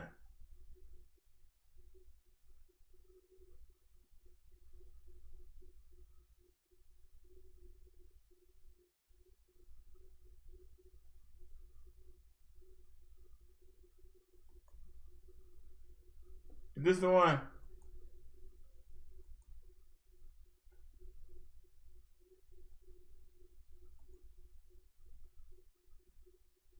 Look at that piece of dicky.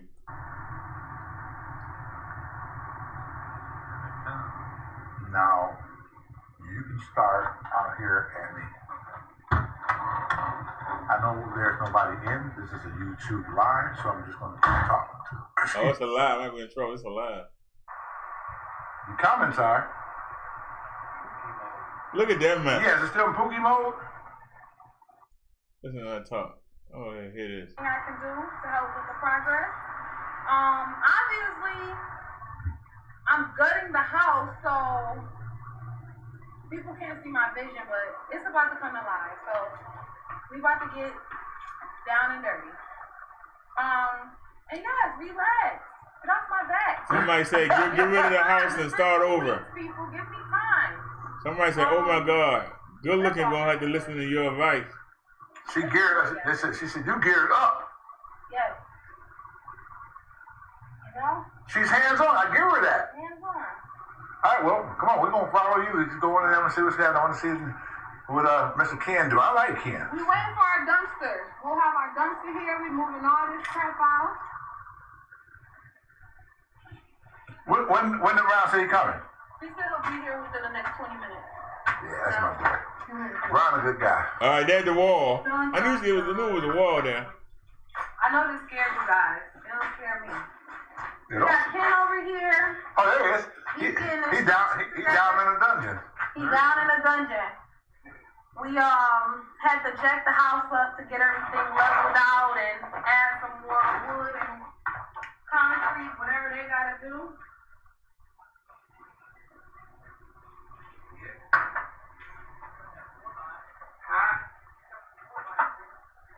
You got a 4x? I seen a piece right out front. See? Huh? Right there where you see, look around. Somebody said her vision be the seeing eye dog. Somebody said, where's the plumber? I said, that is the plumber. Right now he's doubling as the carpenter. Somebody say bad investment. And a roofer. And a drywaller. And a siding. And a short burger cook? I want a pound of bacon, sir. Right.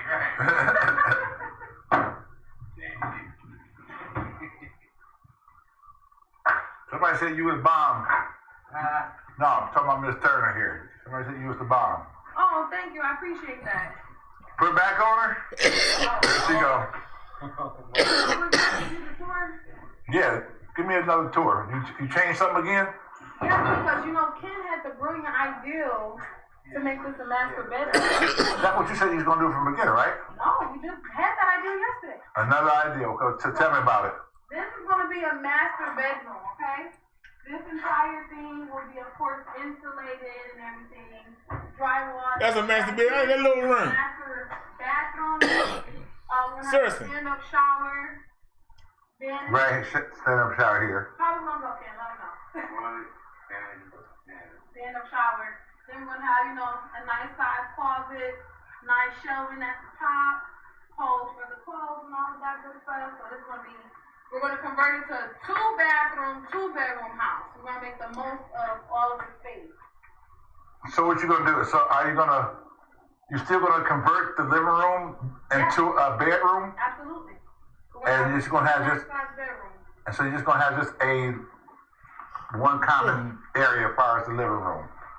Which is the dining room gonna be your living room now, what you're saying? Yes, but we're opening up the kitchen space. So it's going to be a nice open concept because this wall is going to be removed. We're going to have a countertop here. Since we got rid of the dining area, this countertop will be placed here. This will be an open concept. So this will kind of be the dining area right here. It's Right. going to be nice, modern. And small? No, everything's going to be big. The kitchen is a great size kitchen. The Yeah, bedrooms are great sizes. The bathroom is freaking huge. Everything is going to be bigger with me changing everything around like this. The only thing we're going to get rid of is the dining room, which is fine. I'd rather get You mean the living room? not have Because that's the living room down there. You get rid of that and you turn it into a bedroom. This is the new living room, that's what I'm saying. Absolutely. Okay. So get rid of the dining room, but I'd rather have a living room, no dining room, and 2 huge bathrooms, 2 huge bedrooms, and a huge kitchen. I think it's worth it. Oh, and I ain't saying nothing. This is your dream, honey. I'm just playing along to get along. Coming alive. But anyways, yeah. We decided to gut everything, take everything out. Ken is great though. It's gonna be beautiful. She don't know what she doing. But I give her credit. I give her credit. When they went back 2 months later. Sweetie, this is for the entire project, not what I've spent so far. Hold on. And then, What's my budget for this? yeah, let's hit that budget. You know what my budget for this is, Mr. Woods? I don't know. Did somebody ask you that?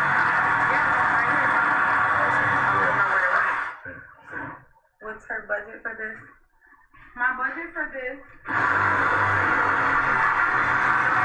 My budget for this is actually, I have my spreadsheet together.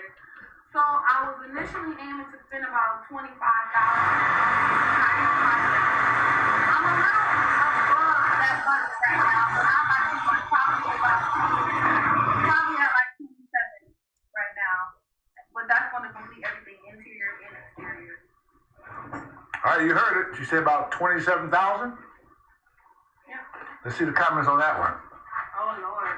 So you had 27,000. She said her budget is about 27,000 to My get budget was everything done. 25,000, but I'm at 27 as far as what I'm spending right now. Somebody said no way, not But possible. that'll complete everything. That's for everything. I got 35,000 here. Somebody said 35,000. I already have everything priced out, but we'll see. Because there have been a few unexpected things that, push my budget from the 25 to the Does that 27,000 include the house? I pay for my house in cash, so no, it doesn't include the house. I'm paying for my rehab in cash also, but 2 separate things. So no. You're not even close to finished and you're at 27K already. Sweetie, this is for the entire project, not what I've spent so far. My entire project should cost me about 27. once everything is done. Okay. You trying to tell her? You better quit while you're here. Look at that place. I'm sorry. I'm sorry.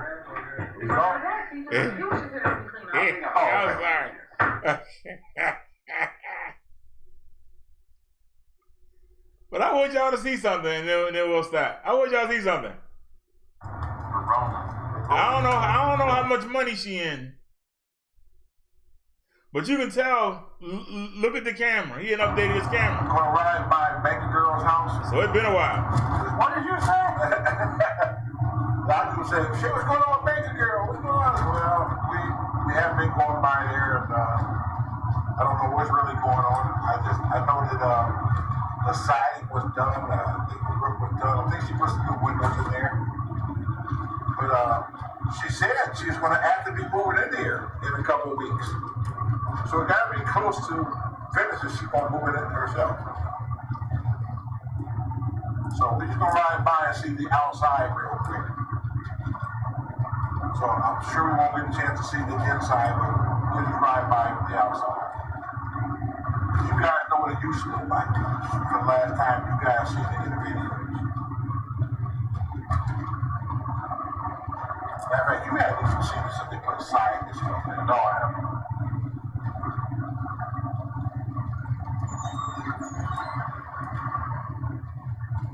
All right, let's speed up. Look at that. Wow, look at that. That looks much better than that thing we saw. It looks better. Wonder how much money she spent so far. But look at that backyard. Look at that. Look at that mess. I mean, it looks really nice. Yeah, the outside look nice. I give it to her. Wonder how much money she spent on that. When she could have bought a similar house for the same amount of money she spent already fixed. She could have bought a house already fixed for the same amount of money.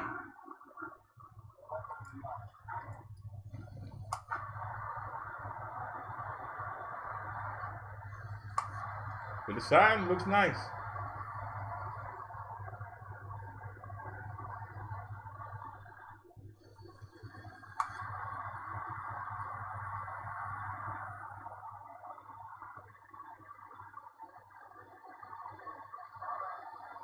I give it to her. It looks nice.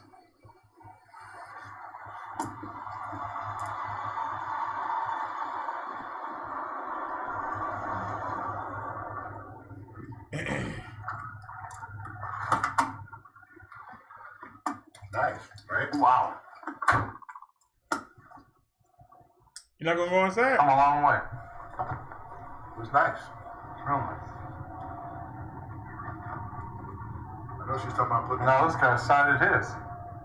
Yes. Oh, this guy gonna start working on this house. Look at that. Remember that guy we talked to?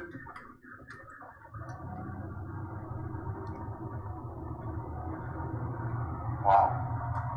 This area is hot, bro. Hot. Told you, bro. Yeah, whatever. Yeah.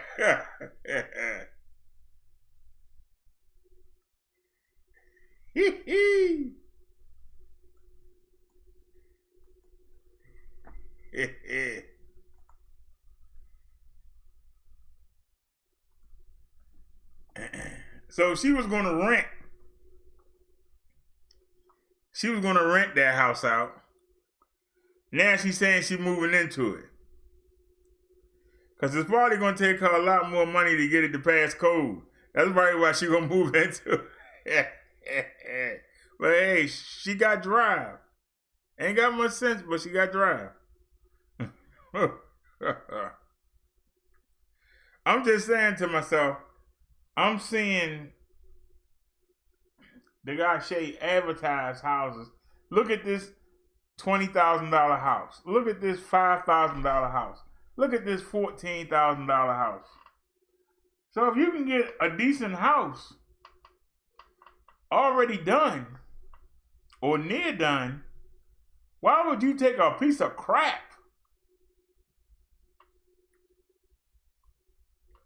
and then it's bad enough that you took a dump, a piece of dookie, a turd, and instead of improving on what's there, you're going to rip everything out and start scratch? Then why didn't you build the house from scratch? I'm just asking. You changing bathrooms around and the wall leaning and it got to be. Why would you buy something like that? I was just off. She had to build the wall from scratch. She had to knock down everything inside of there. The woods on the floors was rotted. She got to replace the floors. Why not buy a new house or just start from scratch? I think she done better to start from scratch. Just saying. But the house that he showed at the end, where he said they're going to put the siding on, that house was a shell. That house almost done, though he showed before he went off. In them 2 months, them people know they doing. That house is almost done. All they got to do is put the siding on there. He went back to see her. She had the siding on, but the inside was still a mess. But I wanted to show y'all. But at least, hey, she owned property.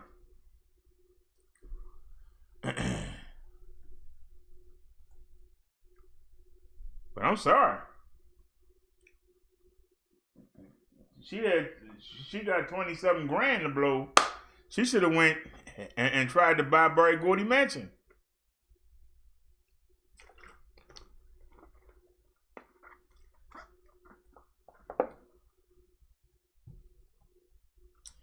And for those of y'all that's saying, what are you talking about?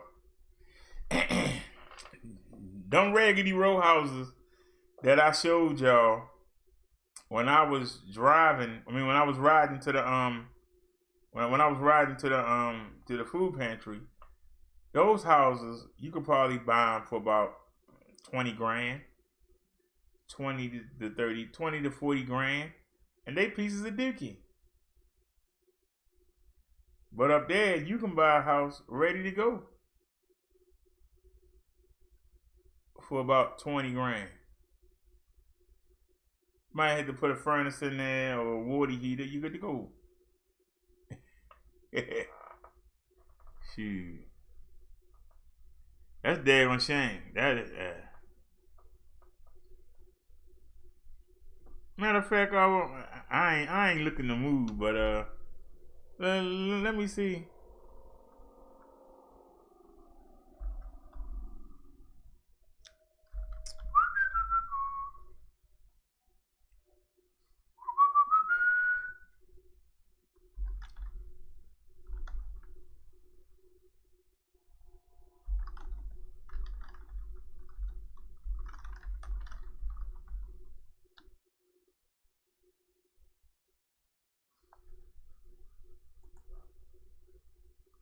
I love you, Jesus. Lord, the Lord deceive us. We're looking for a 500 limit. Cat's okay. And update search.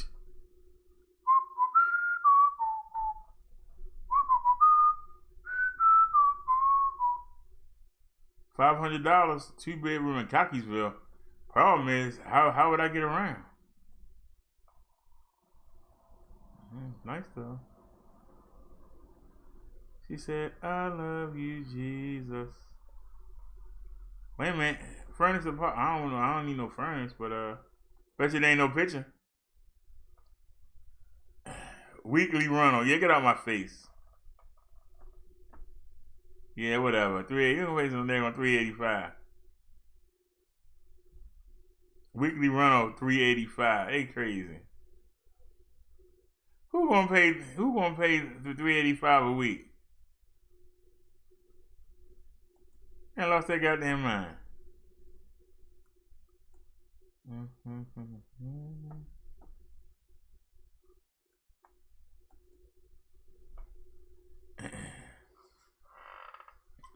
Rent to own, beautifully remodeled, 2-bedroom, 2-bathroom house ready to move in. Yeah, whatever. I'll take that right now.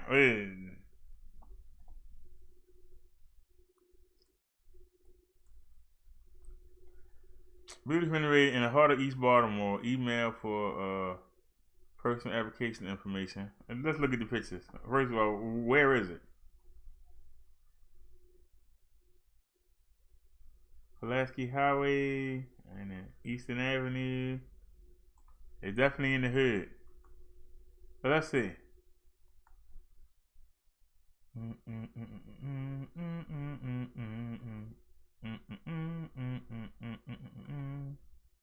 Oh, beautiful kitchen. I love that kitchen. That kitchen is beautiful. And rent to own.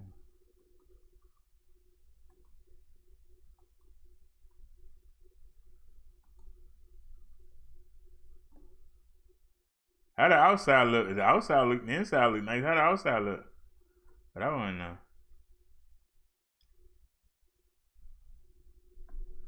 It's 2-bedroom, 2-bathroom house with a finished basement is ready for you to make it your home. The open floor plan, beautiful kitchen with stainless appliances and granite counters, red fence yard, makes it perfect spot for entertaining friends and family. Conveniently located near Patterson Park, John Hopkins, Eagle Park, the Horn Building, and all the great attractions. Like I said, if you don't get killed on the way out. Hold on. Let me see. That's damn shame. I just paid rent. But this house ain't gonna be there. But I'm gonna bookmark this. Copy. Put it right there. Paste.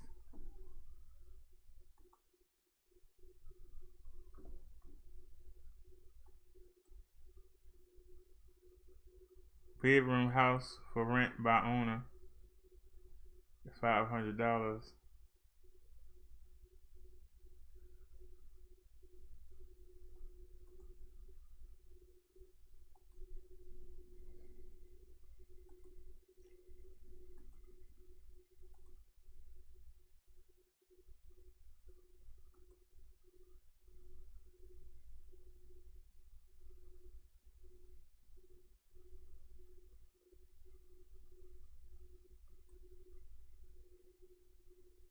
They could at least fix the blinds in the bathroom. I mean, that's just tacky.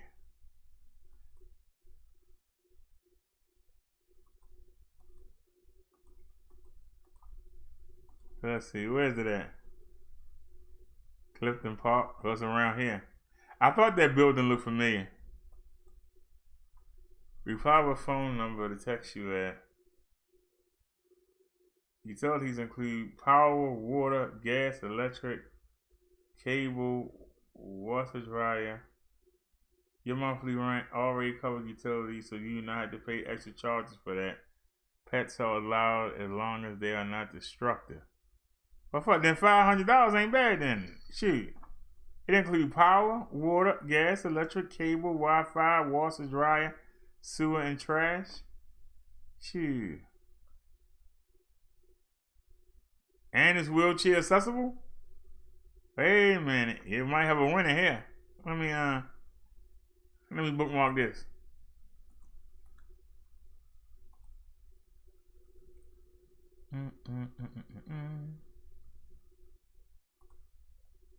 I love you, Jesus.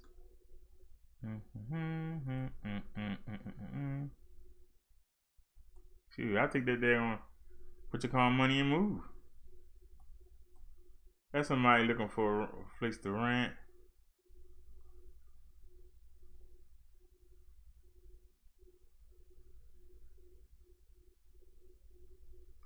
$500. Really?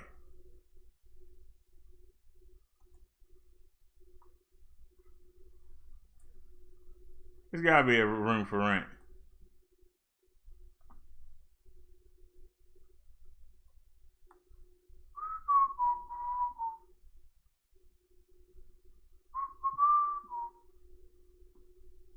They only want $500 for this. Where's it located? 260 Route 4. I don't know where. That's a nice house though, I think.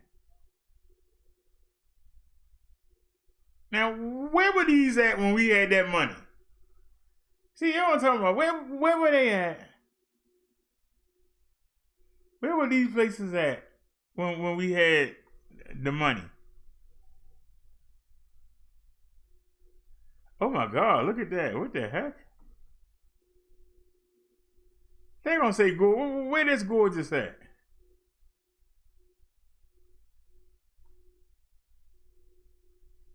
I think these are scams. This lovely single family home has 5 bedrooms plus them with attached garage, large kitchen with eating area, has stainless steel appliances, master bedroom, has queen size bed, washer and dryer. This is a great opportunity to set up rent to own program later at a fair market rental price. That way you don't need to apply for a loan. Property ID listing off of Northern Parkway.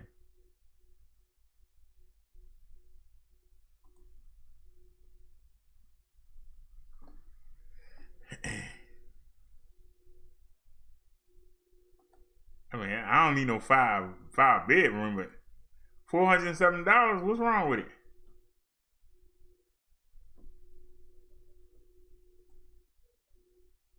How there was some scams. Where was this at when we needed it? This is 450.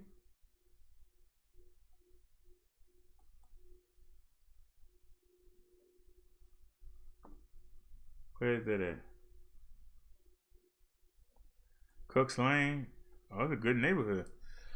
2 bedroom, 1 bath, very spacious unit with large living room and kitchen with eating area, lots of space, deck with view of mountains, large bedroom and closet, convenient location, just south of Huffman, great area, easy commute, walk to shop, dining.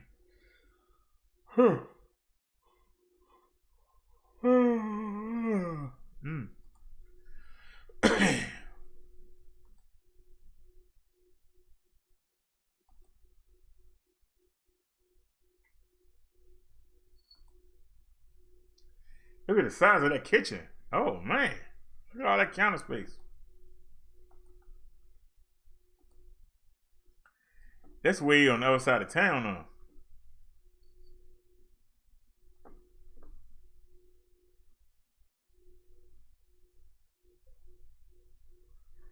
She said, "I love you, Jesus. I love you, Jesus."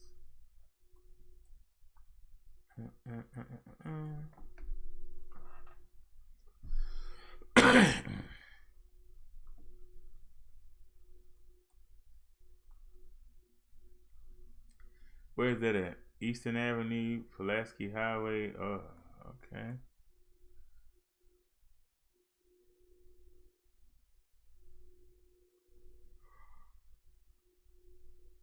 Oh. She said, "I love you, Jesus. I love you, Jesus."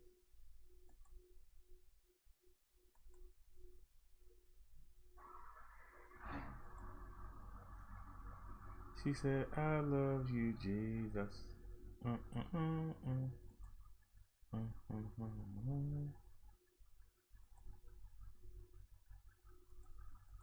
doesn't make sense.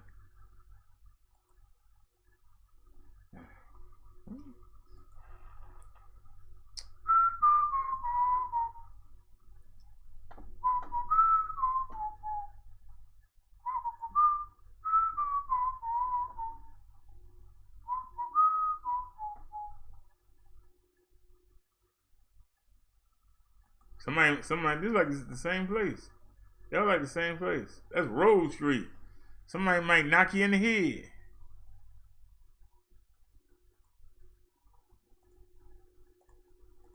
You already seen that. Ain't the same place.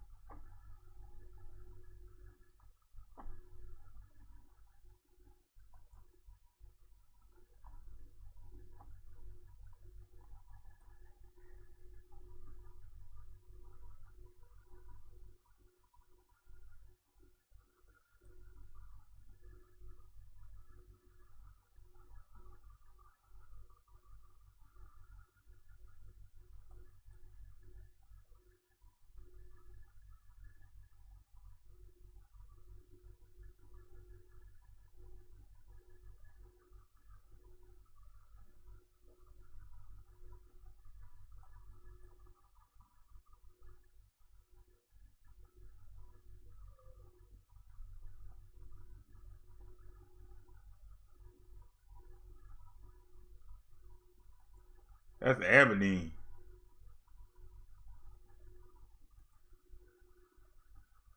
Huh?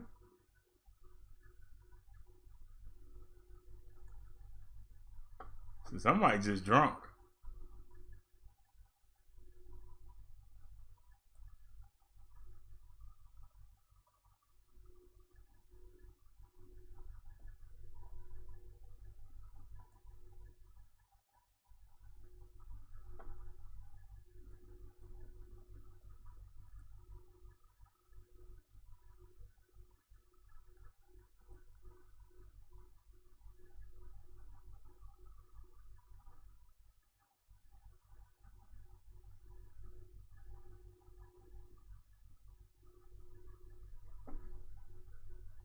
Where's it at? East 33rd Street. Okay, they're not too far from where I am.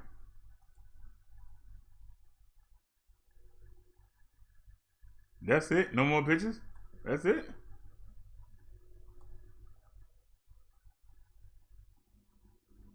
Where the rest of the pictures at?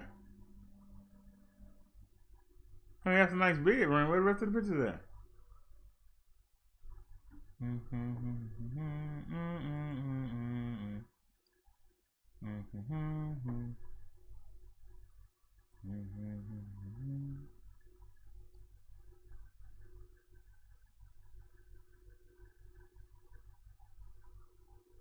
I don't need a 3-bedroom, but yeah, I think somebody might try to kill me there.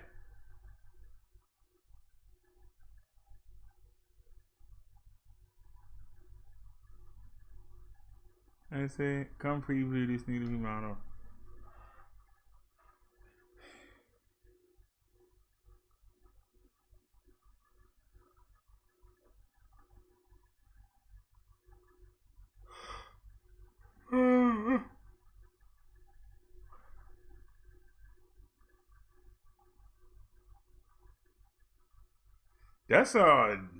That's too much space.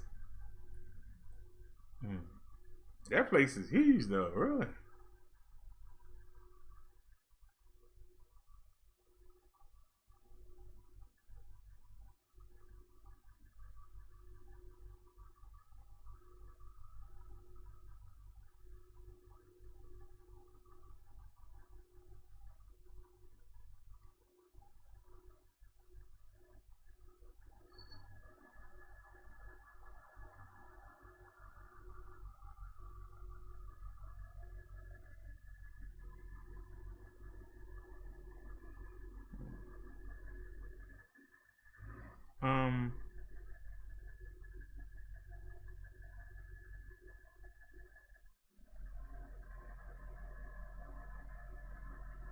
Baby, go sit down.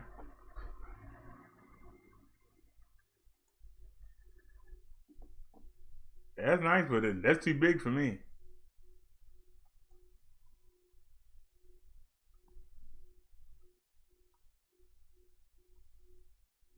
They got all these places. Where was they at when I had the money to move? Where was they at? Seriously, where was they at? I'm gonna leave it alone. Where was all these places at when I was trying to move? You couldn't find nothing. I ain't never seen so many places in my life.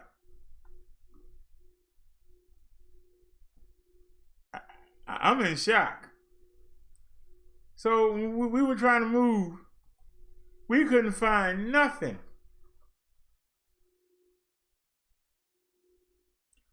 When we were trying to move, we couldn't find nothing.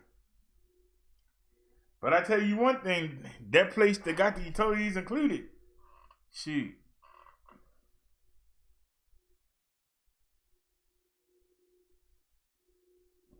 That would save $125, and that would save $125, and then it would save $150 for BG&E. So that would put $275 back in my pocket. I'm dead serious. So if the prices and if people was fixing up these old houses, then good. Well, maybe I'll be able to find something with my stimulus check.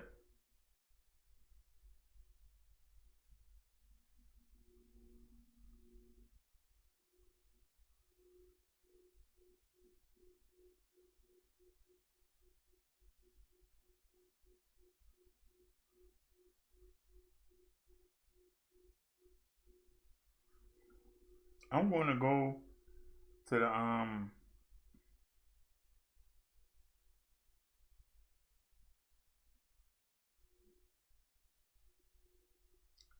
gonna have to go down the St. Paul place and get that application.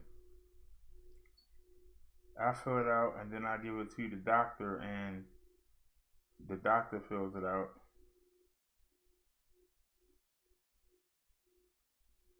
Yeah, I give it to the doctor and then the doctor fills it out.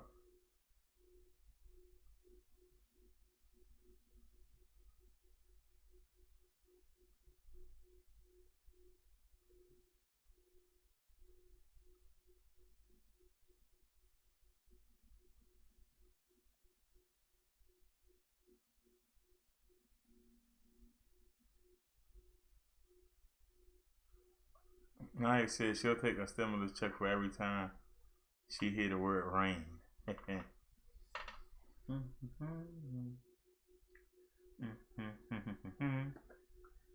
I love you, Jesus.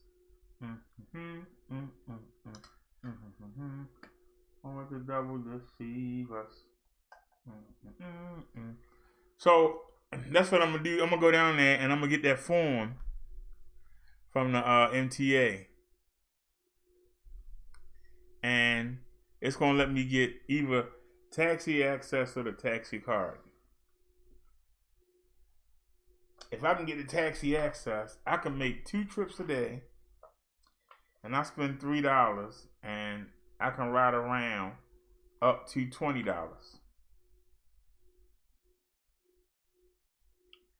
So what that means is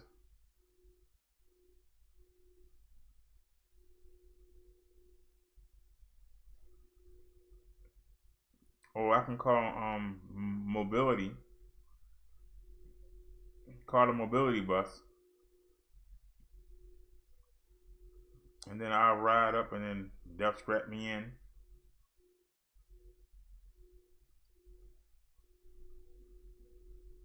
And I'll be able to ride where I want to go. Like say I want to go to the harbor, I could ride down there. We could ride around. And then I call them to go back. If I want to go to the mall, we can go to the mall. I can ride around. So instead of having to ride to these places, I'll be able to ride around. Be able to ride around the mall.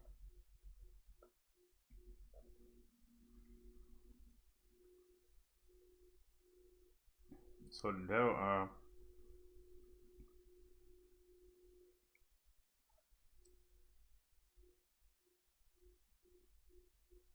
that definitely a change right there.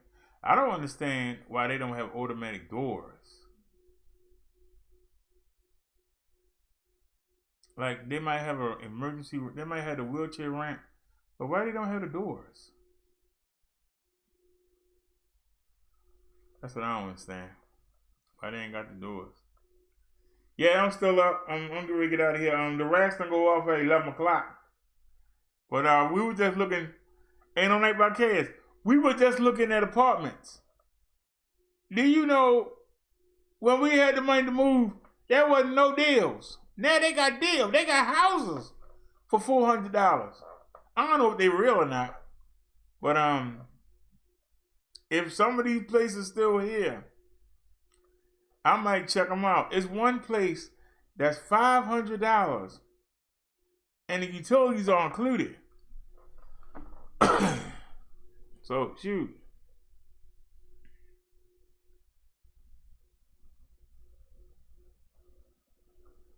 Wait a minute. I don't see it. Where'd it go? Did I put it here? Yeah.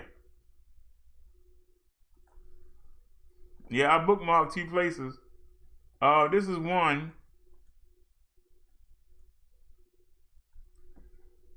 $500 a month. It includes power, water, gas, electric, cable, Wi-Fi, washer, dryer, sewer, and trash.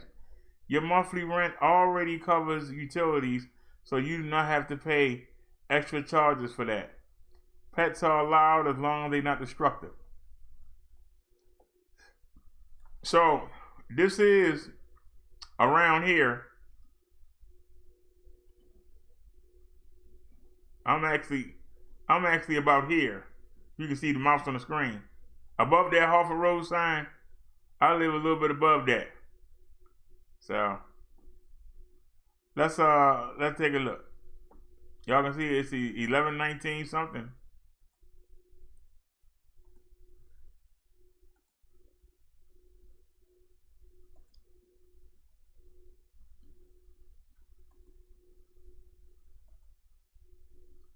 I don't know why they ain't fixed that blind.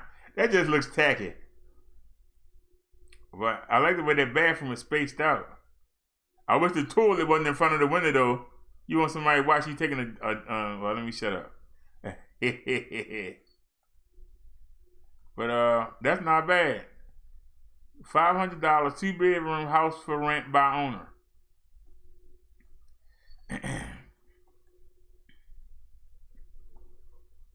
And it's also wheelchair accessible.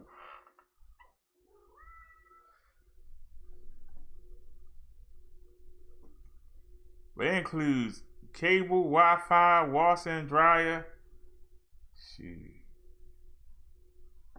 Can't beat that with a bat. And what's the other one? So we did the first one.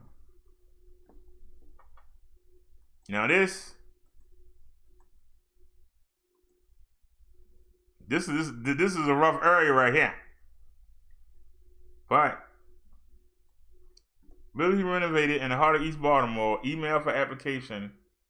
This 2-bedroom, 2-bathroom house with a finished basement is ready for you to make it your home. The open floor plan, beautiful kitchen with stainless appliances and granite counters, rear fence yard makes it a perfect spot for entertaining friends and family. Conveniently located near Patterson Park, John Hopkins, Eagle Park, the Horn Building, and all the great attractions East Baltimore has to offer.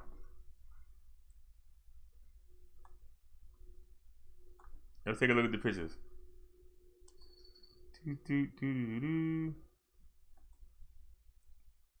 I love you, Jesus. That kitchen is beautiful. I don't care what nobody say. That kitchen is bad.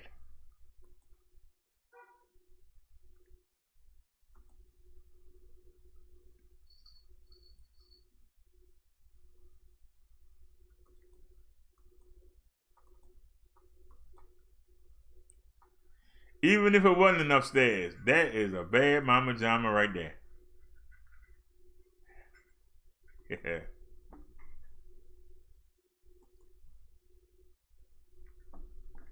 Even though I'm probably not in the back of my head every time I come out the house. Yeah, that's here. I can't believe they actually got places. When we had the money and we were looking around, you couldn't find nothing.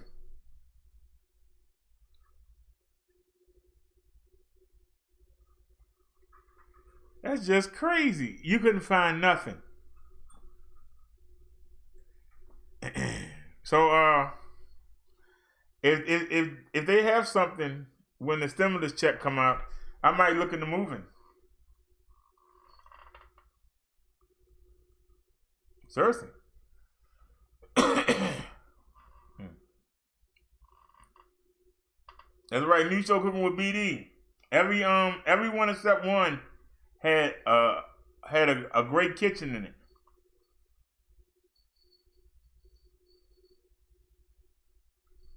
I can be live and be cooking. Bring the phone in the kitchen, or bring the 360-degree camera and be in there cooking and be holding the show. I'll be like what's her name? Black whoever, what was it? Black Queen. I'd be like Black Queen. Be in there frying up. Yeah, but the problem is,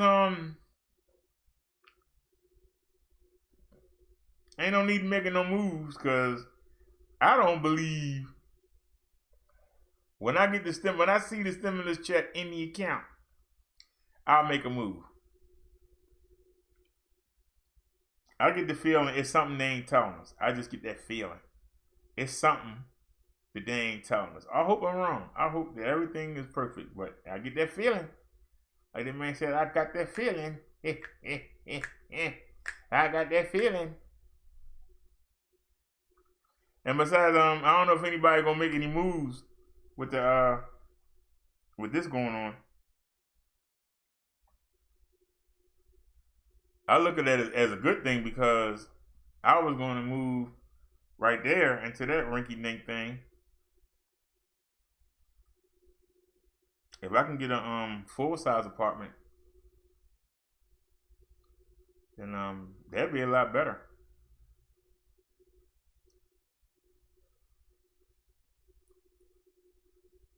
Yeah, that's it, because you don't know if it's legit. They could be trying to scam you. I ain't giving nobody no money until I got a lease and some keys. And I'm in the police.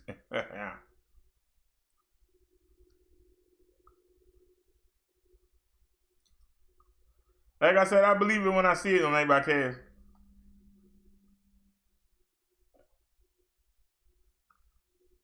That devil always got something up his sleeve. I ain't gonna underestimate him. Get my hopes up all high and then. But like I said, it would be nice. So if we do get it, then we'll make our moves. But I don't want to be disappointed and get y'all all excited, and then be like, you're not getting it, sir." And then it'd be like, one place, but that one apartment, like I said, that one house, it has the utilities included. Everything. Wi-Fi, water, gas and electric, heat, everything is included in the rent for just $500. Probably ain't the best neighborhood, but and wheelchair accessible. So that's what I say. But even if all these things vanish and I come and go look and nothing there, I still got right there. At least it'd be on the first floor. And when they deliver us our packages, I'll be able to look out the window and be able to say, "Hey boy, right here." And I'll be able to sit out front. Y'all see, I don't have a front. I have an alley. So at least I could sit out front and do the show in the summertime and in the spring and not be in the house all the time. You can sit outside and chat and stuff rather than, I could sit out front. And it's something to look at other than the daggone back of this house and the back of that house and the back of that house. There'll be stuff going by. I'm in a daggone alley. NNC says 2 drivers at my husband's company were positive and in the hospital. 1 died today, 54 years old. Oh, Lord. 54.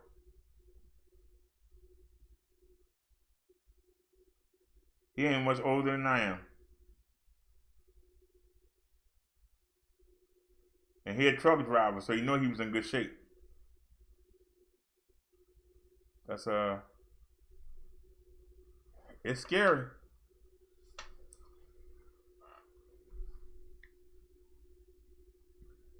What's the day? What's the day? The 7th? No, the 6th. We still got 3 days to go into the stipend. I was thinking about going up to the market, but I think I can hold out. I think I got enough food to hold out. I don't know.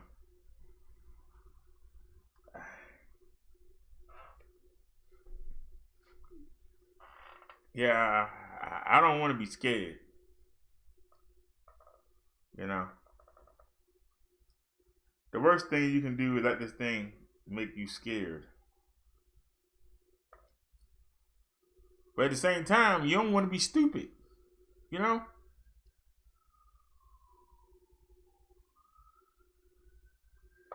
And to go out there and try something, you know, it'd be stupid.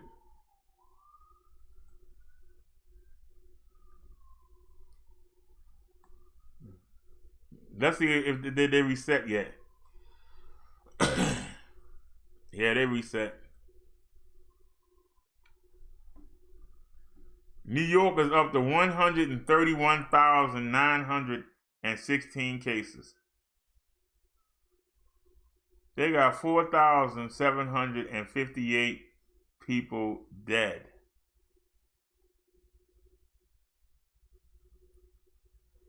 New Jersey got 41,090 cases. Now, this reset a couple hours ago. But California is 3 hours behind. The places that's behind us is going to have new cases. California got 16,342. 5 people have died. They got 323 new cases. 5 people have died. I think that's in the past 3 or 4 hours.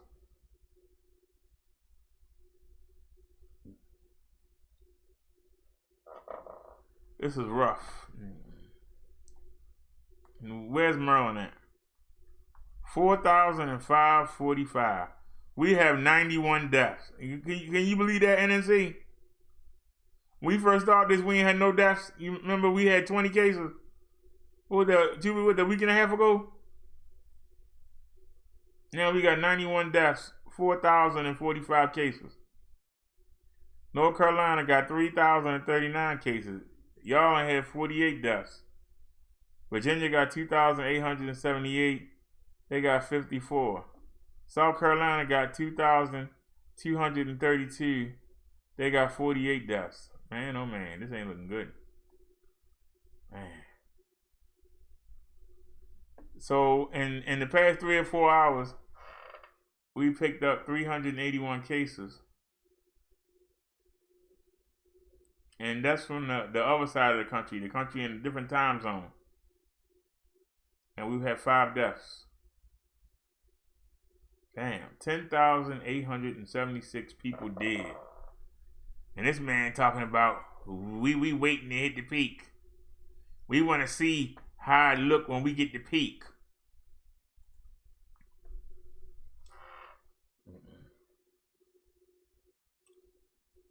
The health department said they're going to test us crazy. He said spreading like wildfire. Yeah, it is. You know, when we were looking at China and then Italy, you figured, you know, the government would say, let's go ahead and get this stimulus money out. Let everybody get what they need and get in the house. That's what you think.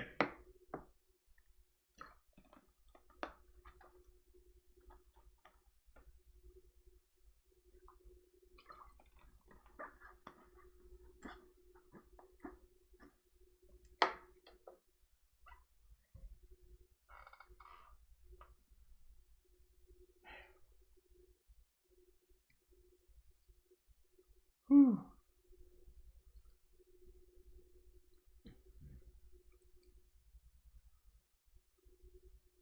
Says, how's the wrestling show going? Terrible. Matter of fact, I gotta watch the wrestling. Yeah, it just went off at 11. I gotta watch the wrestling. And then I gotta do another show. Do you know that I got off last night and I watched the wrestling? And then I did the show, and I made some animations. You know, I put the animations together, And I muted it so I could do the animations. Do you know? And I'm dead serious. Do you know?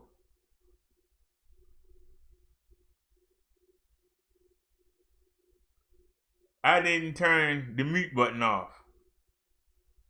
When you do the animations, I'm recording them. And so the same way I'm recording this show, it picks up volume. I didn't want to record the volume, so I did an hour and 30-something minutes for nothing. I got no volume. Whole show for nothing. So I had to delete the stream and then do the show again.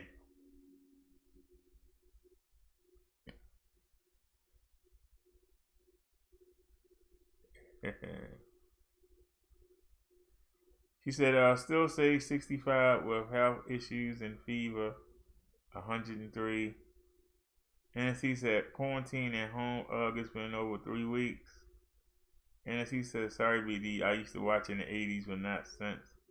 Naya says, frustrating. Did you unblock everyone on that channel? You know what? I didn't remember. Thanks for reminding me that. I didn't even think of that. Let me switch to the channel right now. I ain't even think about that. It shouldn't be nobody blocked on here. Because we didn't use it that much, but you never know. That's a good idea. Alright, so we're here now. Manage moderators. 3 people were blocked. Y'all know we ain't been on the channel in a long time because Cole on here blocked. Y'all know. We ain't been on here in a long time. We only had 3 people blocked. I only got 1, 2, 3, 4, 5, 6, 7, 8, and Nightbot. So it's only 8 moderators.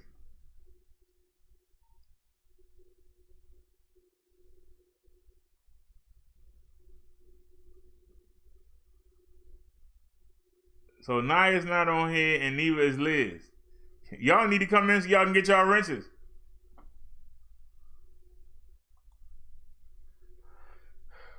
The driver not here neither.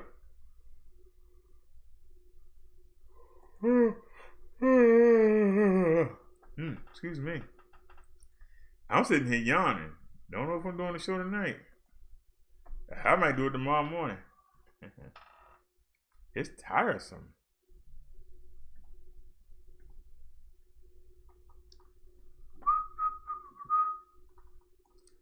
All right, I'm back. Naya said they should want the test results for everyone for statistical treatment. And she said, yes, Naya. They said if it does show positive, now they want to give us blood plasma since we survived. Yet we can see you can catch it again.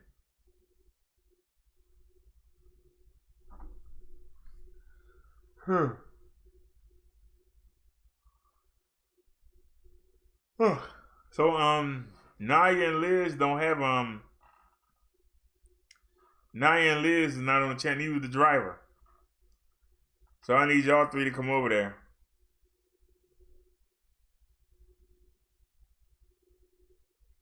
I told you that's an old channel.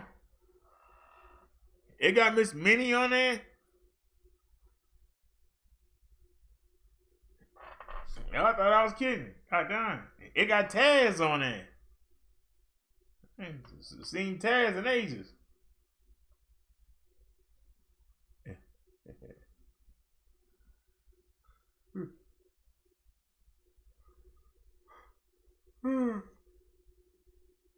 Oh. Yeah, that's crazy though.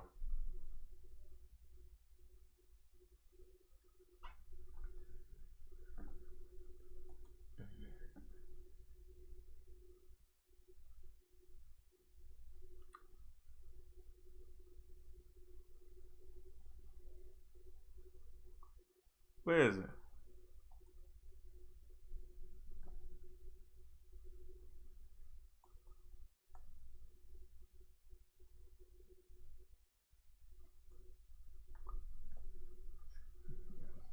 China picked up 32 cases in the past couple hours.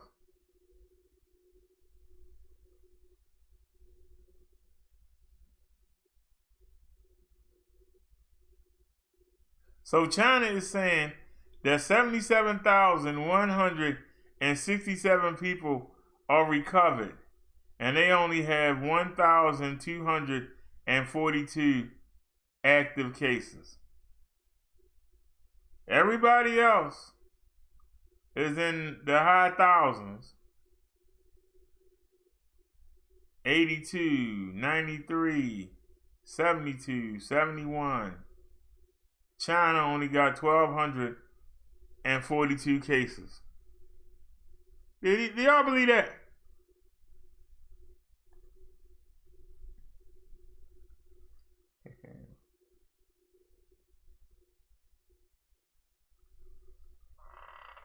You said it used to be BD Squad 49?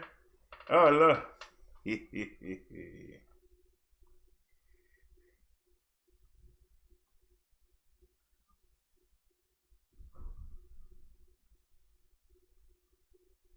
What you say if I start after the crack of dawn?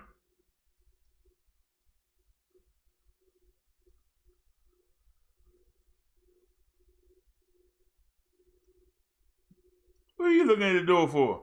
If somebody come through there, what are you gonna do, man? Somebody come through that door, what are you gonna do? You jump every time you hear a sound. What are you gonna do? Somebody come through the door. You the guard dog. You gonna go run under the bed like you did when the landlord came? Cat go run under the bed.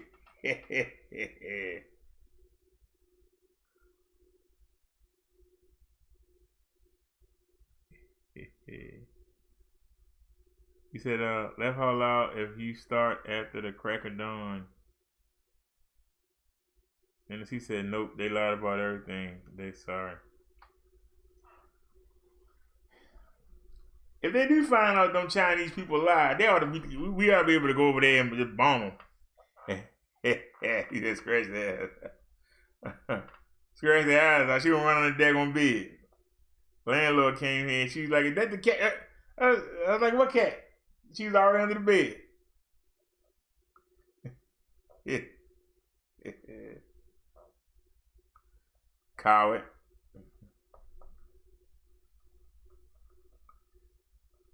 Ran up under the bed.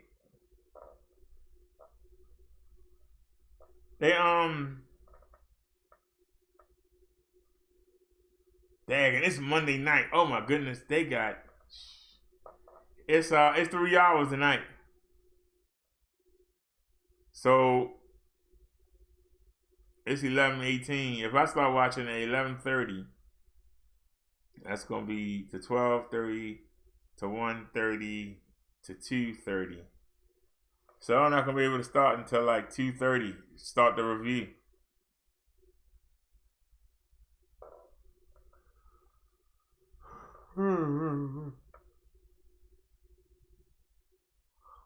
But what I did learn is that you say leave the baby alone. It was a noise made downstairs. She jumped up like she was gonna do something. I was like, what are you sitting there jumping up for? Watching the door like, come on through here, I dare you.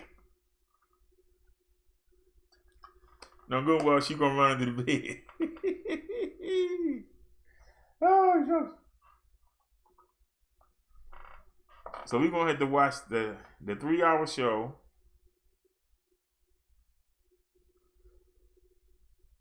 And then do an hour review. Now, we're going to be using the program, the notes, speech notes.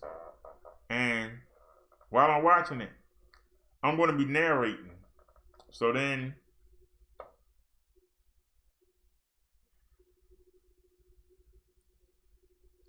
so don't forget the harness, leash, and carrier so she can ride.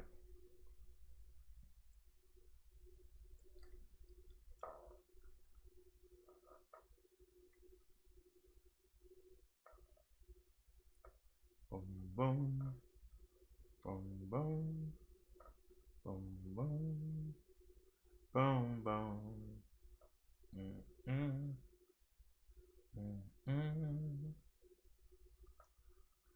I don't know.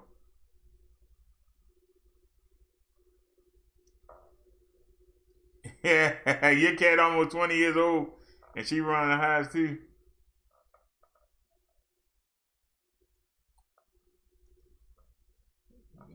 What are you going? What are you, about 3 years?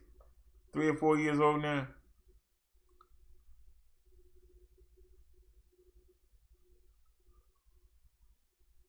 I got you in November 17. And you was 11 months.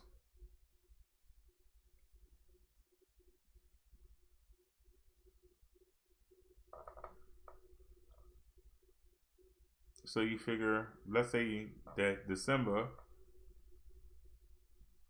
So December made 2 years, and then December again, 3 years, and then December again. So what? You going on 4? You getting old, girl. Oh, shucks.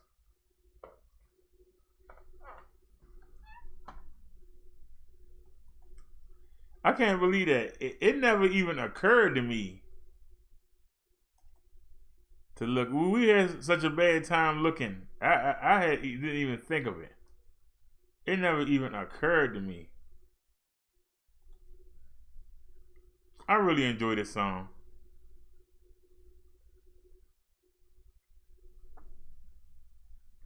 Oh, Lord. I use the Windows Media. Let me turn the volume down. We got neighbors.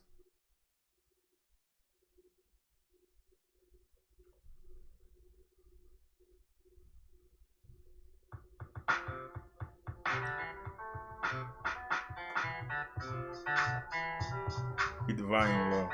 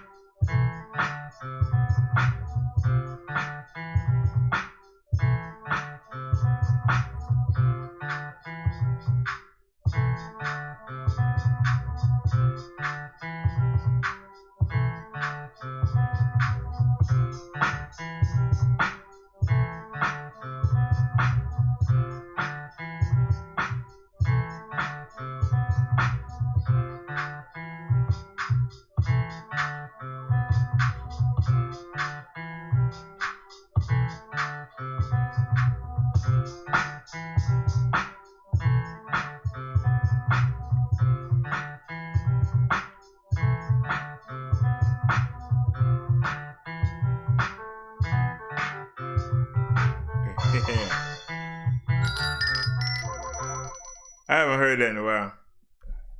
I really enjoy.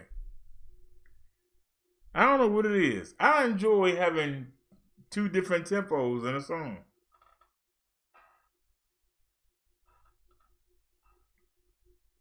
I don't know why. I just enjoy having 2 different tempos. Y'all notice a lot of my songs, there'll be 2 different tempos to the beat. If I'm really feeling creative, there'll be different bass line, different melodies, different everything.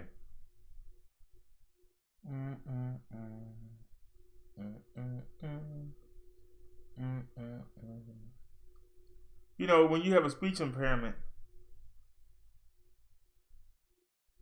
you actually if you use 2 different beats, you can actually stay on the tempo of that first beat while you're reciting. And when the other beat comes in, you don't have to speed up with it. That's why I like it. You don't have to speed up with it. You can keep the same tempo that you're speaking.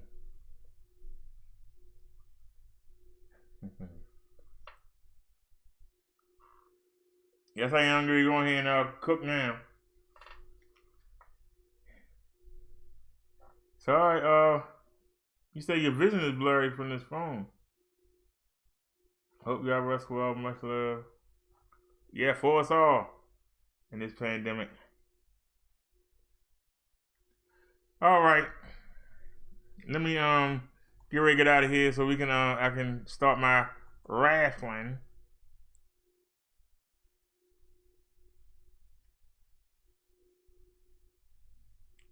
But since I came on late, I figured I'd stay late.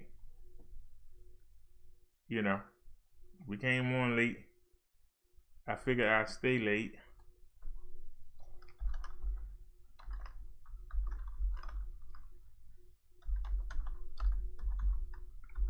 Oops.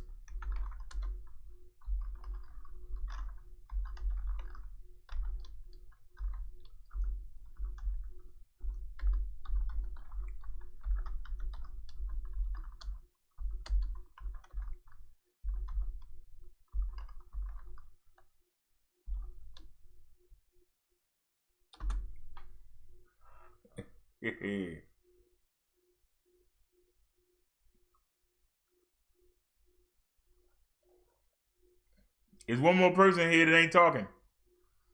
Well, I assume the driver's still here. Still got one person not accounted for. So, have a good night, John boy.